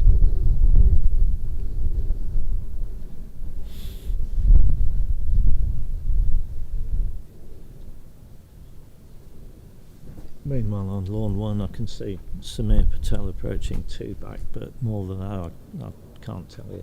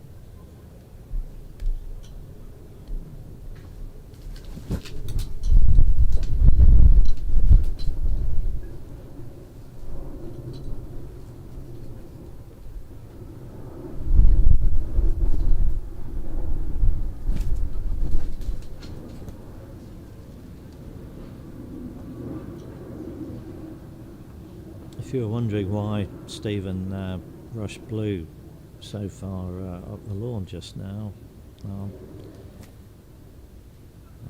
wondering the same thing now. This is interesting. I noticed this. He plays Solomon grip between his legs for that type of shot, and that type of shot was a rush.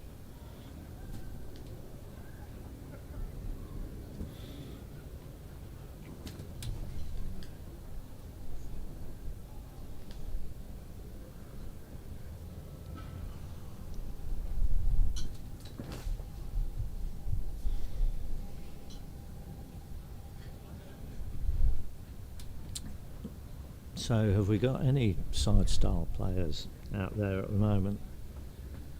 Or do you know anyone who plays side style?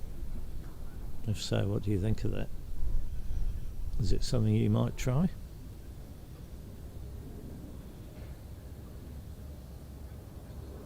Yeah, while you're thinking about that, I have to say he's just giving himself a slight problem here. He didn't get a rush on black.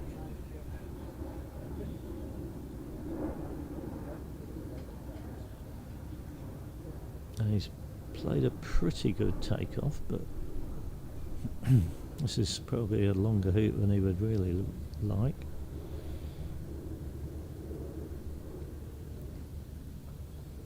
Yeah, I did wonder if he might do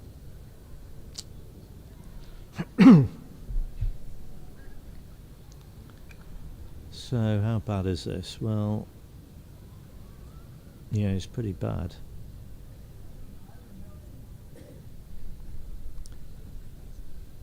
Yeah, it's pretty bad because black can hit red. There isn't a lift, but don't know if you can tell from that, but red is poking through the hoop, so black can hit red. There's a ball at 2 back and another ball down there, and I'm expecting that Jamie will make 2 hoops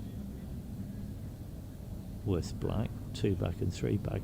That doesn't concede a lift, so he ought to be able to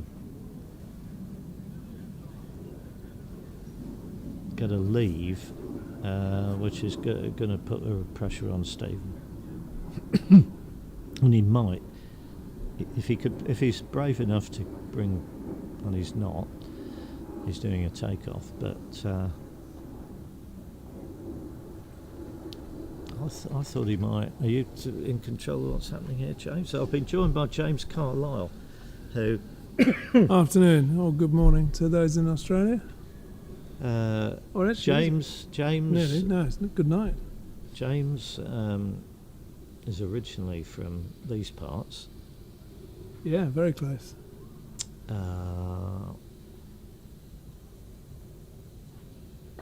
How far from the gates of Hurlingham do your parents live? I'd say it's about 300 metres. Right, Yeah, that's pretty good. and I was there for, until I was in London anyway. Till I was about 35 or something. About that. Anyway, I've been in Australia since 2002, but not really playing croquet until a couple of years ago, when I was encouraged to get back into it by Michael Strickland of Croquet Croquet Club. Lovely man.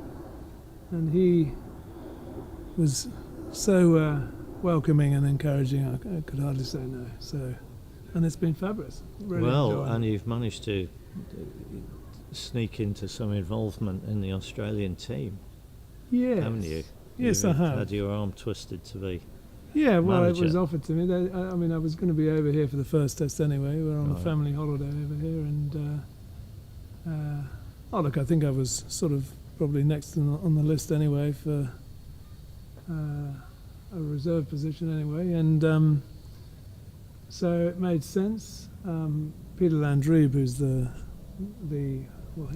he was non-playing captain in fact before me, sort of the manager role and coach and all of that, but he, for personal reasons, was unable to make it, and so I was I was about to say good alternative, but I was an alternative anyway. I think I have less sort of tactical input than he may have had, but I do probably more laundry. So, and I load the dishwasher, Yeah, fetch the coffees, drive them around, ironing. give them don't do ironing, no. You don't I'll give do them a ironing? pat on the back every now and again. That's the closest I'll get to flattening their clothes. So Jamie's now, he's the good thing for him is that he's not giving me a lift, of course. Although he might be actually, given where he's put yellow. Well, he's not made 3 back yet, No, so he but can he's- tidy things up. But Yeah, obviously it's his call, but I thought he would roll red to 3 back when he first took croquet. where were the other balls? Well, Were they all red had stuck in 1 back. there was one up at 2 back, wasn't there? Yellow was Yeah. a 2 back pioneer, and blue was between 5 and the peg, Yeah, so he could have a rolled. bit nearer 5. Could have rolled quite close to that, you would think. Yeah, and with a view to That's a bit making short. 2 hoops and the crosswire at hoop 1. And Yeah. come up to the 3rd Yeah, corner. would have been quite possible. Not quite difficult now. Yeah, Um, but pretty much impossible Possible now. to, yeah, but So he's going to leave a shot which is considerably shorter, albeit not short. Probably you might get 20 yards. Yeah, so it's just going to be a straight sort of 1-2 leave, isn't it? Yeah. Rather than 30. Yeah. But much safer than playing the big roll, and maybe that's what he thought. He didn't want to, having been sort of burnt once, he didn't want to cough all the balls up again to Stephen, I suppose. Yeah, okay, he thinks yellow has a shot to the fourth corner, and he would appear happy just to leave him there. He's going to leave red, has he? Yeah, red's. He needs to give red a shot. Red can't obviously hit yellow, Yeah. I'm assuming, so Yeah.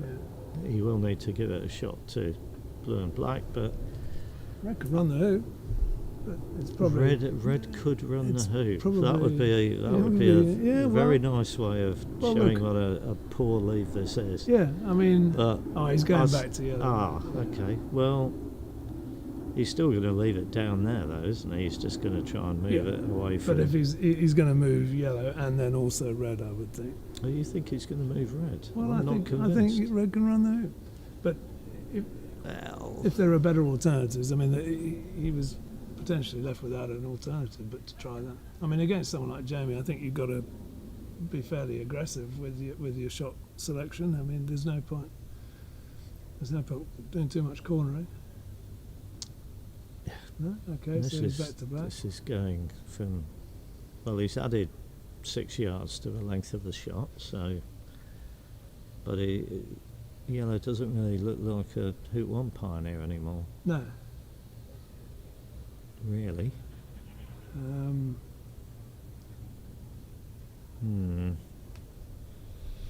So maybe, well, I don't know. We'll see what kind of rush he leaves. He'll have a rush up to red. Oh, yeah, he is going to move. Ah, red. he is coming to red. Now you see, by coming And to now red, he can punt he yellow. a could. bit. He Yeah. could at least move yellow closer to one a bit. But that's still quite a short shot. Red's going to have to come to hoop 3, I think.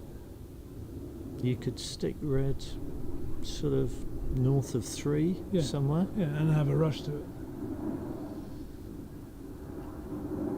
No, he's not got a rush on it, so this will be.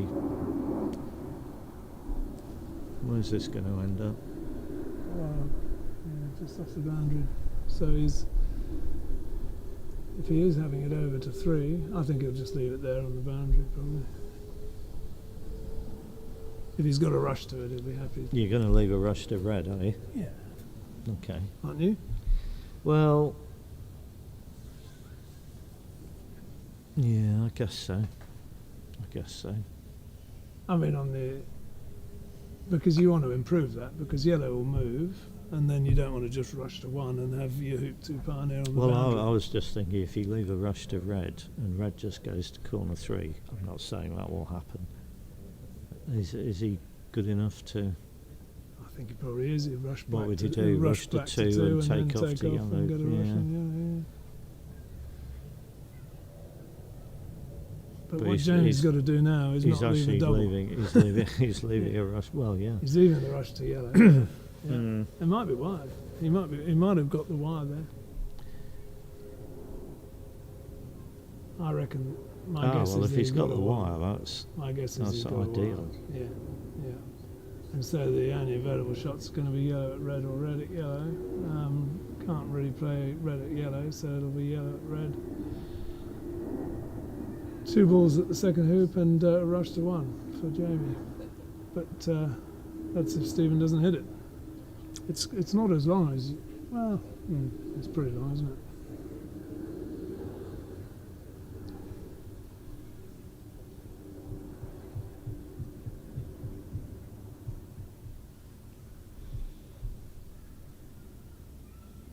Let's see what Stephen thinks of that. No, sizing it up straight away, so not wide. Well, if it's not wide, it might be a. Could be a target. Could be a The speed target. with which he addressed the ball would suggest some sort of We target. can't really tell either from where we're sitting or via camera. He's watching it. Now you. Oh, that was close. I think it was. He thought it was too. So, How well do you know Stephen?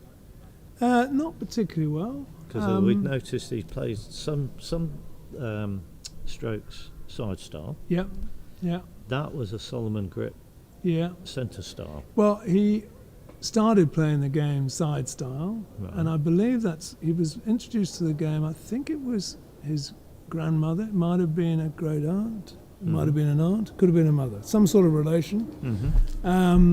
Who also played side style. Right. And so I think that he felt that was how you played croquet. And so he started doing that and found it worked pretty well for him. And so I think he, over most of his career, I mean, he's been playing since, I think, the mid-'80s. Most of his career he's played that way. But I think, as a lot of us do, as we get a bit older, we sort of change things a bit because the body parts don't quite work as well in various ways. I mean, my wrists, I've got a bent mallet now and bent shaft and all that. So I think he's switched to a Solomon grip just for the long shooting relatively recently. I think in the last Mac in 22 he was playing similarly with the Solomon grip. So it's been a few years with it, but I think it's a relatively recent change. So that's a bit behind the hoop. He'll be all right. But he'll want to rush, won't he? So he does need. So he's a bit west of Don't one. make any assumptions about Jamie. Oh, okay. All right. I mean, yes, ideally he would want to rush. I mean, a rush to But red he's- would be fine, and he's a good chance of getting that, I suppose, just with where black lies. But he's moved it a bit. Yeah, okay, that's a pretty I good shot. can't see this being a forward rush unless Blue wipes its feet. Yeah. I think this will be coming through good. Well, I think he's good moved it 7. enough that he might be able to get a rush down to towards yellow. Do you think? Maybe. Or at least down to the south boundary, give himself room to put it to 3. Ah, well. Okay. So you'll go to yellow still because you may as well I get would go hope to for a yellow, rush. wouldn't Yeah, you? you hope for a rush. If you don't get it, you still, because you're not getting a rush on red. Well, what do we know? Red's right on the boundary, isn't it? No. Oh, No, it's in. okay. I It's thought in. he'd rushed it. Okay, right, no, it's in. Okay, that's. This is the tricky little boundary, though, isn't it? This is. You don't want to go racing past here. I think he's very good. I think It's well, pretty good. good. Enough, yeah. Pretty good. Black's a bit short. Yeah, slightly the wrong angle, I suppose. So he's just come inside it. He actually could have almost hit the hoop because I dare say he was trying to get the other side of red, wasn't he? Running the hoop wouldn't have been a disaster. No. Would it, in that croquet stroke. No. Getting wired from red, if I was stuck on a wire, would have been bad. Yeah. But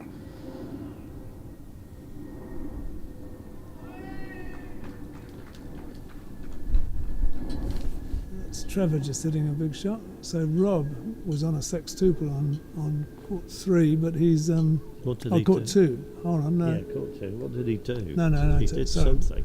No, Rob's still going on a sextuple. No, I don't think he Oh, is. no. No. Oh no, he isn't. No, he got crosswired at the hoop. Yeah. The ball he was Right. going to rush to 3, he got wired from here. So that's been gone a while actually. But I think Trevor's just hit in. Is what's happened on court 3. Right, here comes Jamie's angled hoop 2.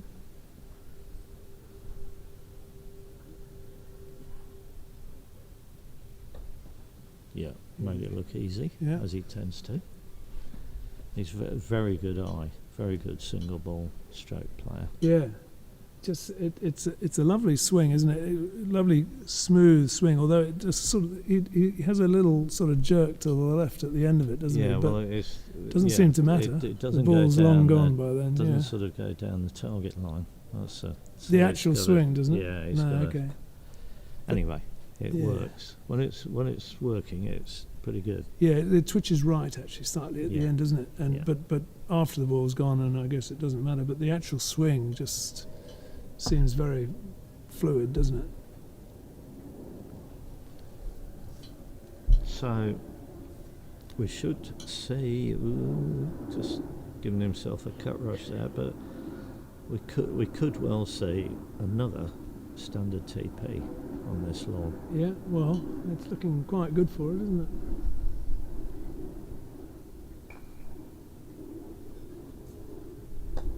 Did Mark do two of them this morning? No. No, He did. he did one, didn't he? He did one in the Yeah. second game. It Yeah. was very fluent. He broke down on one in the first game, didn't he? Yeah, there was.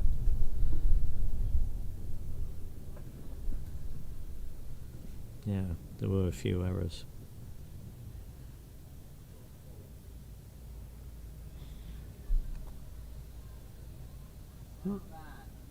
Oh, Jeremy thinks that's bad. He said so.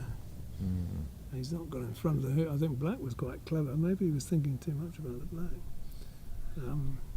Got to talk quietly. Yeah, Yeah. well, he'd lined up the.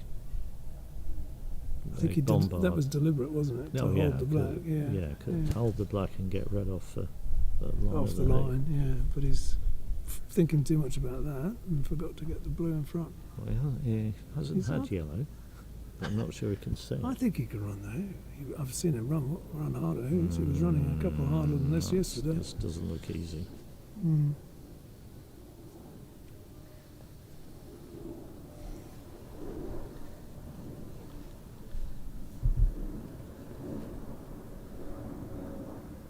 He looks like he's running away. I think red and black are in the way of any shot at yellow.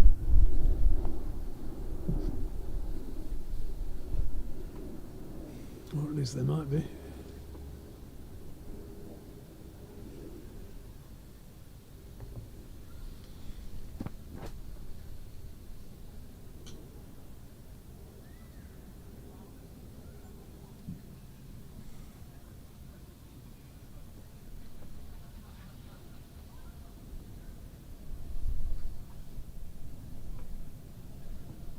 There we go, we're stuck.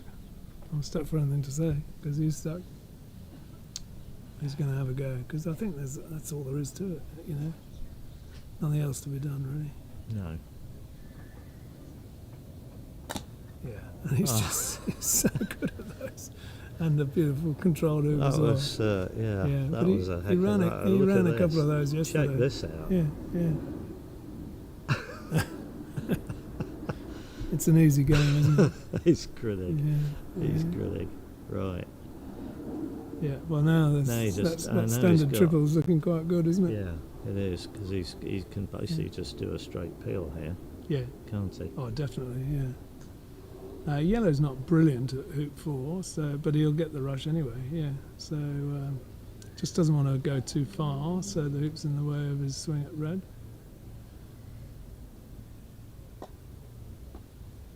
That'll do. Okay, well, Lovely. that was fine. Yeah. That was fine.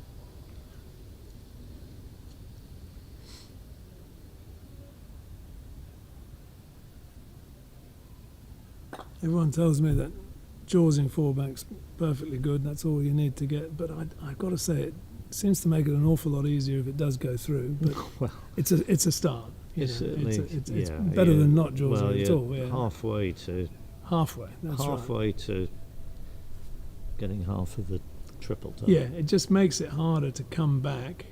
It means that if it's through, you can come back after 4 and then rush it back down the lawn to 5, and you don't need all these long takeoffs and things like that. But if you get a good hoop 5 pioneer like that, Well, then the long that's- takeoff's not so bad. You think that's too close? Well, yeah. it is a bit. Well, you now want to be close to it Yeah, before you rotate, don't yeah, you? Yeah, well, Which yeah, is fine, Yeah. but if that's going to be with a takeoff from yeah. having rush peeled black, I think if you come anywhere sort of northeast of it, within 2 or 3 yards, then that's I would okay. ignore black. You but would, st- right, right. Yeah. Well. Well, I like the so-called Wiley method. Yeah, yeah. I'm, you see, interested to hear you say that because I know you're not a big rusher. No, So but you're no, happy with no. that 6-yard rush to 7-yard rush to 1 back Yeah, from yeah. hoop 6. Yeah. Yeah, because you get it very dolly, do you? You Get- do, You do. yeah. Yeah, you can. because the one thing you can do with the Wiley method is really position that escape ball quite accurately, can't you? Yeah. We're talking about this Wiley. You should probably explain, Keith. Well, if I knew how to use this pad that's in front of me, which Yeah. unfortunately I don't. Yeah. Let's see if I can make something up. Well, I'll try and explain it briefly. Yeah. So instead of having a one-back pioneer, you put a deep ball behind hoop 6, so that you don't then need the peelee to be right in peeling position before you make hoop 6. So you can run hoop 6 through to that deep ball and put that deep ball to 2-back, getting a rush on the peelee into peeling position, make the peel, and then you've got the escape ball, which you use to approach 6. Well, I've attempted to put the... oh, there you go. Yeah. Not the position we're in now, but the position we're going to be in shortly. Let's just move that to where it actually is. Yeah. Okay, if you... So red rather than going to 1-back as it normally would, he's about to send it to 1-back. In fact, I'm not sure he is. But you can put it as a deep ball. This is a sort of... Oh. It's neither one thing nor the other. Ah, this is a variation.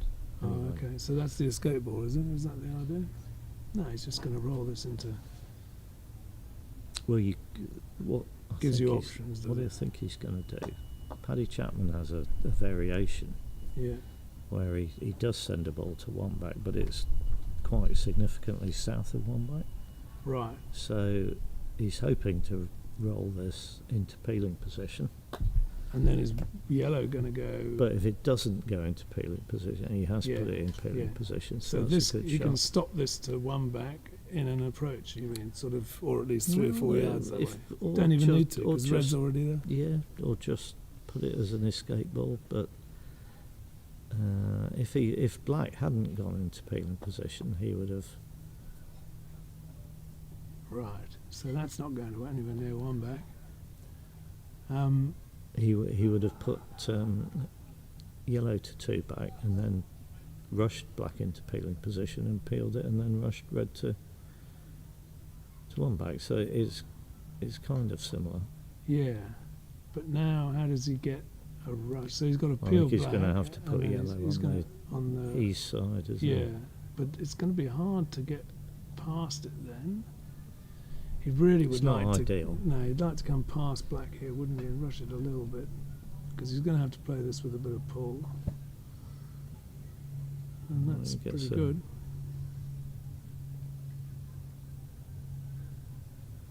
So he will want to rush this pretty tight, I think, to the hoop, won't he? There's many other chances to peel Penart if you don't quite get it here. So then yellow's going to need to be rushed north, east of where it is. Yeah, north. North ideally, but you've got to yeah. scoot past it without hitting it. So, and then you see you've got quite a big shot to get then a rush on red to 1-back. And you know, this is all why I'm a bit of a traditionalist. I quite like a 1-back pioneer. So that's the one peel which is fine to jaws, isn't it? You're very happy to jaws that, because in some it's respects much better there than 2 inches through. Yeah, that's right. Yeah. So you can see it's big, fat. Well, you get a rush on it, and the rush is inevitably going to go towards Rover. Yeah. Now he needs a good stop shot, which he has, I think, doesn't he? He seems to be playing some good ones yesterday. He's got a reasonable one, but these sort of peripherally weighted mallets. They're quite heavy, though. I was looking at the tall mallets online, because I noticed that using Matthew Essex using one of those as well, and but I noticed they're quite heavy. They're 3 pounds, I think, plus the shaft. Although that's I may be getting this wrong, but they seemed heavier than what I use anyway.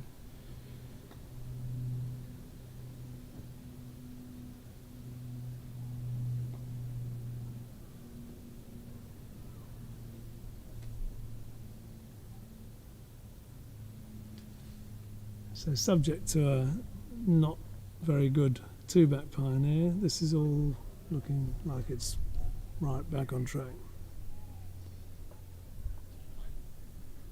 But all the complication came from the fact that black didn't go through four-back, it just jawsed. And look, they get even more complicated if it doesn't even jaws, so I suppose that's something, isn't well, it? So then we're that's- into these are the delayed TP Yeah. territory, aren't Yeah. we? So it's all a balance, isn't it? But I'm a one for. I mean, look, I don't do very many triples, I've got to say.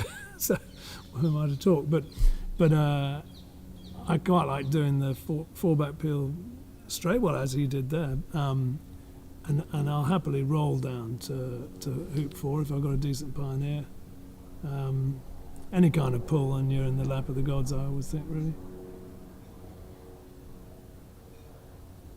So he's run one back nicely, but he would probably want to be about a foot or 18 inches further south, wouldn't he? And then he would be rushing red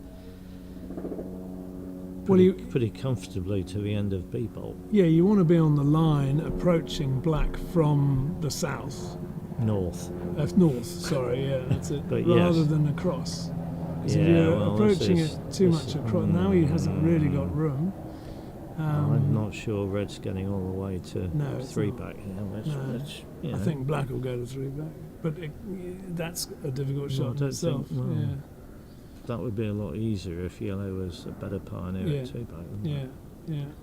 So Anyway, red's going we'll to go. see. I'm sure he'll be fine. If he gets getting Yeah. another peel out of the way is good. Well, you can put red sort of halfway between rover and three back, and Actually, if he'd just been a little bit more brave with blue, red would have got would have gone most yeah. of the way. Yeah, it would.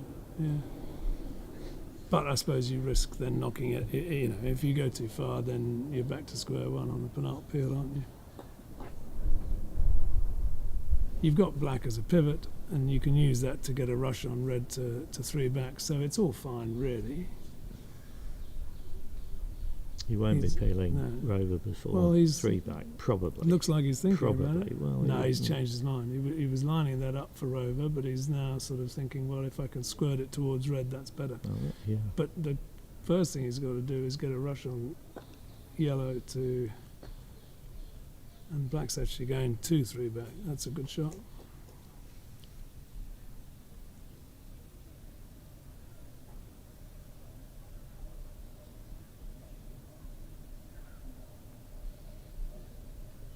Yeah.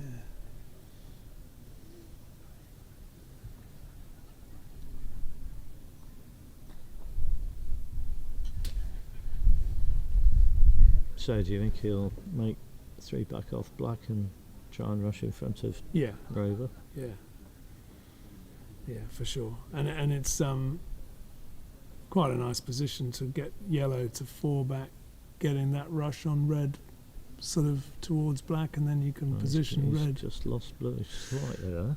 Yeah.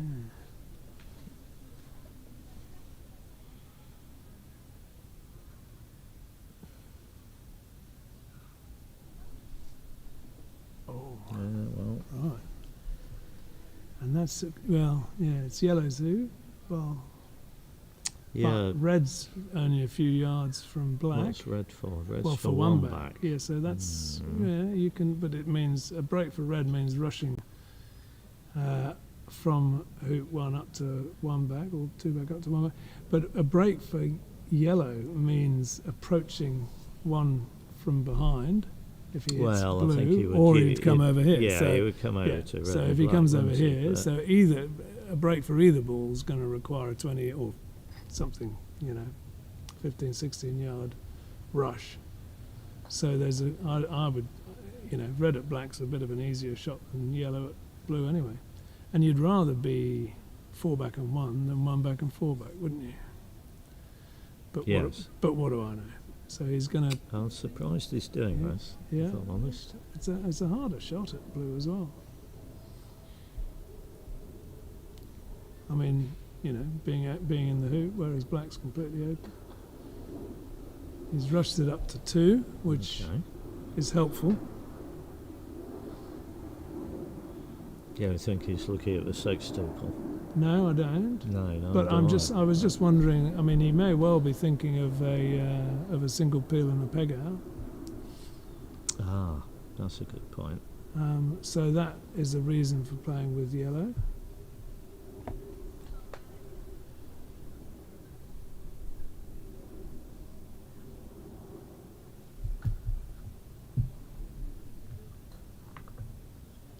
So he just needs, ideally you get a rush on one of those to the other one, but he hasn't quite got that. But on the plus side, he's gone to black, so he'll be making hoop one off partner, which always feels a bit safer anyway.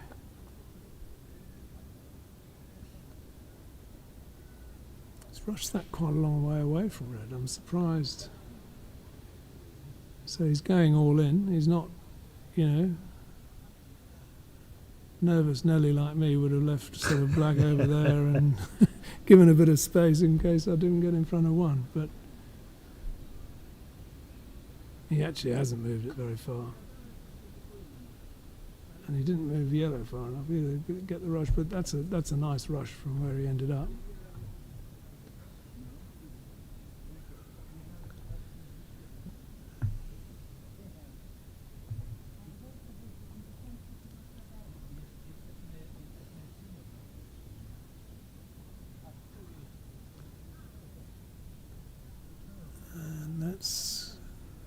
Has he got it? Well, yes. Yes. Yes, I mean, it's not trivial, but nice. There we go. So I reckon that's break established. Find some wood to touch.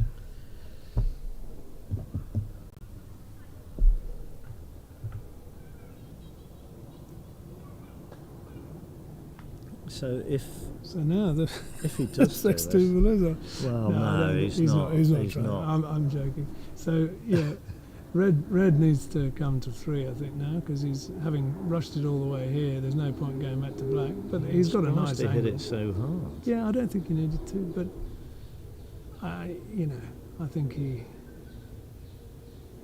it would have been unfortunate. I don't think red could have gone anyway. That even if you'd have sent it too far east, you could then have gone to black. That's a pretty good stop shot, actually. Yeah.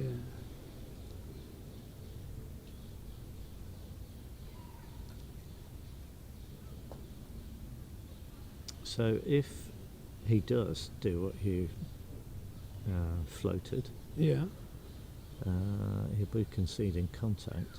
Yeah, he would. Yeah, and so blue's for 2 back, so there's no chance of establishing a squeeze, which is something. Squeeze is where you have the oppo. You're in position for your hoop. You can only really do it on the odd numbered hoops. So we think he might go around and peg black out. Yeah, so a squeeze is when you're in front of your hoop and the opponent's balls are ahead of you, both ahead of you. Yeah. So they can move one of them to a corner, but they can't take away at least the possibility of a 2-ball break. Yeah. So look, I mean that's a small thing, but it's a something, and I mean the fact is he'd be a point behind, but that's okay.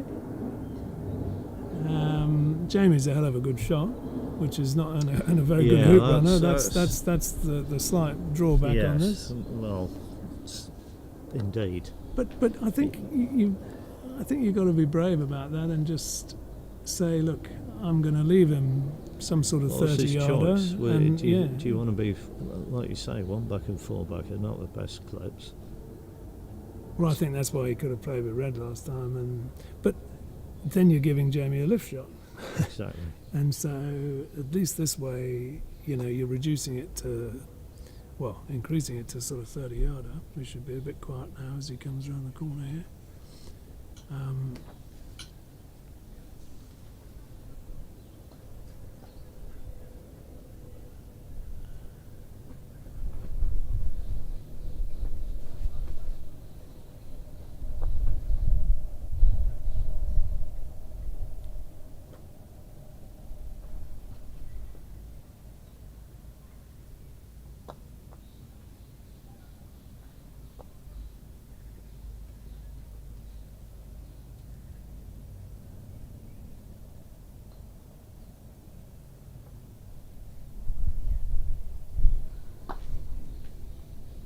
So, as the two balls, I'm going to wait for him to go away from us because I don't want to, if he overhears us, put the idea of Yeah. playing that in mind.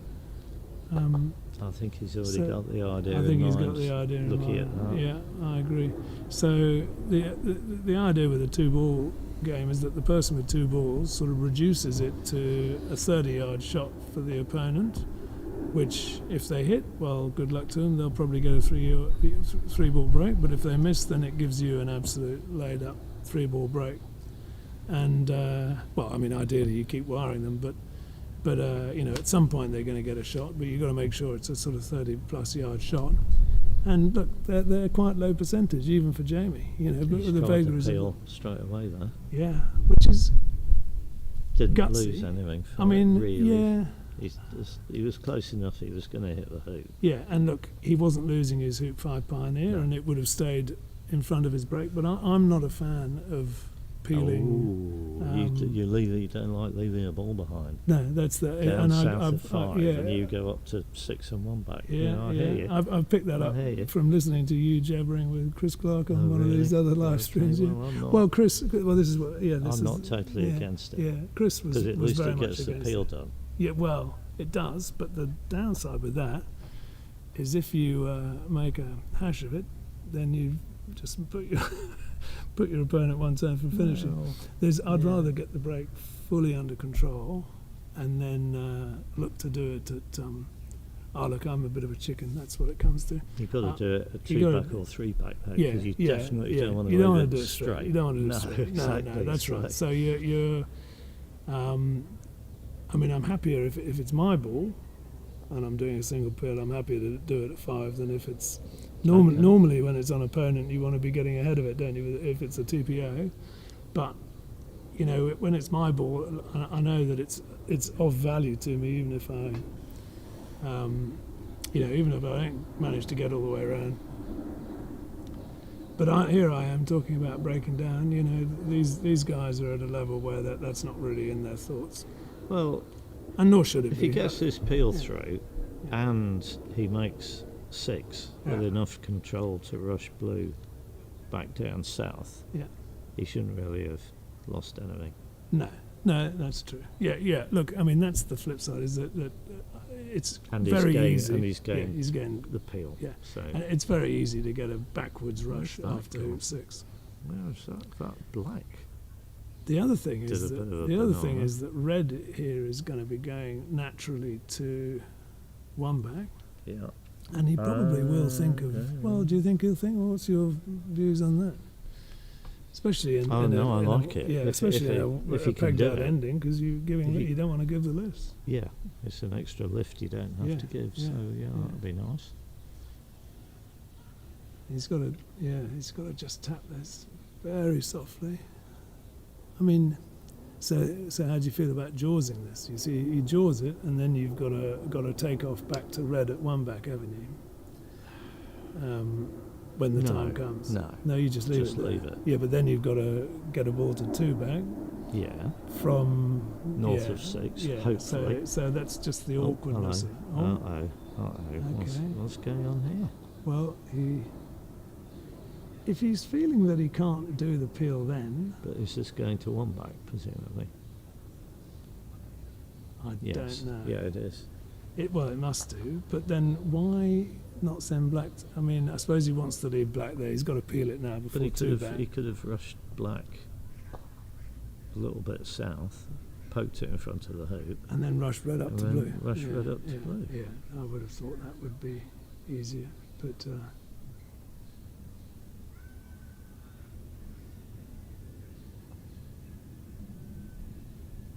But yeah, I mean, his thinking is that he wants to keep black quite tight to the hoop because he really wants to get it going to 2 back, doesn't he? You want it to be well out of the way by the time you give the contact.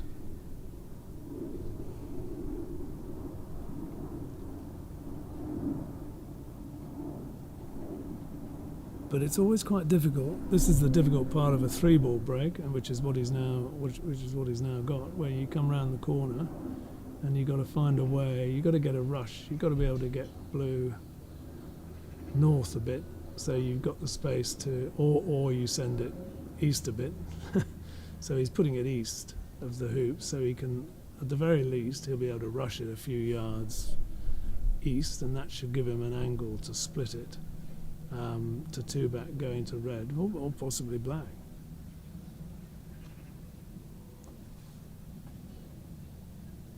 Yeah, that should be fine, shouldn't Well, it? I'm wondering now, was he planning to go back to black, do another takeoff?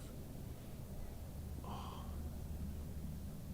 That's what he's that's doing what he's now. doing. I'm not sure I like it because it's a long way. There's a lot of grass between black and red.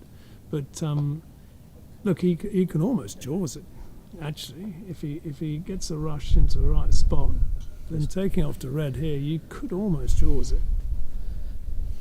I mean, it's possibly getting a bit cute because then you're in danger of flopping it on a wire.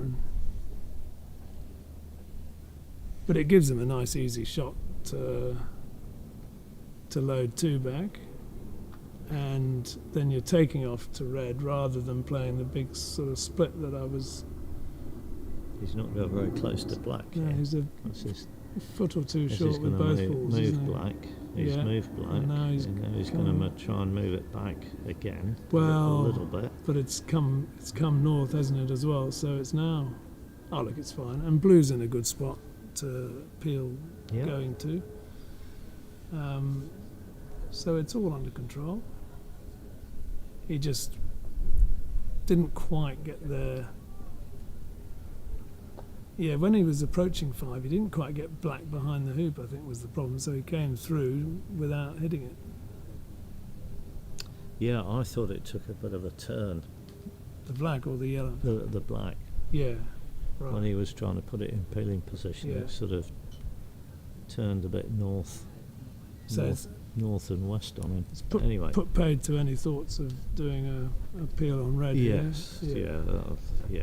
So Well, you don't yeah, have the it's- tightness. You'd have to be a foot in front to be trying anything like that.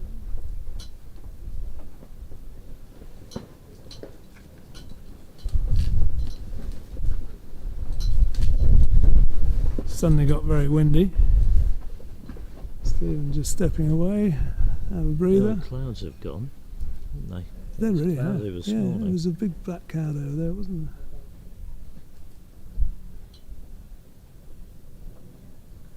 Absolutely glorious day here. 25 degrees. I'm wearing a little warm top. You were. That's how Aussie I've become. All the Poms wandering around with shirt sleeve order.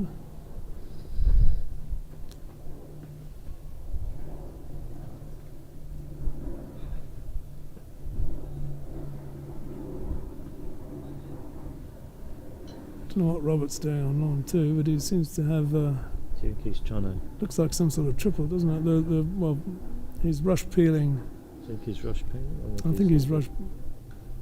Yeah, he's Yeah, rush he is. rush peeling red through Penalt, so that looks somewhat ominous. Right, here we go. This Yeah, is a little tap here. yeah. He had a similar shot yesterday in the game. That's that's good. nice. Yeah, That's fine. yeah, But he'll be doing it with a split. yeah. But this one definitely just has to jaws. Jaws is absolutely fine. So you want to just sort of flop it off the eastern wire, don't you? What's happened? Looks good, jaws. Oh, yeah. Jaws. Yeah. Is it Jaws? Yeah, yeah, Oh, it yeah. is. And Yeah. he's got a lovely Yeah. rush on blue. That's fine. So red's good at 3 back.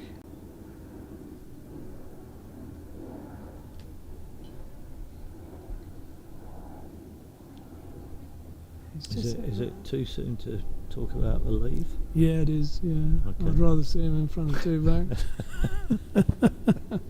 That was. He just knocked that a bit too far, didn't he? He had a beautiful rush on it, but it's those This- I sideways think approaches are this- very difficult. This hoop has some sort of force field around Yeah, it. he doesn't like it. It is a bit of an angle. Well, Jamie found it, didn't he? And, Yeah, and we've yeah, seen yeah. other people fail it from Yeah. various sides. Yeah, well, And hoop one. I'm for giving it a good.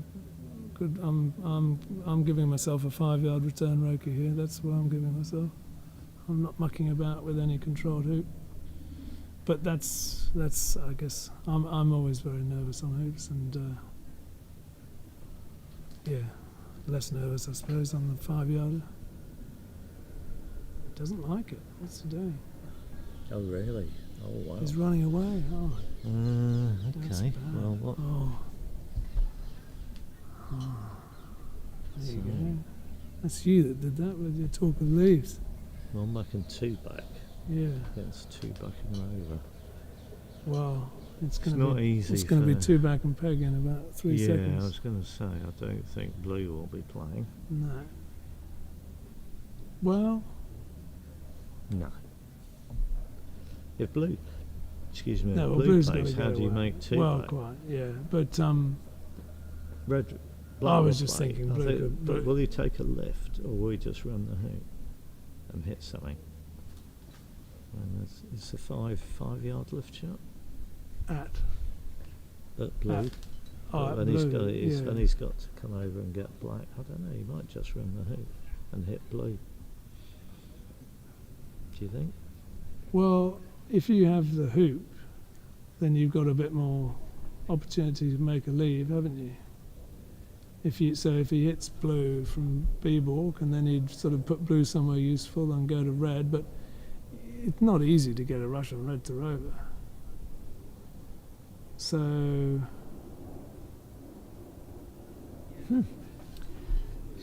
Yeah, well, it's worrying that he's standing there, because that suggests he's thinking about lifting blue. so blue could And play try and hit hit red. black. Well, he's you'd looking hit- at black. though. he is looking at black. Right, and look, hitting red doesn't give you much. I mean, because you've then got to find something to rush to 2 back, as you say. So, Uh-oh. look, I'm taking the point. I think Uh-oh, here we I'm go. just, yeah. No. Just. I'm surprised by that. I'm very surprised by that. Well, he is a good shot. Yeah, but once you've hit black, Oh. he's hitting Oh, red. he's yeah, going for yeah, red. Yeah, that makes more sense. to Okay. me. But even so, he's just going to roll off. He's just going to roll off 2 back from where black is. I think he's going to peel black and just roll off 2 back. That's the answer. Yeah. Or he's going to miss red. Yeah. So on the other Which- balls, Yeah. Okay. What's happening what have there? we got? Fulford's pegging out. That's for match. And that'll be a triple, I think. Or it'll be definitely a double. Yeah, Robert's just pegged out. Trevor and Jack. Trevor's Jack is no, Trevor's just missed a lift shot. yeah, but he's I think he's 4 back. Yeah, he's 4 back and rover against Jack, who is 1 and 4 back. So Trevor's ahead in that game.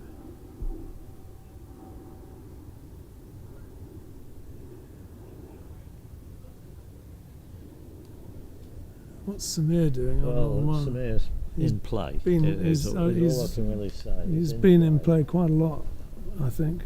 Yeah. So Stephen's shooting at partner, which is the obvious and only reasonable thing to do, I think.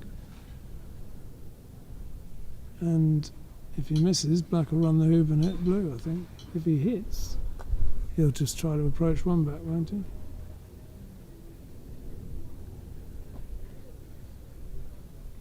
I think he might have been wired. I think that was joining up, wasn't it? I don't think Yeah, he's, but it's don't think hard he's for us missing to by say, that. isn't it? Yeah. Don't think he's missing by that much. Samir's approaching hoop 6. Yeah, with a break. So with a so all the balls in front, and no triples or anything. So it's possible that's game 2.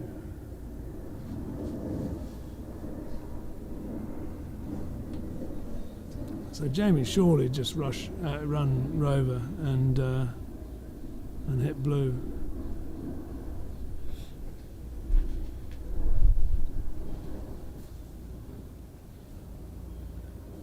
Well, no game has been reported on Croquet scores for Samir and Stephen Pearce, so they've been going a long time though, if that's just a break round to the peg.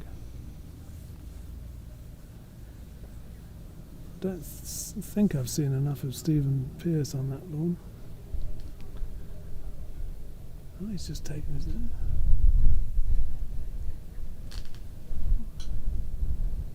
Oh, yeah, he did have a little bit.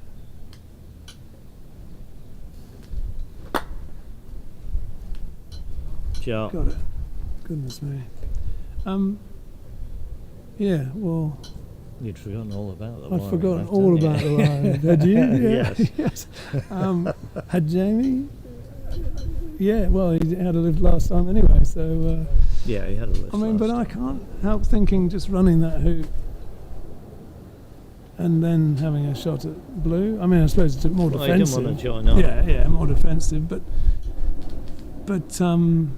yeah, I'd quite like to, but I suppose he just figures he can do that peel anyway. If he's got from 2 back to Rover, he'll have the balls by then, won't he? So the Rover sort of makes it harder for Stephen to peg him out still as well. It's gone short, and he might be wide. Yeah, I think he will be wide. It's not. Don't think it's wide, but it's definitely short. He's smiling like a guilty man who's just got lucky. Yeah.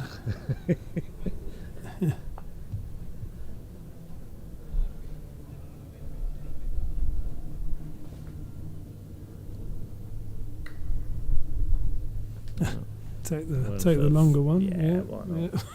Yeah. I'd have been going for red there. Maybe he couldn't get to red. Oh no, well, I'm sure if he could get to yellow, he could get to red.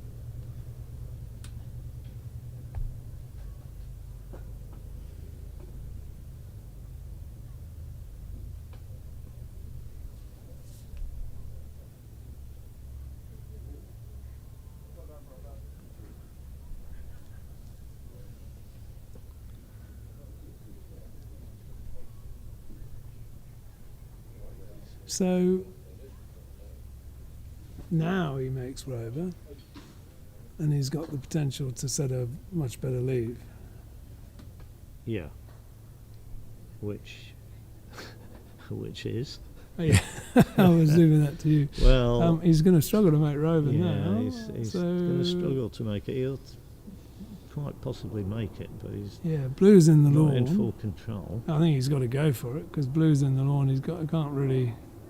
Well, No, for, he'll for be Jamie, going the for it, I can boundaries. assure you Oh he'll be yeah, going yeah. for Oh, it. that's right. Yeah, He so might have a 6 foot hoop, but he'll be Yeah. going for it. he'll.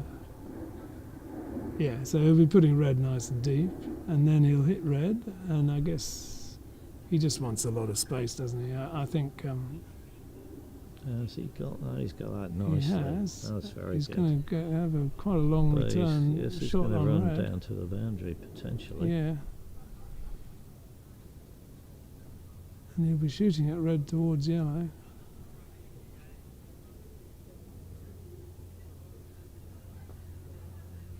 Okay, not Yeah. all the way to the boundary. No, Now what do you that's- do? Oh, aye. Black at red is pointing in the Yeah, general you shoot direction at of blue. yellow.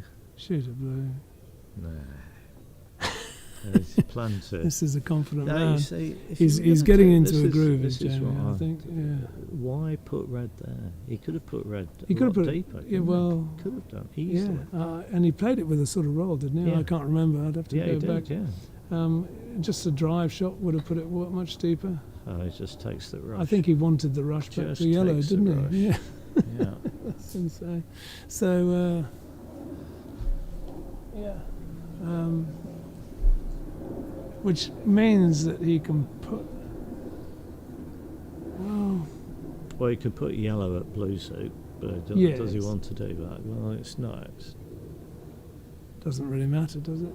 yeah, put That's. red. I mean, the key is that's red at red soup and yellow at yellow soup. So, and then blue and black will be halfway up on the eastern boundary. So everything's a sort of 25+ yard shot.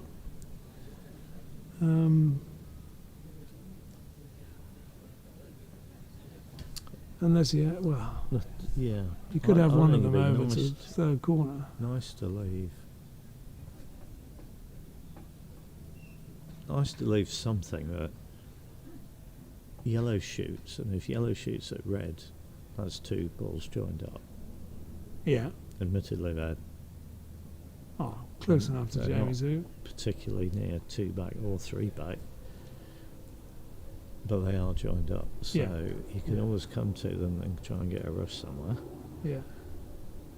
And Blue's going to have a rush into the lawn. And Blue is going to have a rush to 2 back, I suspect. Yeah, so yellow will be at 2 back, and blue and black will be up here level with, he's going to get a rush on blue, although the hoop's slightly in the way, but he's going to get a rush on blue up towards the 3rd corner, and he can potentially leave a rush to red that's wide. No, he's going to go... I'd like. I'd want them up here, because yellow's going You to want play. them up here? Well, yellow's going to play. If you and get, it's you a get longer them shot. wide from yellow, though, Well, doesn't matter. Does all right, if you can get him wide from yellow, which he maybe can. Oh, that's what he's looking at now. Yeah, okay. So it's a sort of thin wire through, but it's looking at the camera actually. Yeah, that's definitely. It's got to be on, doesn't it? Yeah. It's on. That's why he's tapped it 6 inches out. So they're definitely wide already. So, but where does the rush point then? Oh, I think I'd point the rush to 2 back, but it'd be a pretty dolly rush. Yeah, and then you're making 2 back and rushing Well, even to 4 back, you and then could- taking off to You his could 2 be balls. rushing up the lawn, Yeah. ball to 4 back, go to Yeah. them and Yeah, try and get a dolly rush to yeah, 3 back. yeah. And if you make 2 back with a rush to 3 back, then take that. Yeah. And other clip on peg. So Stephen, it's a good leave. It's a good enough leave that you have to hit. You've got to shoot at something. Assuming those are wide, it can't be yellow at red and black and blue. So, and I think it's almost shortest shot sort of time. And so I think it's got to be yellow at red, hasn't it?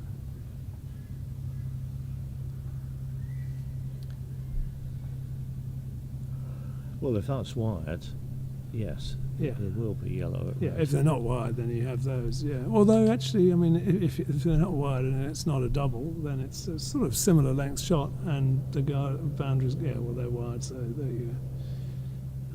Okay. This And would be a if good he's one to fair- hit. Yeah, it would be quite a good one to hit.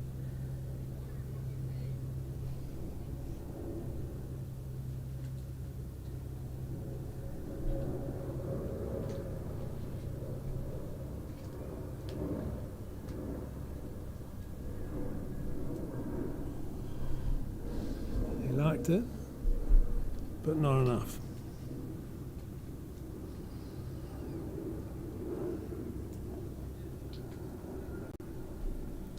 So here's what we were talking about before: the sort of make 2 back, and then you're going to be making 3 back off one of those balls, which is going to require a big rush.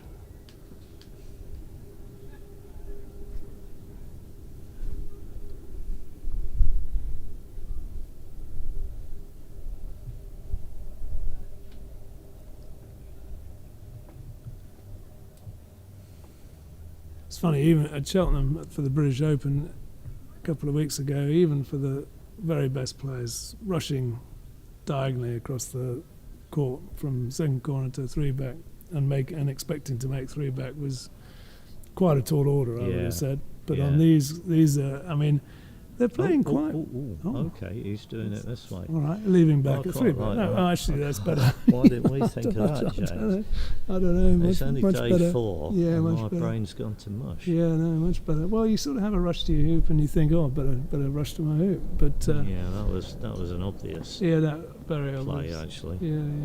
Well, yeah. I mean, I That's knew it was racing, good. that Oh, is hello, racing. that's gone.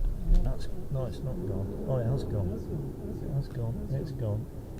Yeah. Wow. It shouldn't have gone. No, it should not. But that's the dangerous. That is that's the dangerous that's the- corner. Yeah. Yeah. Yeah. That's. So, gosh, right. We've got to recalibrate now. So red, yellow can't really. No. Well, it could, but it could get a rush to black, couldn't it? I And think then yellow can rush- play. I think yellow can play, and you It could carry get a on and rush. do the peg out.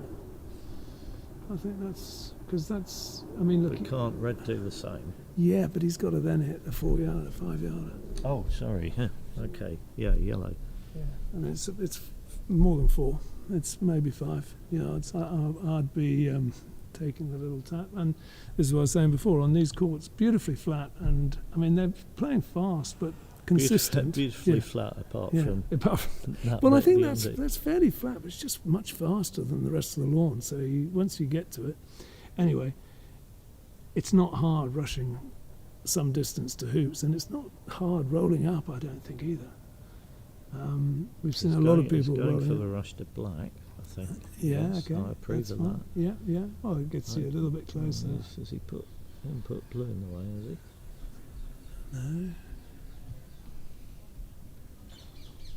No. No. So Where's that going? Oh, that's that's neither not one going, thing nor that's- the other a bit. Well, you see, I think that you're still backing yourself to get in front of 2 back here, although he recently failed from 3 foot. But they're they're a consistent pace. So once you've got the pace, I think that we've seen a lot of people just rolling in from anywhere. and he's nailed it. Yeah, lovely. But he's not going to get a actually gone on a few inches. particularly Isn't it? useful rush. I don't think he needs one really. He'll get a rush. He might get a rush back to blue. See where it goes. Yeah, might do. He might get a Well, Roki. good news is he's not Yeah. conceding a lift by doing that, just No. in case he misses red. Well, and I think he's got a shot on red. Is the next bit of good news.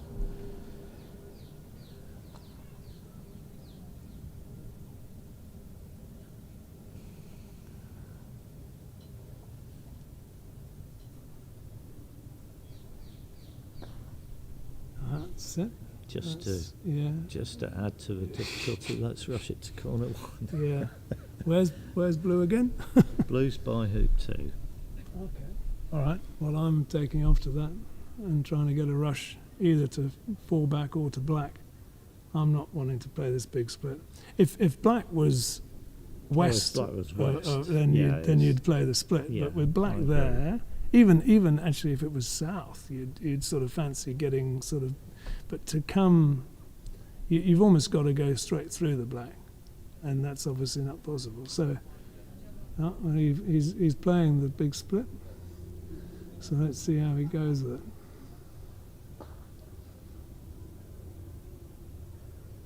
He's short. Is it? It's rolling on. It's They're not rolling bad, on. though. That's a No, great it's- shot. yeah, I'm it's calling pretty that a good. great shot. Yeah. He can cut that a little bit, and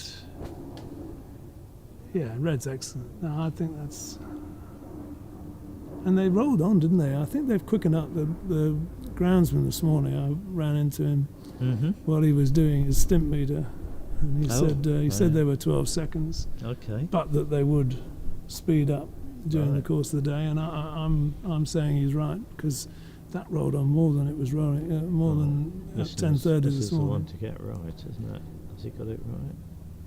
Yeah, it's just held up, hasn't it? That's pretty good. No, that's good. He can go quite firmly as well. Did you say he's one of the good hoop runners in your team? Yes, I will say that after he's done that. Yeah. He's got a when he's. Oh dear. Right, Samir's Yeah. just put a clip on the peg, Right.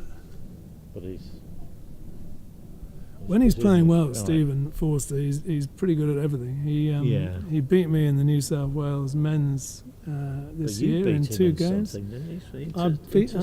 Well interstate done. or- I'm very pleased you remember. Yeah, I do my research. Yeah, well done. Tom. Yeah, I did. I beat him 26 zip Mhm. in the interstate on the 9th turn. 9-12-5. I was. You actually couldn't wipe the smile off my face for about a week. Yeah, it was one of those things because he's a bit of one of these icons of Australian croquet, and that was a key day for New South Wales because we won the interstate. Oh right. So Yeah, and we won it 11-10, so everyone's win was important. Well done. That's it. He's got it. So yeah, everyone's wins are important, including that one. Although we did have the hoops. but partly because you know, of some convincing wins, shall we say. So anyway, it was. I was obviously not expecting that. I'd just lost to Greg Hill, who's Victoria's number 1. I was playing Stephen as Victoria's number 2. So Greg got me, and then I thought, oh God, you know, it's one of those days. Even if we do win it, I won't have won anything because I'd lost my doubles in the morning. But then I managed to, and that was a week after he had won the New South Wales men's, beating Ian de Merg in the final 3-1 with a beautiful delayed triple in the final game. So he was playing pretty well. I've got some interesting news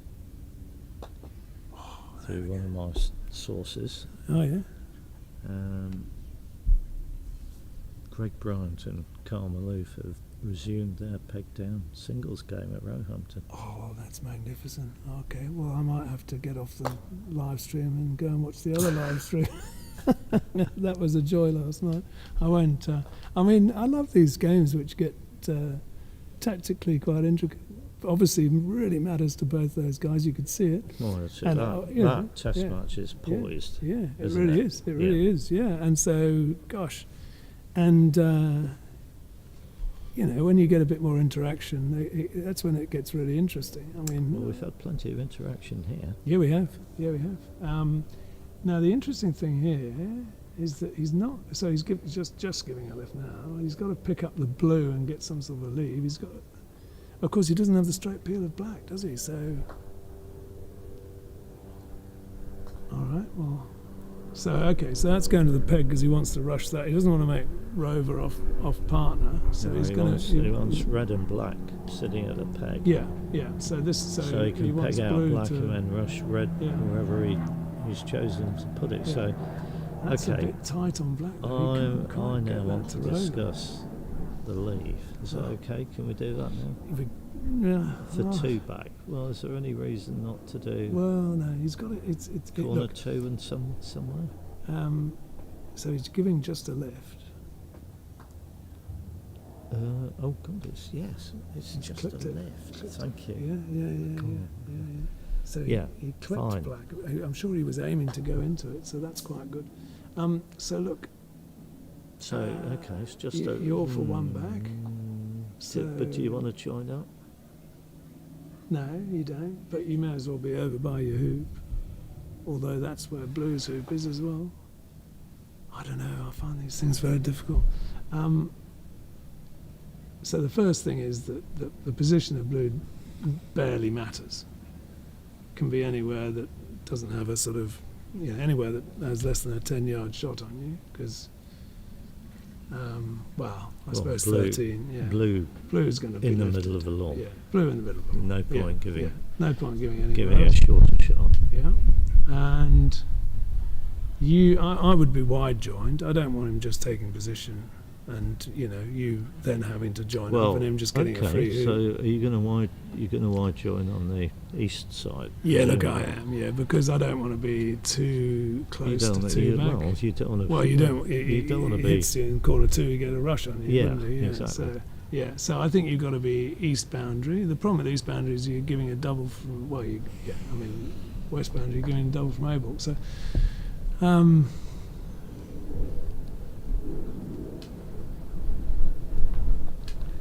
Can you have a ball maybe a yard along the south boundary out of the 4th corner and then a ball 10 yards north of corner 4 so that there's no double? But then it's the 12-yard shot from A-ball. So, and actually then if he hits the ball halfway up the east boundary, it makes it easier to get the rush.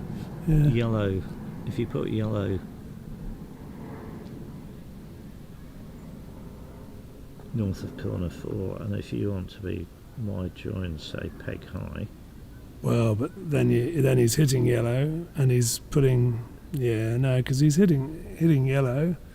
But if he misses, I'm not yellow, sure the viewers can see your pretty well, pictures, but well, they will do if the guys in the booth choose to put the screen up. So what Keith's envisaging is yellow in corner 2, red halfway out the west Sorry, boundary. yellow in corner 4. oh, it's corner 4. I've got this all upside down. Yellow in corner 4. Yeah. We're on. Yeah. No, the reason I don't like that is This it's is not Hurlingham orientation. This is. no. It's a sort of it's a double from B-ball is the thing, but they're wide enough apart. This is Blue's hoop. Yeah. They're ignoring me at the moment. Yeah, you got to do something, haven't you? I mean, if he misses red, then he's going to the danger ball. So, oh no, red's the danger ball. So you'd have them the other way round at least.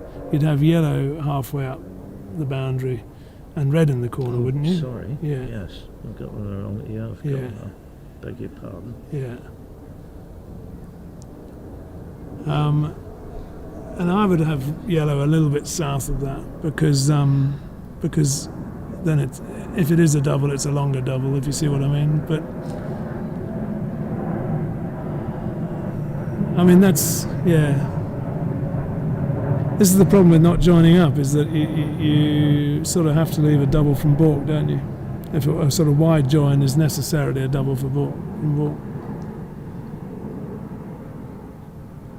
So he's got the peg out, and he's getting ready to send. The I other think thing he's you going to could split do- up. I think the he's other going to thing you put could red do- in the corner. Right, well, you yeah. can put red Yeah, there. I like this actually. And then he's going to go into corner 4 with yellow, and he's going to say Why to not leave Jamie. yellow? He's going there? to say to Jamie, well, okay, there, yeah. So But he's- you've got one long shot, you've Yeah, got a short yeah, shot, but you're yeah. likely to give a rush away. Yeah. But I think what you're saying to Jamie is if you want to take position, go ahead. You can have that hoop. But then No. I'm joining up by Then my I'm hoop. joining up. Yeah, by my hoop.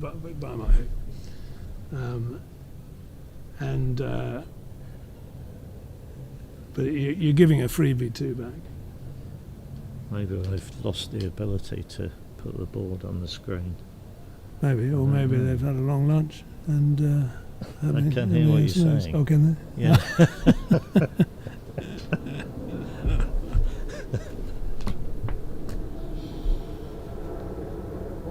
Well, that's actually gone in the corner. Yeah, it has, Oh, and it sure. nearly did more. I mean, that was either Greg Bryant or Carl Maloof went off in that corner, and then Greg put a ball off that boundary last night, didn't he?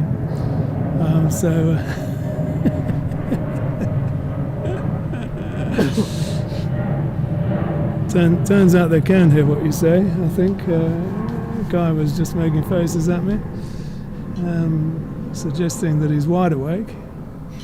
We're still not getting the board up though. Oh, Anyway, so he's split up on the east boundary, which oh. I'm scared about that. But I suppose what it does That mean, is asking for trouble. it is a bit. Yeah, if Jamie misses it though, then red could well have a rush up to yellow, but I do feel as though it is asking for trouble a bit. Well, I suppose it's not a desperately. I mean, you could if blue misses red without giving red a rush. Well, hold on. Let's first of all Blue's imagine got a that blue hits red, right? 13-yard shot, and he can dig red into the middle of the lawn, get a rush on yellow to 2 back.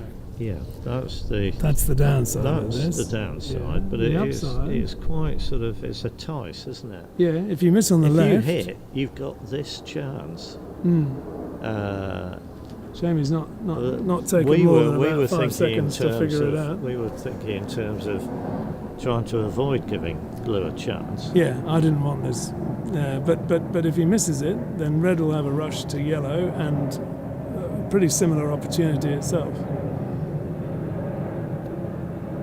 Well, red may not have a rush to yellow. I Well, think red's in the only if corner. it's a 50-50, isn't it? If he misses on the left, it But probably will. even if it doesn't, you could just send blue to 2 back and try and get a rush on yellow, or just go to it.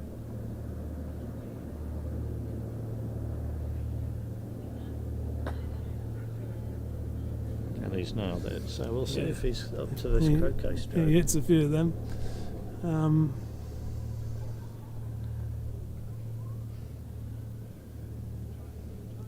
Yeah, I mean, it's a difficult shot. Depends on how much he wants to get red out. I think he'll try and get red out because you want Oh, it's a you much want, easier finish. Yeah, if yeah. you get Otherwise, red you're out. 2 ball And, breaking. Yeah. If you've got the single ball, aren't you? Yeah, Sort of, yeah. you're not going to get very far if you don't suddenly become Well, a bit aggressive. And look, I think that you're a decent chance of rolling off 2-back from even where yellow is if you don't get a rush. So I think he'll do that. He'll play a stop shot. He'll Let's see try how to he get goes some on. sort of rush. He should get. He'll hopefully stay north of that without going off. He's come in the lawn a bit, hasn't Yeah, it's not much of a rush. he? No. It was a bit safe, Yeah. Which which is fine. Is He could still cut understandable, this. yeah. Cut this a bit. not very much. Okay, No. well, he's one good roll. gonna scoop it off, and yeah, I've seen enough of these this week. Go in front.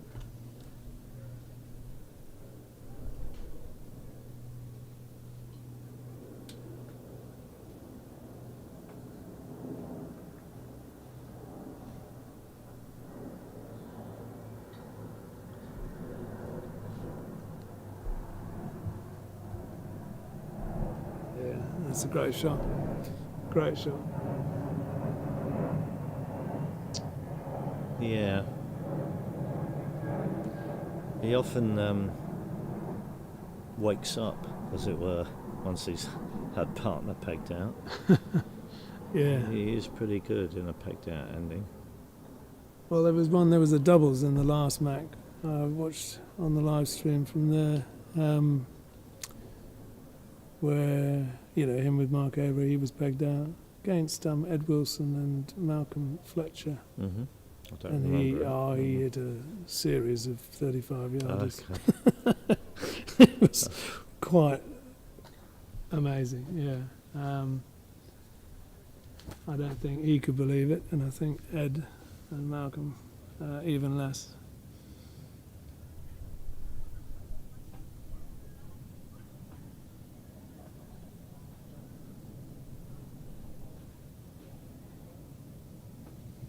It is warming up. I'm gonna It have is to, I'm gonna warming have up. to take my top off. Well, you show off your Australian team shirt. Yeah, yeah. That has gone. It's almost. It is off. It is. It is off. Oh my lord! Well, that is. Who would have thought after such a stunning approach, you think he would have the pace of the lawn, and out of nowhere.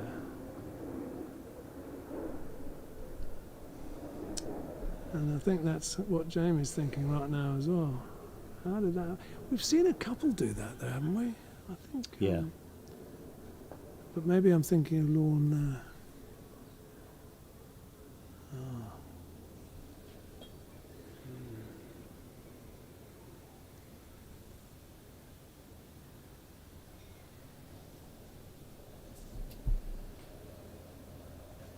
So, Reds, Well, Red's got a Roquet. yeah. And I don't think you're trying to rush that and approach. Well, you could cut it, you could tap it. And then you're coming down here. Well, you probably tap it and you can move it east to make the shot a lot longer, because you're going to end up in corner 2, aren't you? So you tap it and do a split. Yeah, It's not down to yellow. not easy. Not easy, no. But I think you are going to end up in corner 2. Yeah. If you well, it's the first Roquets are all right. Yeah. The second one I'm a bit nervous about. Well, yes, and also I'm nervous about going off here, because we've just seen it does seem to race. It's a bit darker, isn't it, around this corner? Maybe a little bit quicker, but that doesn't explain yellow going off there, because that's a good 8 yards or so. Too far, isn't it? He got a nice-ish rush on Red to 3-back, so he's just got the ratio wrong there, hasn't he? Yeah, blue didn't really quite go far enough, and yellow obviously went far too far. Yeah.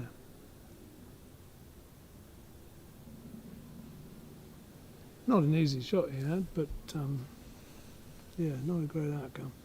So I think you got to move. If you're going to be laying up in corner 2, you've got to be moving blue this way. The alternative is just to rush blue off the lawn and lay up for the time being in corner 3. but that's That's ahead of. That's a yeah. free shot. It's a free shot, and it's Free shot ahead from of it's Blue. ahead of Blue's break. And yeah, it's yeah. great to hit. It's and, great, and yeah. it's Oh, not well, that great for There you red go. if he misses. So you've so answered my train of thought. Yeah, no, I think. He has rushed it out there though. that doesn't mean that it's not coming back to the east No, side. it doesn't. But it makes the shot a lot harder. If you were I going to be don't coming know, back over because here. he's got to wherever he rushed that. Well, he could have there's going to be tapped it. furniture in the way. Well, there's still Yeah, furniture. I in don't the way. mind the furniture in the way because you only got to hit yellow. I'd rather be doing it from 20 yards away than. This is 35. okay. This is good. That's great. It's a great shot. Yeah, this is fine. Unless he puts blue in front of three back, no, that's fine. Yeah. So now he's going Going to hit yellow to hit and yellow, just roll over. and yeah. basically do what I was talking about before, which is sort of give him this 30-yarder and say, well, if you hit this, you can have your three-ball break. If you miss it, I will. I'll have to be quiet for a second.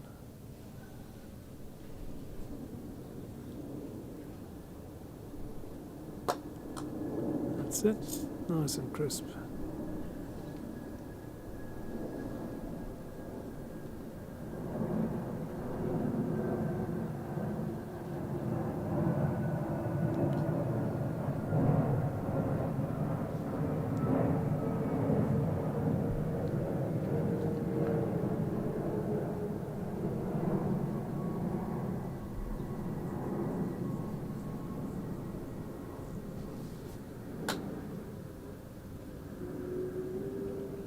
That's nice, I think.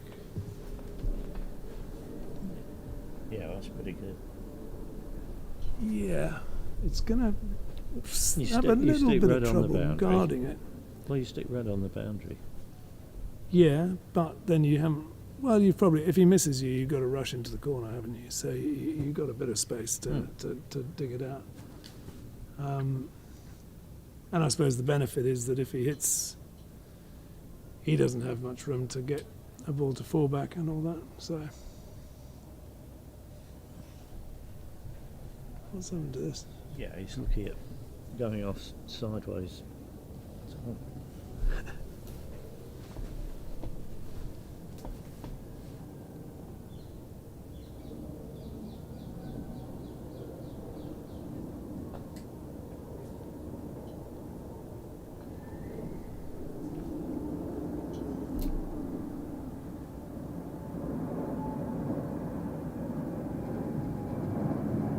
So here's the big shot. Jamie doesn't have to take this.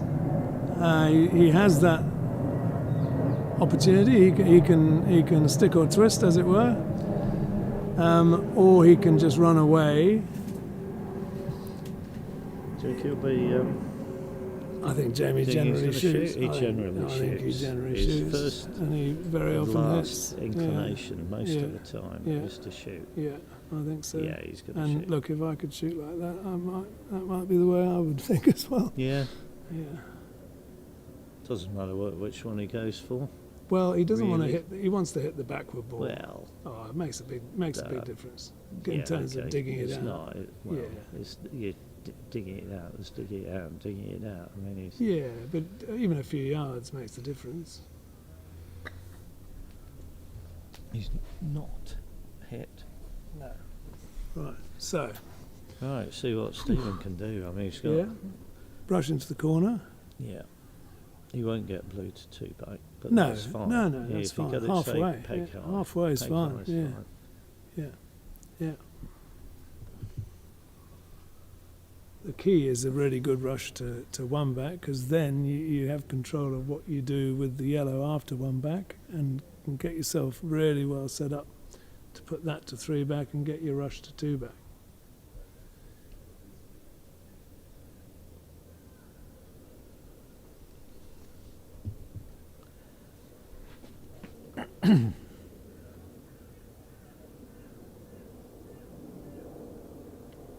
The Stephen's mindset here should be right.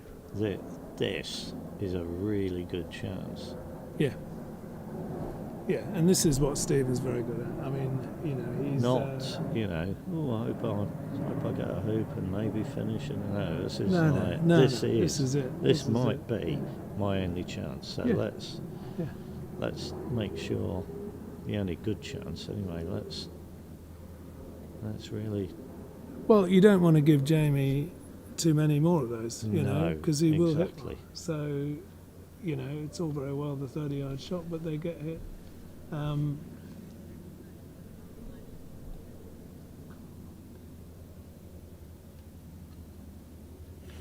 It's come a bit far. I think he tried to be possibly a bit greedy with blue. Yeah, I don't think he needed to be. No, I don't personally. think so. I would have preferred a better rush to. But that's maybe what he was going for. I mean, it's hard to know. But so a good approach here. Yeah, this is. Has he got it? Looks Has he pretty got it? good. Has he Looks got pretty it? good. Yeah, It's a bit long and a bit Yeah, angled. it is a bit long and a bit angled. Smoothly through. With blue where it is, you don't really need that forward rush. Oh, There he's we go. nailed that. Nice, that's a beautiful hoop shot. Okay, So you asked me about how good he was running hoops. Well, I'm now prepared to say he's looking a bit pretty better good, now. yeah, He's looking pretty a bit good. better, hasn't Yeah. he? Anyway, so one good croquet shot. Yeah, or a good roll up. Yeah. So yeah, one good croquet shot out of It's the either next this two one croquet shots. Yeah. or the next one. Yeah.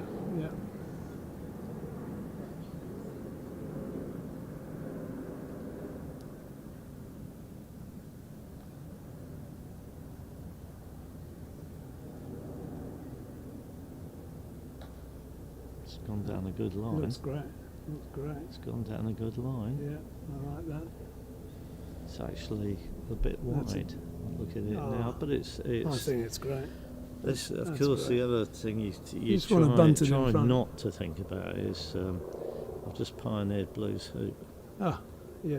Well, and forget I've about now that. He's hit nicked the wrong that side. on the of wrong that, side yeah. of that.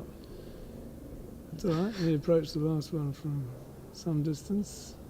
I've just pioneered Blue's Yeah, hoop. and he Why is did, giving why a did you lift. hit that side, Stephen? I think he's probably wondering that himself. Well, which that's what is- I'm doing the yeah. internal dialogue. Yeah. Right. That Make looks sure good. you're close. That looks good. Make sure He you're is close. He's Keep- beautiful. That's one where you. Angle.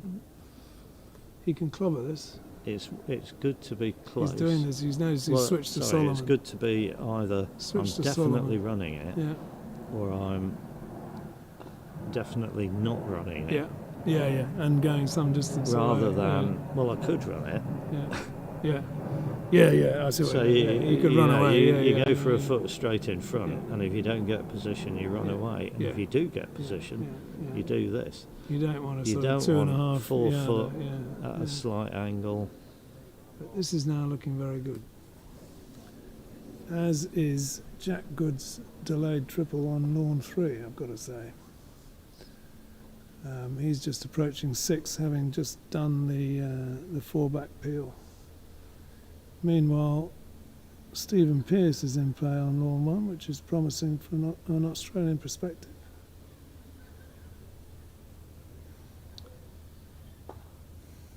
So that's a great That's a shot. good shot. Yeah. In fact, that is 10 That's- out of 10. Yeah.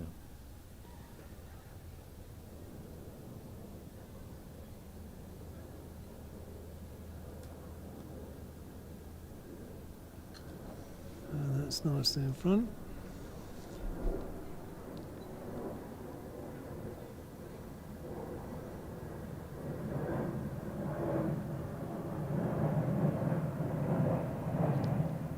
Yeah. Wouldn't mind a forward Should rush. get a here. forward Yeah, rush. Wouldn't mind it. Yeah, he wouldn't mind it, would he? No, but at the same time, Sit, because sit, Blue's sit, so sit, good, sit, a roll yeah. up is fine. Yeah. But he's got Well, it. Yeah, it's yeah. fine, but not ideal. Yeah.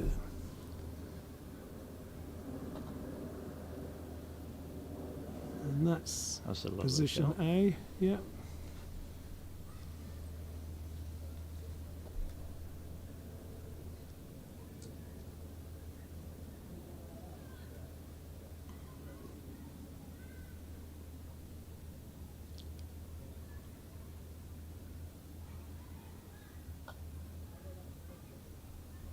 vowels are back. What's that? Earlier, Oh, when, yeah. when Aston was here, we had things like PG and PN, and Oh, okay. we'd have had BX. Yeah, okay. But the Yeah. vowels are back. Yeah, right. I'm pleased. Yeah, me too. Yeah.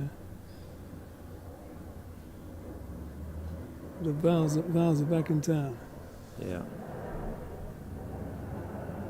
Jack's unhappy about something on lawn 3, but he's unhappy about even shots of complete perfection. Yeah. You've noticed Yeah, that, have you? yeah, which is great.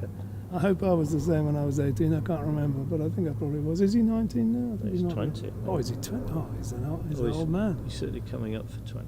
I was already declining by this point.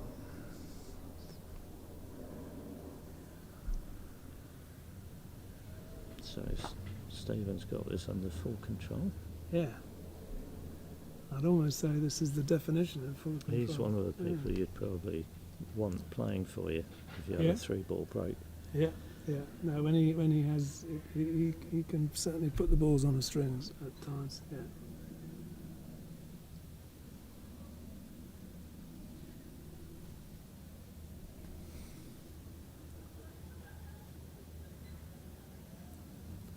Saying that, blue is a foot or two short.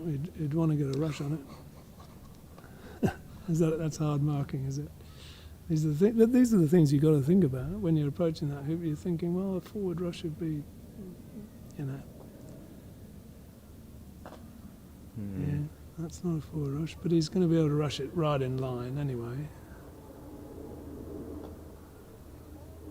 And then Take off or roll. I think take off. You can peg out from there. No, well, he wants to roll. I'd say take off from there because that's fine to... Depends how confident you are with your rolls. He's going to peg it out now. Okay, that's a bit early, but arguably a little bit close to the peg there, you see. You could rush it onto the peg, or you could sort of wire yourself, or...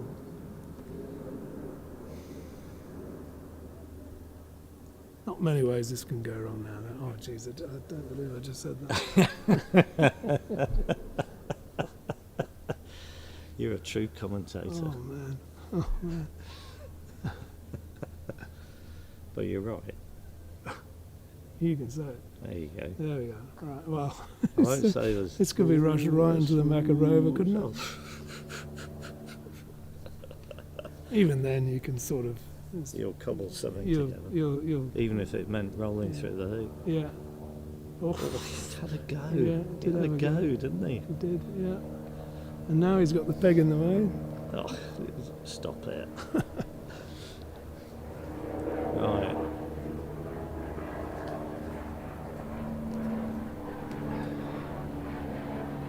No, all right, I'm prepared. I'm prepared to call this one. Yes. And it's been a I'm going to have great I'm win gonna have a by break. Stephen. There's Yeah. going to be some hoop stroking Okay. going on. What am I going to do, am I? Well, nothing, because there won't be any play. Well, Oh. unless you're going to... No, no. No, no. I probably need to have a break as well. But that's a I'll be great, back great for, win back by for Stephen. game 2. Yeah. Well done.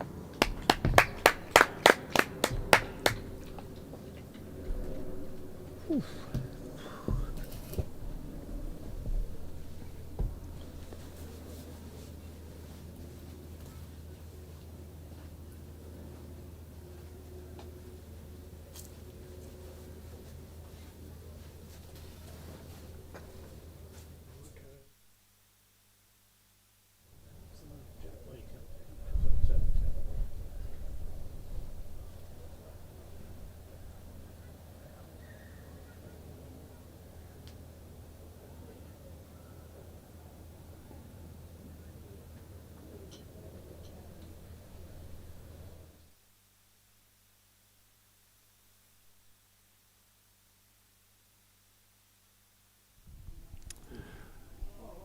So after that match, I suspect we may have a break for tea. We're just looking at the players on lawn 4 to see if they're going to start again. We'll throw the cameras onto lawn 3 in the meantime. We won't have commentary. The commentators are taking a break. And we'll get back to you and update you very soon as to what our plan is.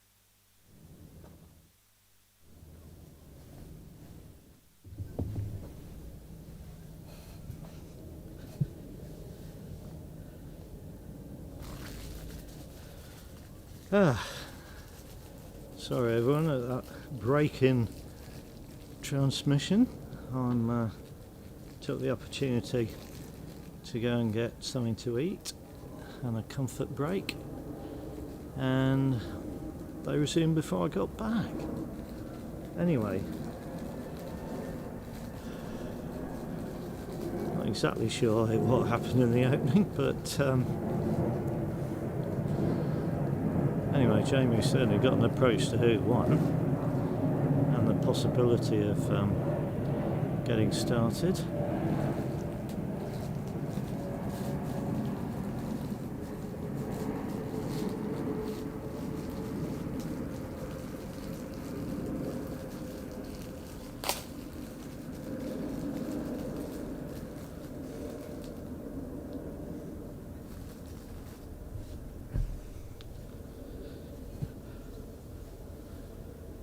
Don't think the director needs to show the audience me chomping on some sandwiches. Thanks, Stephen.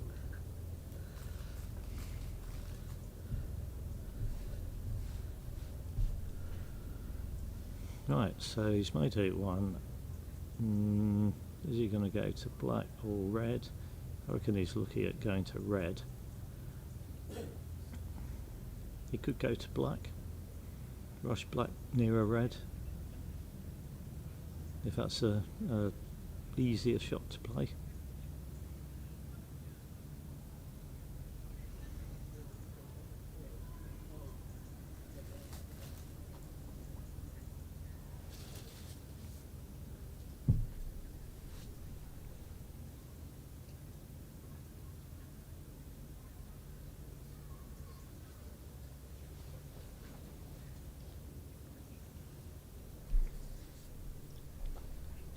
I think that's what he's decided to do, and that looks pretty good. Blue's a bit short, but he's got the rush on black to red, and he should get a tight rush on red to hoop 2.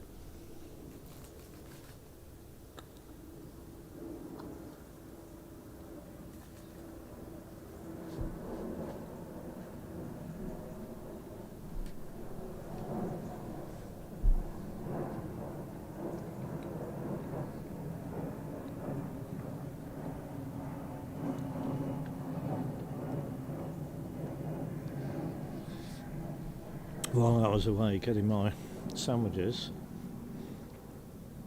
I did briefly see Aston Wade, if you remember him from earlier on today.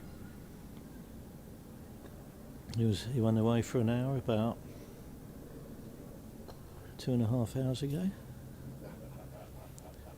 and he said he would be about another half hour, so maybe he'll come back at some point. We'll have to wait and see.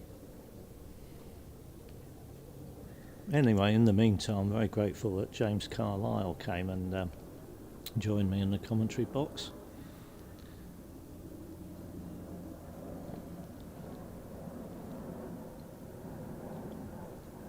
Ooh, that's that might be impossible.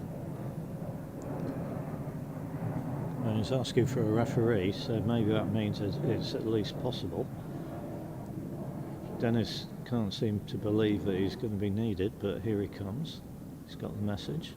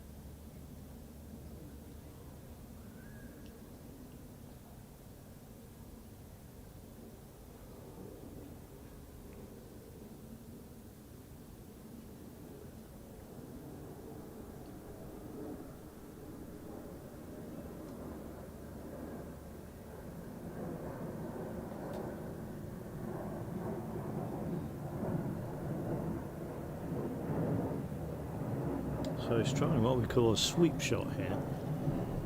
The idea is he's sort of, actually, that's interesting. He missed that on the left-hand side as he looked at it. So that suggests to me that it was certainly possible.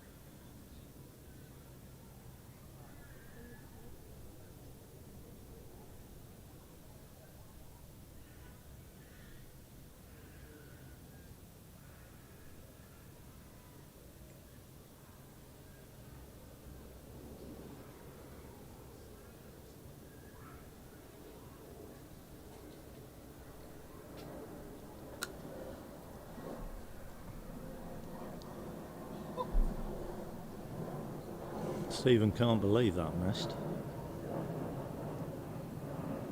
And yet, we do know that area of the lawn does hill a bit out to the south, north boundary.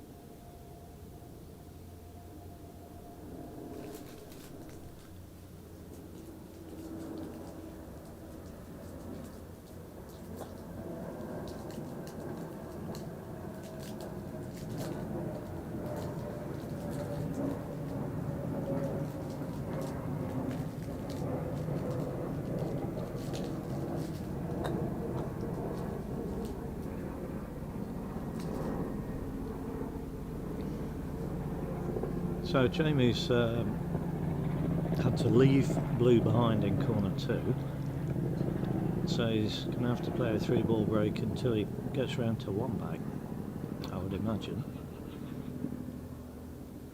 which is fine. He can still collect blue at that stage and he'll be able to make whatever leave he has in mind.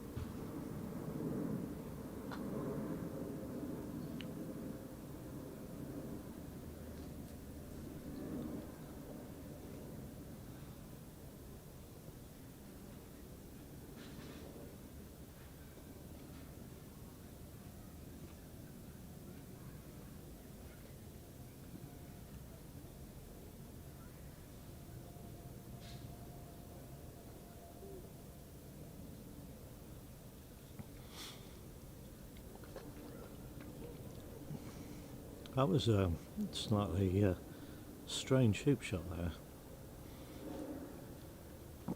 I know he was trying to get a forward rush, and he's probably got perhaps more wire than it seemed on the replay, but he didn't seem to hit that very hard. Anyway, as long as he's not too far through, I mean, Black's gone a bit to the west, but he's having to do another sweep.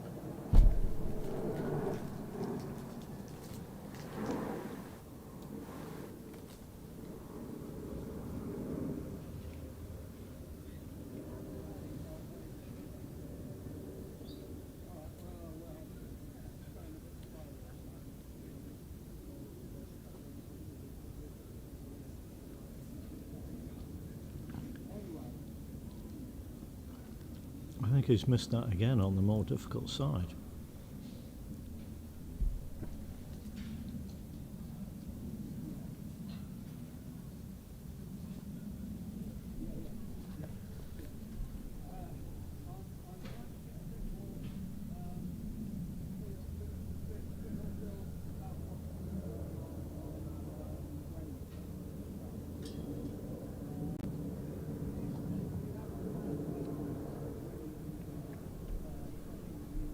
Thanks, Chris. I've just seen your comment about the openings, so that makes sense.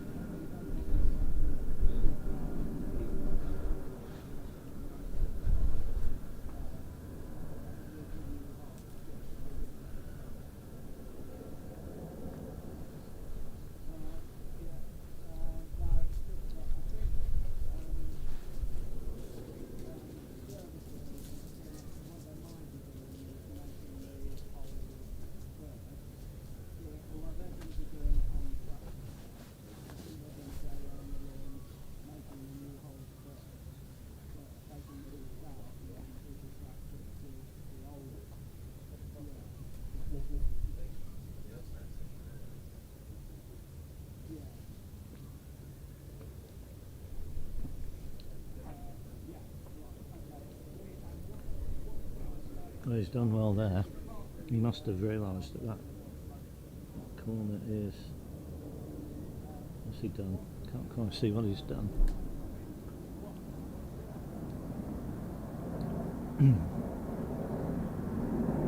Well, he didn't get a rush. I thought he'd managed to get a rush.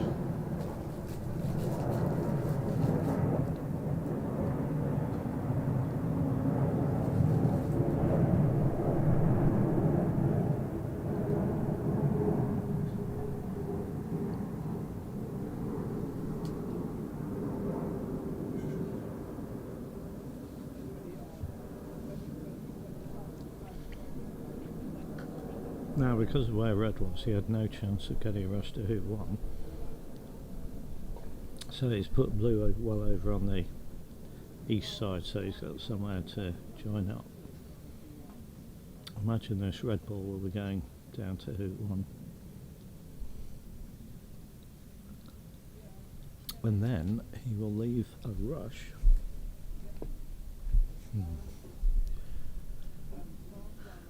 Possibly towards yellow, or just north of yellow. Oh, he's having a go at the hoop. Okay.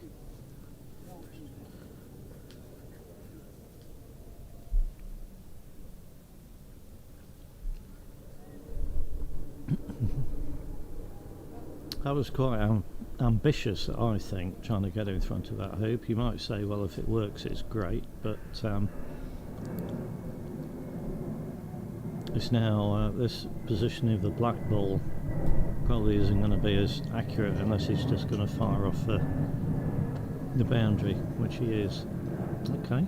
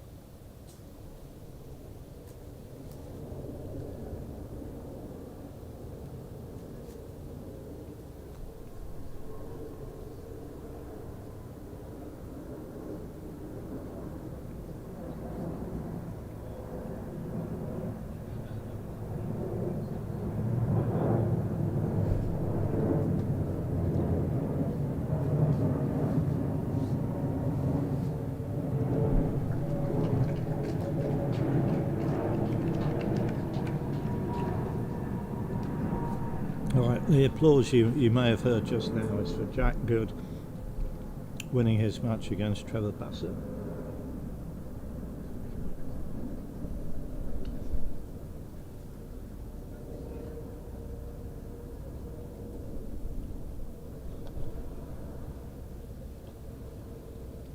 So England have won all 4 matches that have finished today, and we've just got the 2 late starts in play. I don't know what's going on Lawn 1.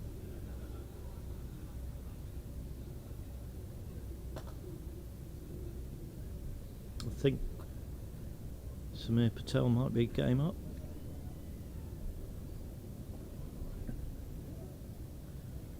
And here Stephen Forster is game up.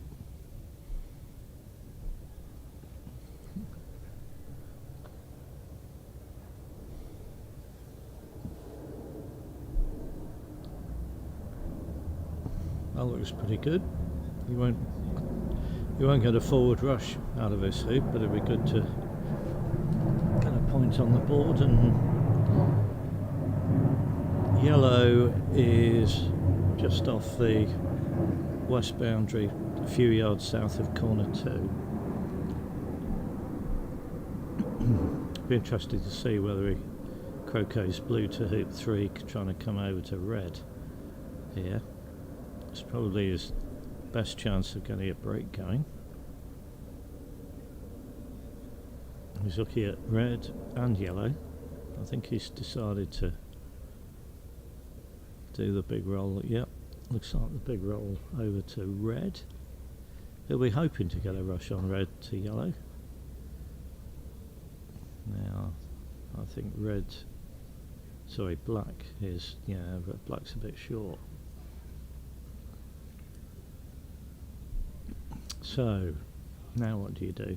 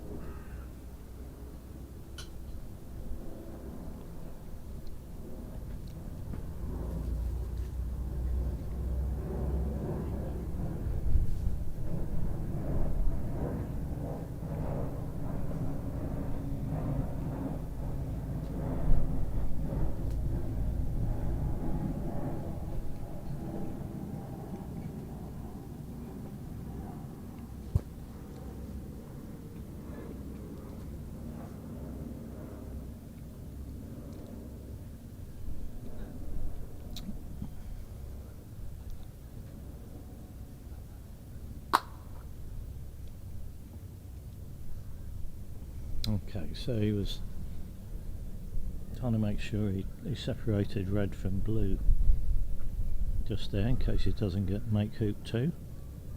But at the same time going over to yellow. He's kept black on the lawn, which is a good start.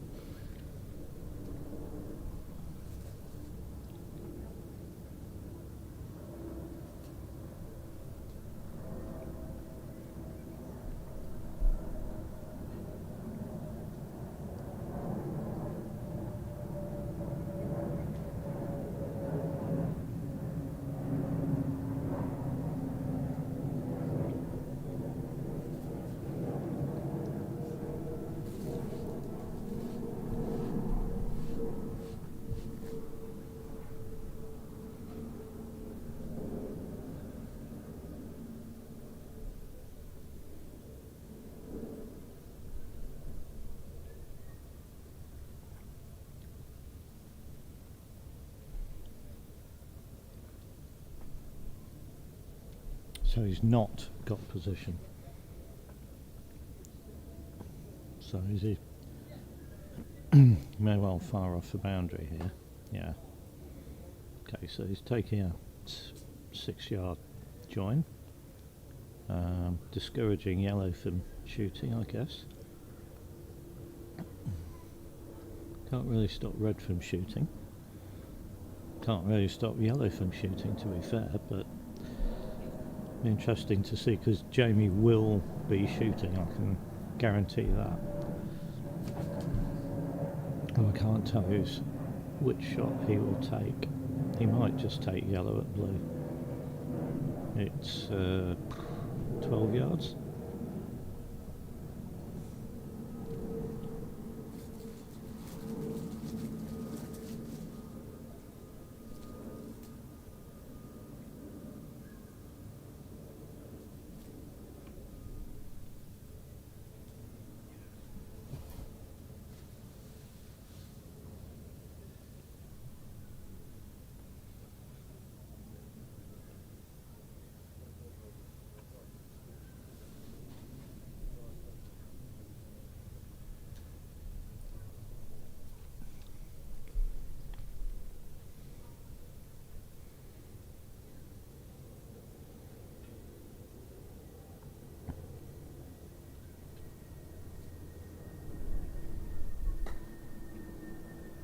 And he's missed that, so it's just not quite shooting at his best.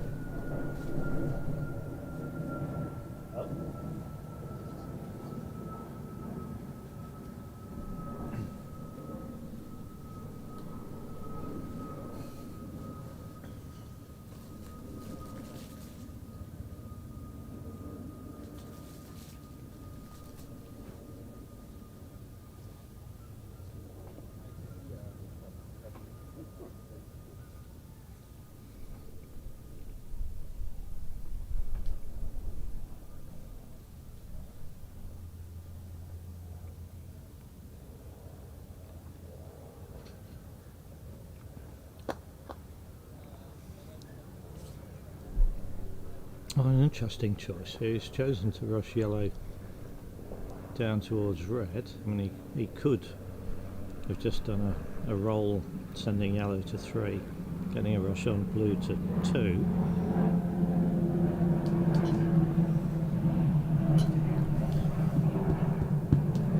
Well, greatness is in the house. I've just been joined by 6-time world champion Robert Fulford. I'm hoping he's going to absolve me from having to make any comments on tactics from now on. So, Rob, how did you get on today, first of all? I won today. I was led off a little bit off the hook in the second game, in particular, where I was. Dwayne was finishing off, and he just rushed her over, and that let me back in again in the second game. Yeah, played okay today. So good, and good. Got the wins. So have you been watching any of this match? Yeah, the bits and bobs when I would have had the chance. I really only sort of got it from the point where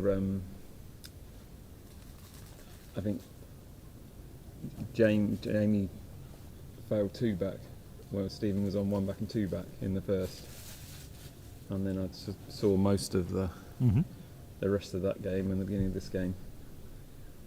And it looks like Stephen's off.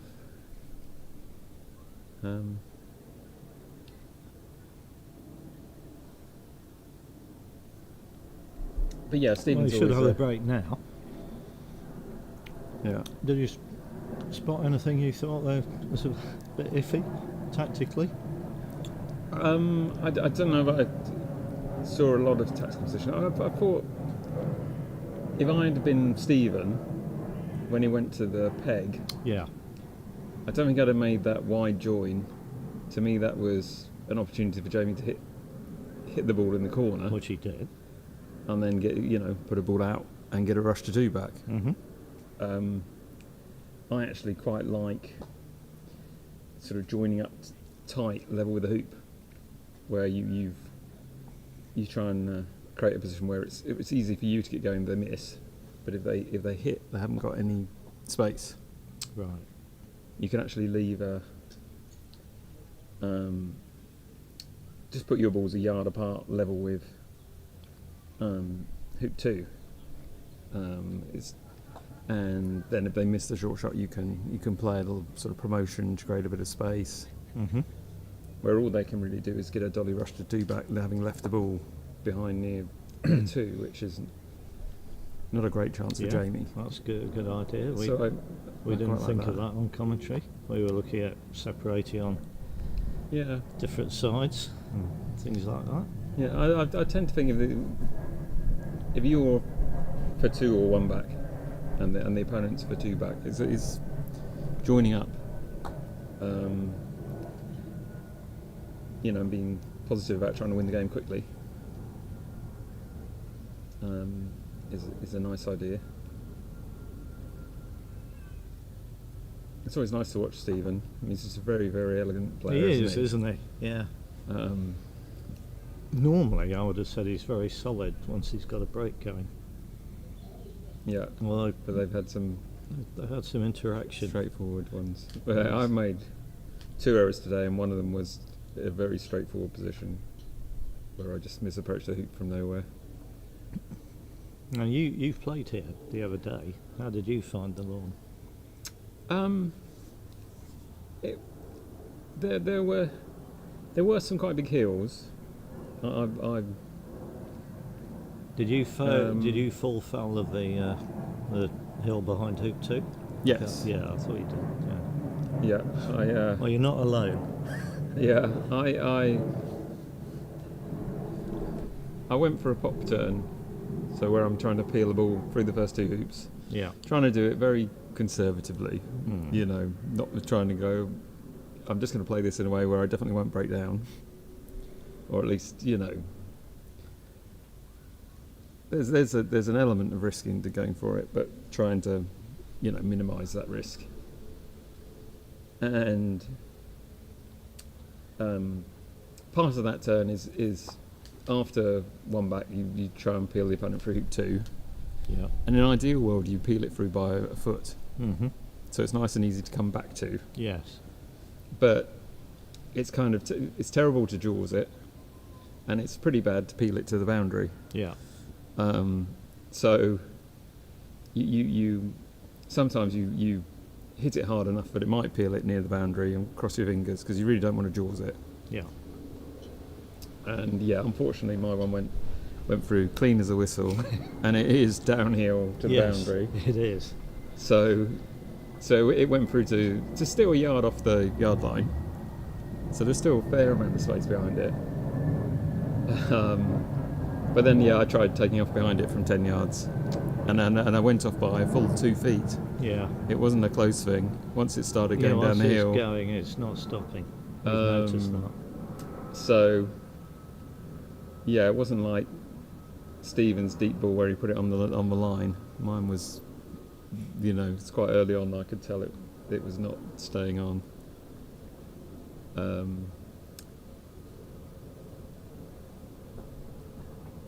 But just some of the croquet strokes moved a couple of yards where, I thought I was going to get a nice 1 yard rush in a straight direction, and instead I've got a 2 yarder pointing in the wrong direction. I remember you even went to a level of shaking your head at some point. I can't remember the situation now. Was it around 3 back? Yeah. Something had gone really badly wrong. I can't remember that one particularly, but yes, there was a lot of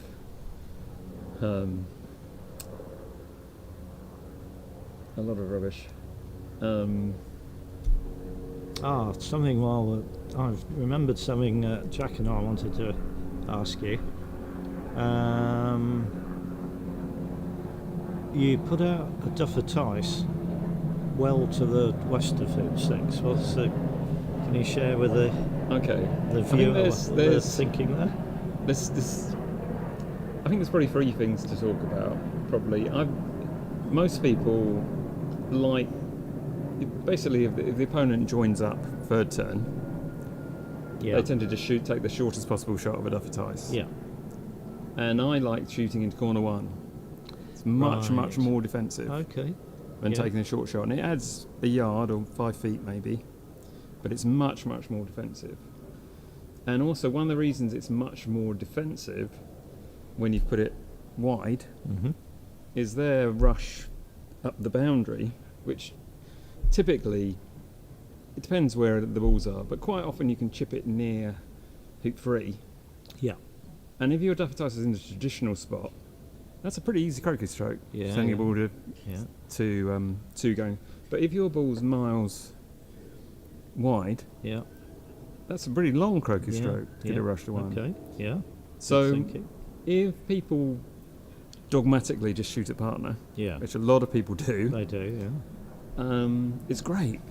You know, you've basically made their odds of going around first turn a lot lower Yeah. Right. by being miles wide. But I'd probably say Greg did the right thing. Which well, was you make. which we would was think the only thing we really spotted was if you want to shoot as the third turn, you want to shoot at that duffer, you can do it from a lot closer and still get well away from yeah. first corner. So that's probably what I think what people ought to do. Right. But I would say he probably. I still think he probably ought to shoot at more of an angle than he did, Yes. because he left me about an 8-yarder. Yeah. And yeah. I think, you know, if you can take the shot from just another, 5 foot back yourself, it becomes more like a 13-yard, and that's a big change in odds of Yeah. Yeah. hitting. First, slightly lengthening your one.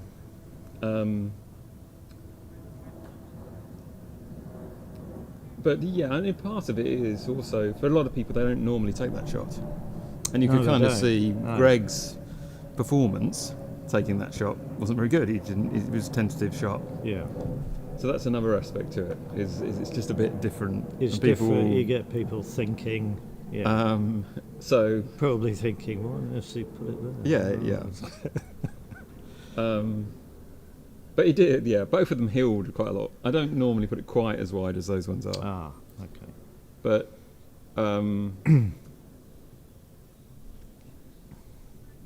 but yeah, it's primary. Basically, I used to put it on the left side, Mm-hmm. and a lot of people used to shoot down the boundary, Right. and then I had more chance if I hit it, but I'd just be able to take off and get a rush on the Okay. ball down the boundary. Yeah. And when I was a strong rusher, in particular, there was a good chance I'd rush the duffer somewhere a lot closer to that ball on the boundary. I mean, just by hitting it in the middle, I'd be closer. I'm more likely to hit it and only rush it 3 or 4 yards. Whereas, I used to rush it closer to rover, or basically if I hit it, every other time I've hit it, I'd brush it usefully Yeah. towards the the ball on the boundary. Anyway.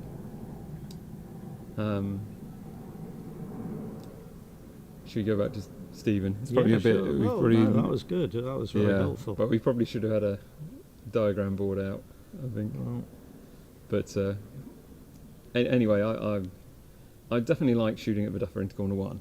right. That's probably the takeaway I would say. Yeah.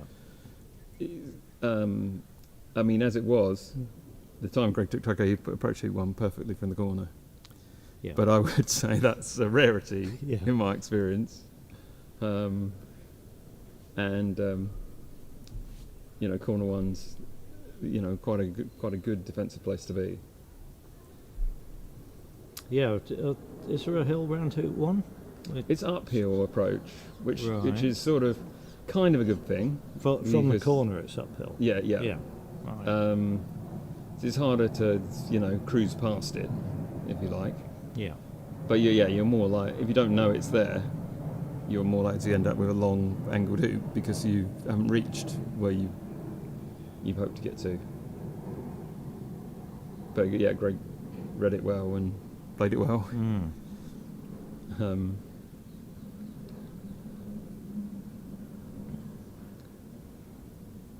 Okay. Well, we've got the. This is going to be an NSL, presumably. I'm Yeah. guessing. And it's kind of the way round is trying to encourage red to play. With Jamie on 1 and 6 is the obvious thing for Stephen to do. I imagine Jamie will just play with the yellow anyway. Although a TPO becomes more interesting if you've got clips like 1 and 6. You sort of feel like you're best off playing with 1 ball. Then a TPO becomes more interesting. And I think my own view is Stephen's not a bad player to TPO because he's, rolling up from miles away and running a 3-yard angled hoop isn't Stephen's strength. No, it's He's someone I'd quite like to TPO because that's such an important skill to have when you're down to 1 ball. yeah.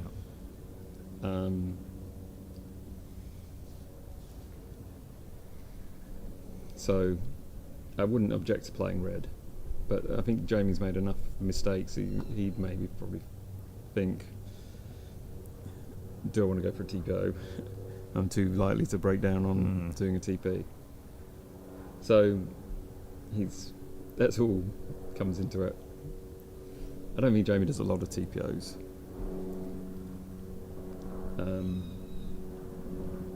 So I think he might be tempted just to play yellow.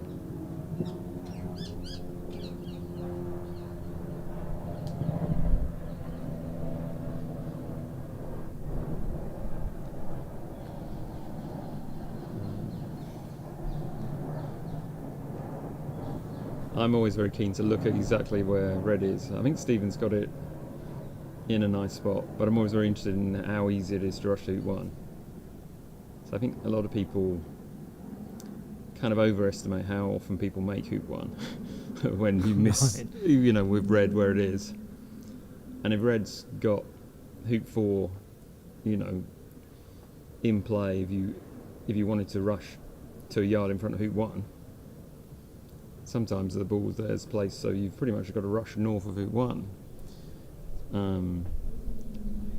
But it looks like red's, far enough north of hoop 4, but hoop 4's probably not that in play.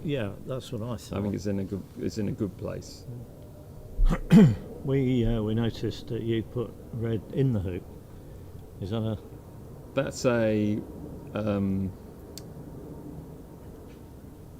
That's a defensive measure, just to try and I'm leaving myself a rush. I think I can take to somewhere where I can cannon red going to the ball in the corner. Right. Yeah. And what do you do if they take a short shot?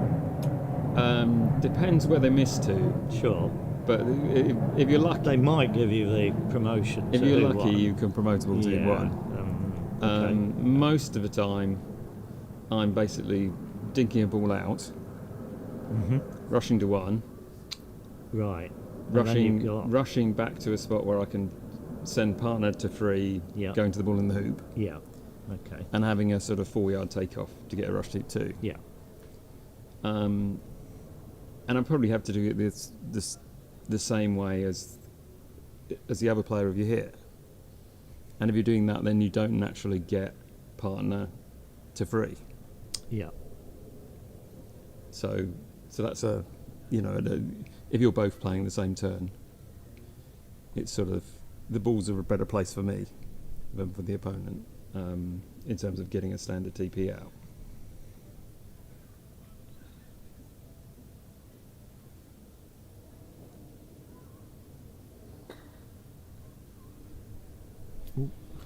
Missed a few shots now. He's got the gap.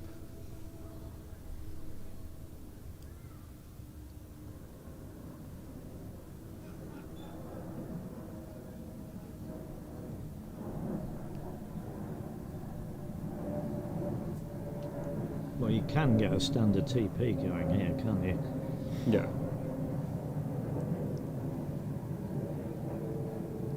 Would you rush yellow sort of up level with 2 and play a square split shot here, trying to get back to black, rush black close to red, or at least on the rush line? Yeah, I'd look at playing a big square croquet stroke. I mean, for me, that's the strength is the big square croquet strokes. I probably err on getting yellow sort of past the line of turn 3 to definitely have enough angle. Right. Yeah. So north of 3.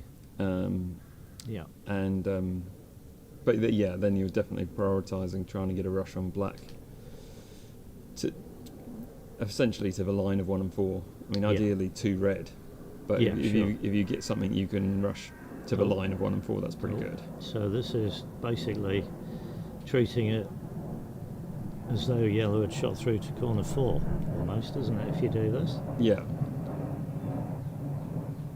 Yeah, I mean, this, you depending how good your stop shot is, you can rush this significantly short of corner 4. Yeah. And be on a better line approaching red.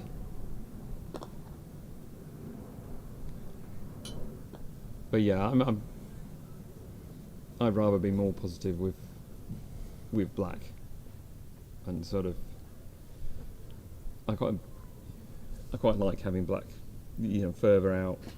Well, I mean, the more it's easier, isn't it, because you're not necessarily making one with tremendous control, are you? At this stage. If you're good at croquet strokes, or very very good at croquet strokes, and black's just another yard in. You can play a croquet stroke from hoop 1 where you're reasonably confident you won't go off and still get a rush on black towards 3. And certainly 2 more yards in, you're very safe of not going out, even playing a croquet stroke from hoop 1. So yeah, I'd be more positive with the black. I think he's brought hoop 4 into play here, maybe. Yeah. So yeah, I probably would never have rushed to corner 4 there. I'd have always compromised yellow in order to have a better rush to 1, rather than rushing all the way to corner 4. With black, I'd have put black more in the middle of the lawn, and had yellow more in the middle of the lawn, and got a better rush on the red.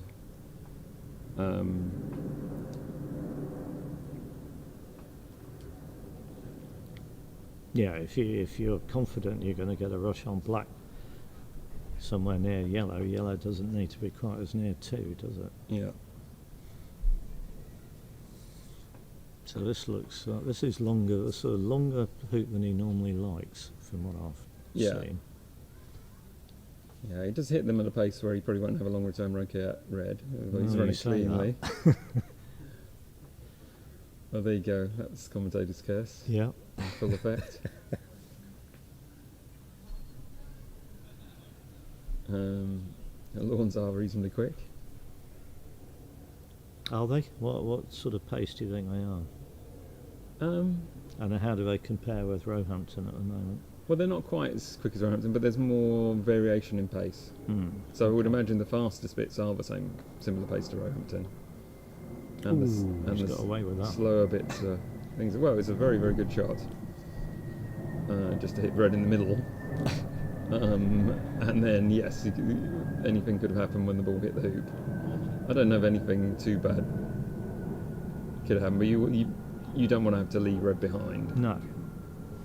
But yeah, here if you could, I mean he did want to rush to corner 4 earlier, so the further he rushed the black, the more risk there was that you didn't get a nice rush to corner 4.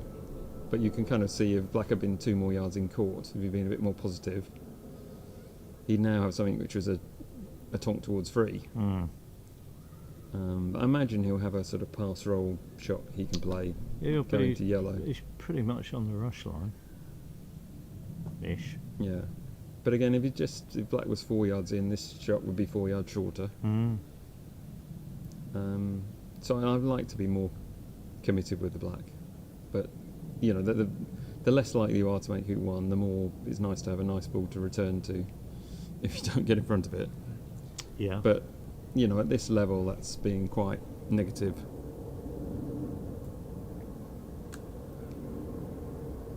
So has he got hoop 6 out of play? I think he's okay.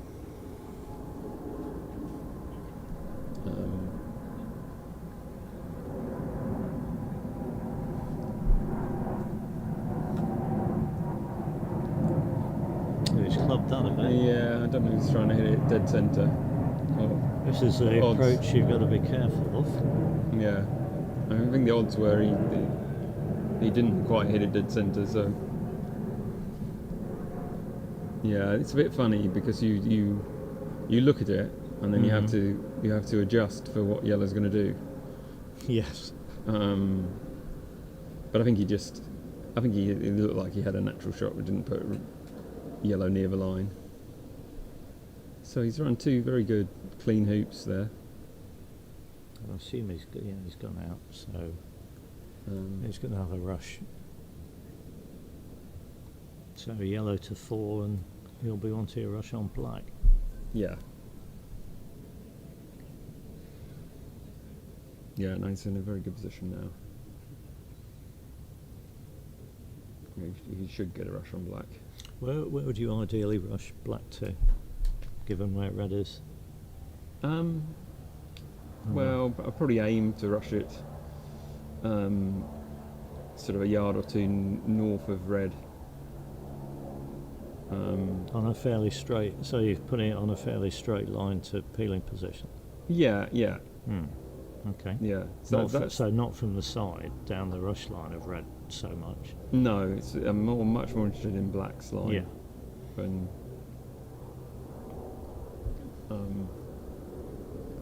so Tim hasn't done very well there. He's got a poor yellow, but he's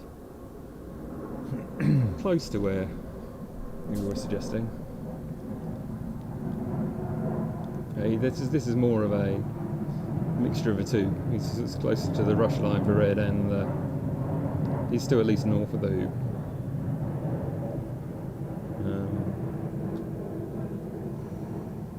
That looks pretty good. Yeah, black's a little bit on the, I'm going to say west. Is there a hill side. here? A little bit right to left? There's a little bit of right to left here on the approach. I think it's a nice hill if you can run the hoop past black.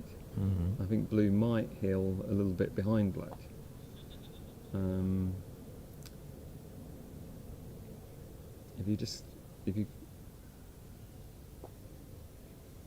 If that ball, it didn't do much. I think if blue had gone another half a yard, it might have gone 1 ball to the left. But the hill's, I don't know, the hill's more pronounced, I think, on the hoop 3 side. So if he had a better yellow, do you think he might concentrate on getting a peel or jaws and not worry about a rush on red? Yeah. Well, he might do that anyway, but that's quite. That looked easy. Yeah.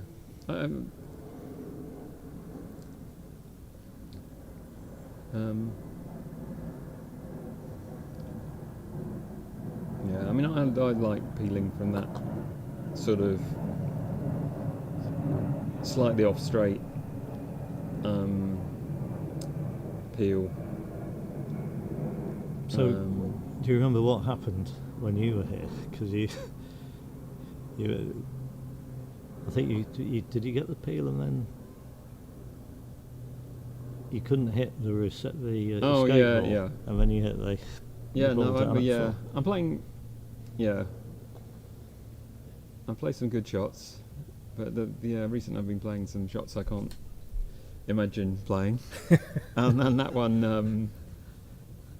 Yeah, I don't think I got my body shape all wrong, and the back ball pretty much followed the peelee when I was trying to split it distinctly. Right, yeah.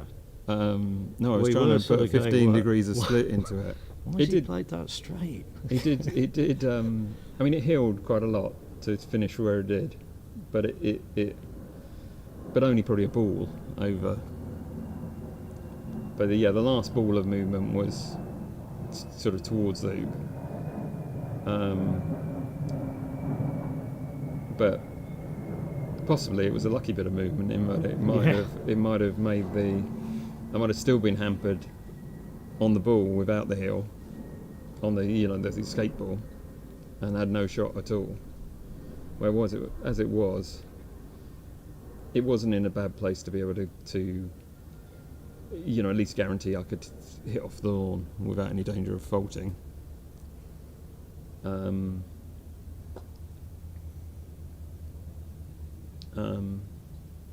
I sort of half fancied it, and I hit it at centre ball.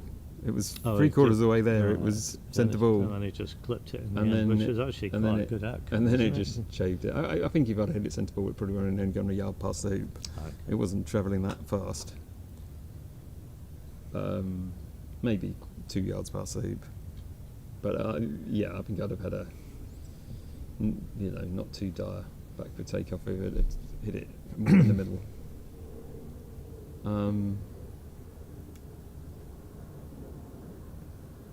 But yes, it was lucky it didn't hill off completely at that sort of pace and distance.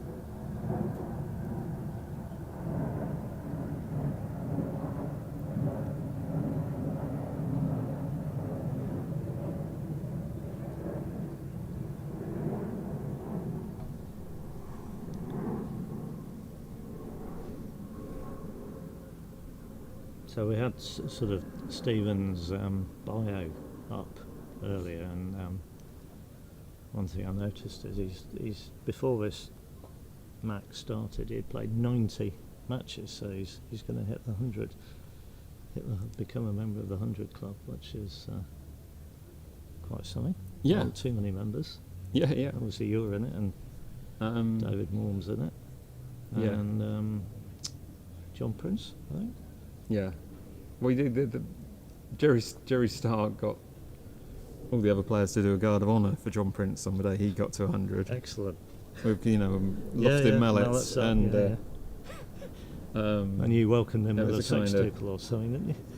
He had to play me, and it wasn't too competitive. He wrote about it in his memoir.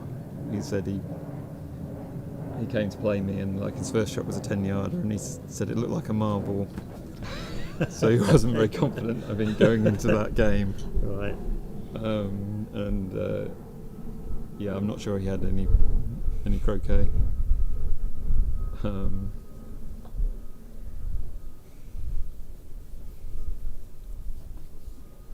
this looks pretty competent. Yeah. At this stage. Yeah, I think James. There's a hill here though. We've noticed, or we think we've noticed. Although I think he's uphill. coming up. He's coming up this from is this side. This is uphill.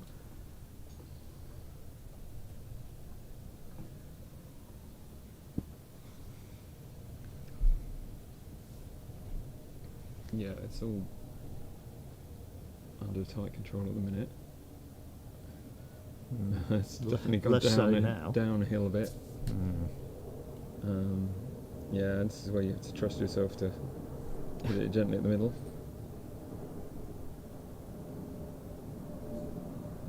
And that's not a bad spot. Not bad.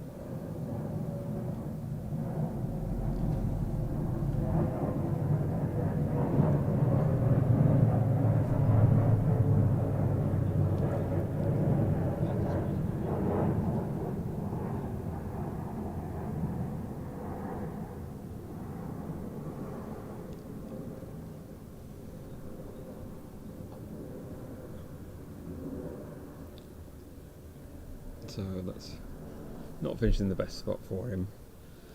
No, Jules is better than there, isn't it? Yeah. But I'm sure. Yeah, I'm sure it was it'll in a way, and it wasn't the best pace to play it at. It was always quite likely to finish in that sort of area. There wasn't a lot of reason not to play it with a drive, but there's a lot to be said for playing your favourite shot where you know how much it peels, how it pulls. Sorry. Yeah, how is the pull? with these balls? There's a lot of variation with the balls. Is there? Is that due to the amount of milling, or they're all sort of supposed to be roughly the same, aren't they? Although they're old. Yeah, there's old balls. There's some. I think it's particularly Roehampton. They've got some old ones where essentially all the milling was similar. We'll go into what happened yesterday in a minute, but all the milling's similar, but some of them are much softer. Oh. So they're harder to rush, and the ratio on croquet strokes is, quite different. Why would that be the case? Are they from? I don't know. Different editions. They're from different places. Right. Of different clubs. Yeah, I think possibly different countries. I don't know. Oh, okay. Someone described some as coming from Kashmir, which really? I think is a new. I didn't know that. Okay. Interesting. So whether they've just been baked in the sun more. Mm-hmm. But anyway, there's definitely some much softer ones with quite a different ratio and more pull at Roehampton. But probably most of the balls seem to be more as you would expect for Dawson's. I started playing a match yesterday with Jack, where at the beginning of the match that set was more average, and then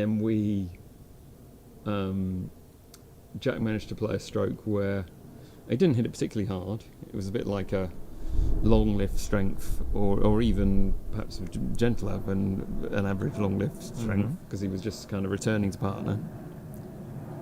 And he hit something metal and took a chip out of the ball. Oh. quite a significant, a chunk. Right. So we had to swap balls. And the whole set. Yeah. Yeah, right. Nice. and then we got a set which were really bald. Oh. And yeah, my first stroke was basically to rush to hit one from corner one, and I hit the shot I wanted to hit, and it went off the side boundary because they were just completely different, pingy. Yeah. Interesting. And these balls are the tournament balls for the whole tournament, aren't they? So they're going to be carted off to Southwick, presumably, and then back to Surbiton. So your first 10 minutes, you're gauging what the balls are doing. I've got to say, I was one of the people who were quite keen to use Dawson's, right, rather than anything else. But I wasn't expecting to find the sort of spongy ones. I thought we'd be able to find, sets which were still behaving more like these. All four sets here, as far as I can tell, have all been more average, Right. Yeah, we haven't noticed, and obviously we're not out there playing, but we haven't noticed anything untoward in how they've performed.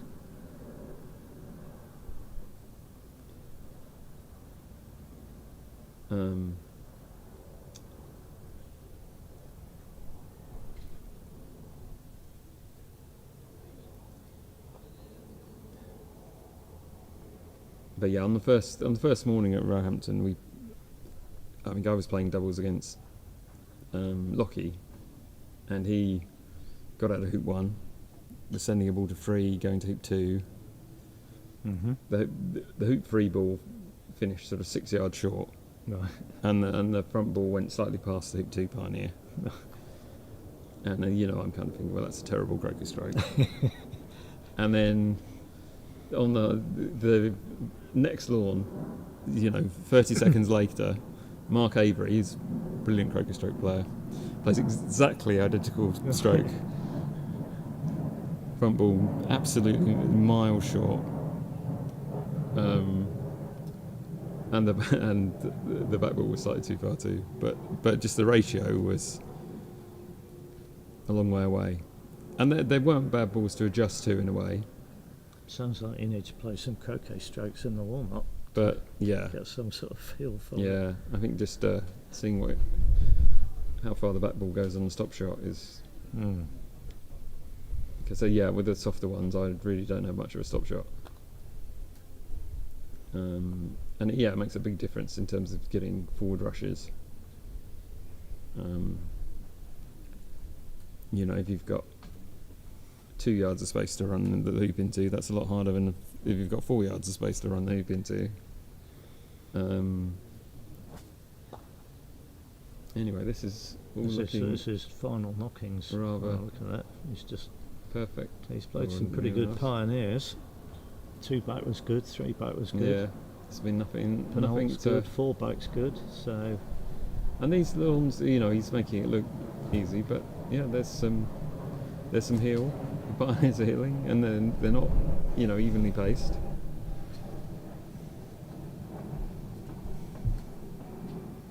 Mark, was it Mark? This morning?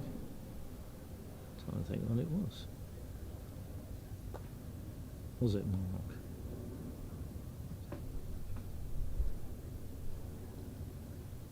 Yes, yeah, it was Mark. Anyway, That's he a little short. he left. He was going to start a delayed TP, and he left partner at 3. Had a nice ball at 4, and was taking off to a ball in corner 4 from west of hoop 3, and it seemed to be just going straight to the corner, and ended up almost in the yard line area on the east side. Yeah, yeah. Which was quite an alarming amount of hill. Yeah. And we don't get it on the live stream, but the sort of east 7 yards of lawn 3 seems to hill quite a bit as well. Yeah. Yeah, no, there's some quite significant hills. I mean,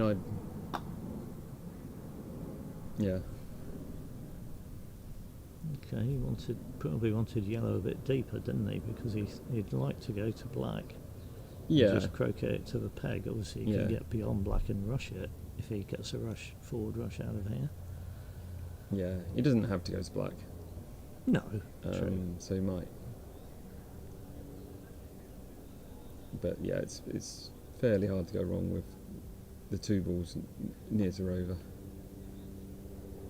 But yes, he'd have liked yellow right out rover.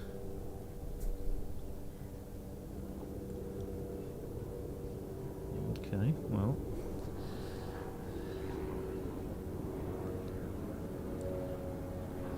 It's remarkably easy to just make things a little bit more difficult, isn't it? Yeah. And than he needed to be. I think he's just going straight to yellow here, isn't he? Yeah. Yeah, That should I be think fine. He's done he well. might rush yellow to black. You think so? Okay. Oh, we'll see. But no, he's just taking it straight to rover.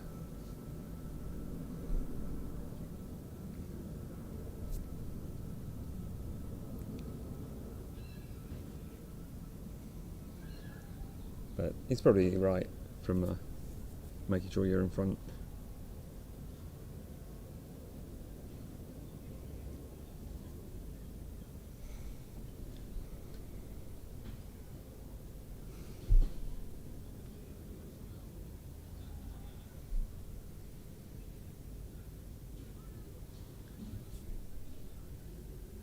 Oh, no, I think this is. This is going to be, yeah. This is coming to the end of our transmission, I suspect. This is Jamie's run, I think. This is the end of Jamie's run. Yes, that's true. What did he get to? Do we know? I know we had obviously 15 I don't last think. time. Did he? Yeah, I don't know what there was at the beginning, at the end of the previous one. I don't think it was a huge amount. I suspect he might feel it's a relief. I don't know. I don't doubt that. I don't I know. think it's nice to just keep winning. Well, of course it is. But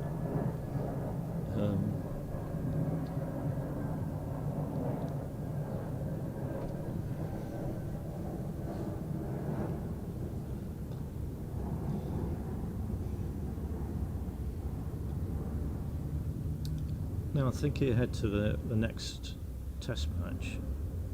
Do they update the rankings, and then you have to produce a Yeah. singles order that fits with the updated rankings? Well, you don't have to obey the rankings. You can pick whatever order you like. So what but do regulations say it- about the 50 points? It means basically the opponents can't appeal if you're within 50 points. Right. Or I think they get short shrift if you do. But there's no reason not to go where everyone.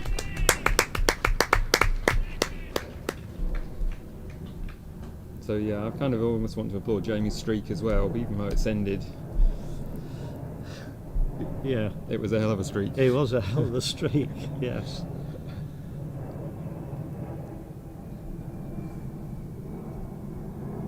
Well, it was at least 18. Yeah.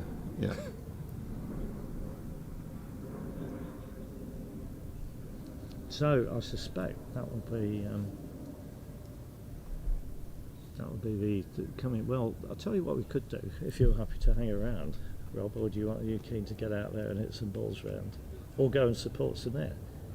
I'm watching Samir from here. It's a long way away to try and do some commentary on. Anyway, we can see Stevens in play. He's still just trying to make Hoop 1. But I don't know anything else about the state of play other than Samir's one game up. I suspect there's some be more action in that game, probably the second or third break in that game.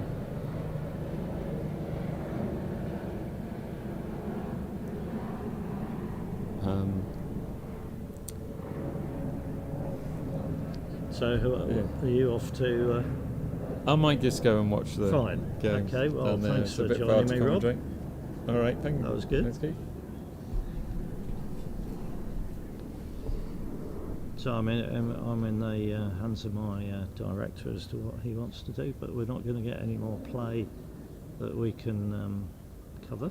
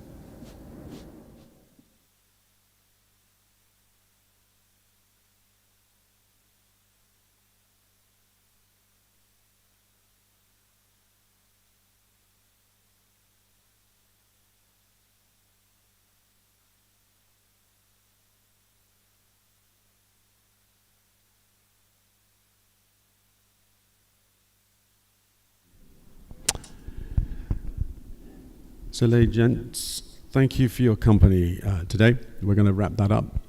Our thanks to Robert Fulford, some fantastic insights into his day's play and watching Jamie. And watching Jamie and Stephen Forster. We will be back tomorrow for day 5. And we have to quickly thank our sponsors. Before I do so, a big thanks to our live stream team, as Roderick Sheen, Ludolf van Hasselt, Guy Hewitt, and myself, Stephen Allen. And thanks also to our sponsors, Chris and Gail Barley, Mike Sandler, Louise and Michael Nelligan, Audio Hire, Croquet and Cocktails. Have a very good evening, very good afternoon, very good morning, wherever you are. Thank you so much for your company, and hope to see you tomorrow.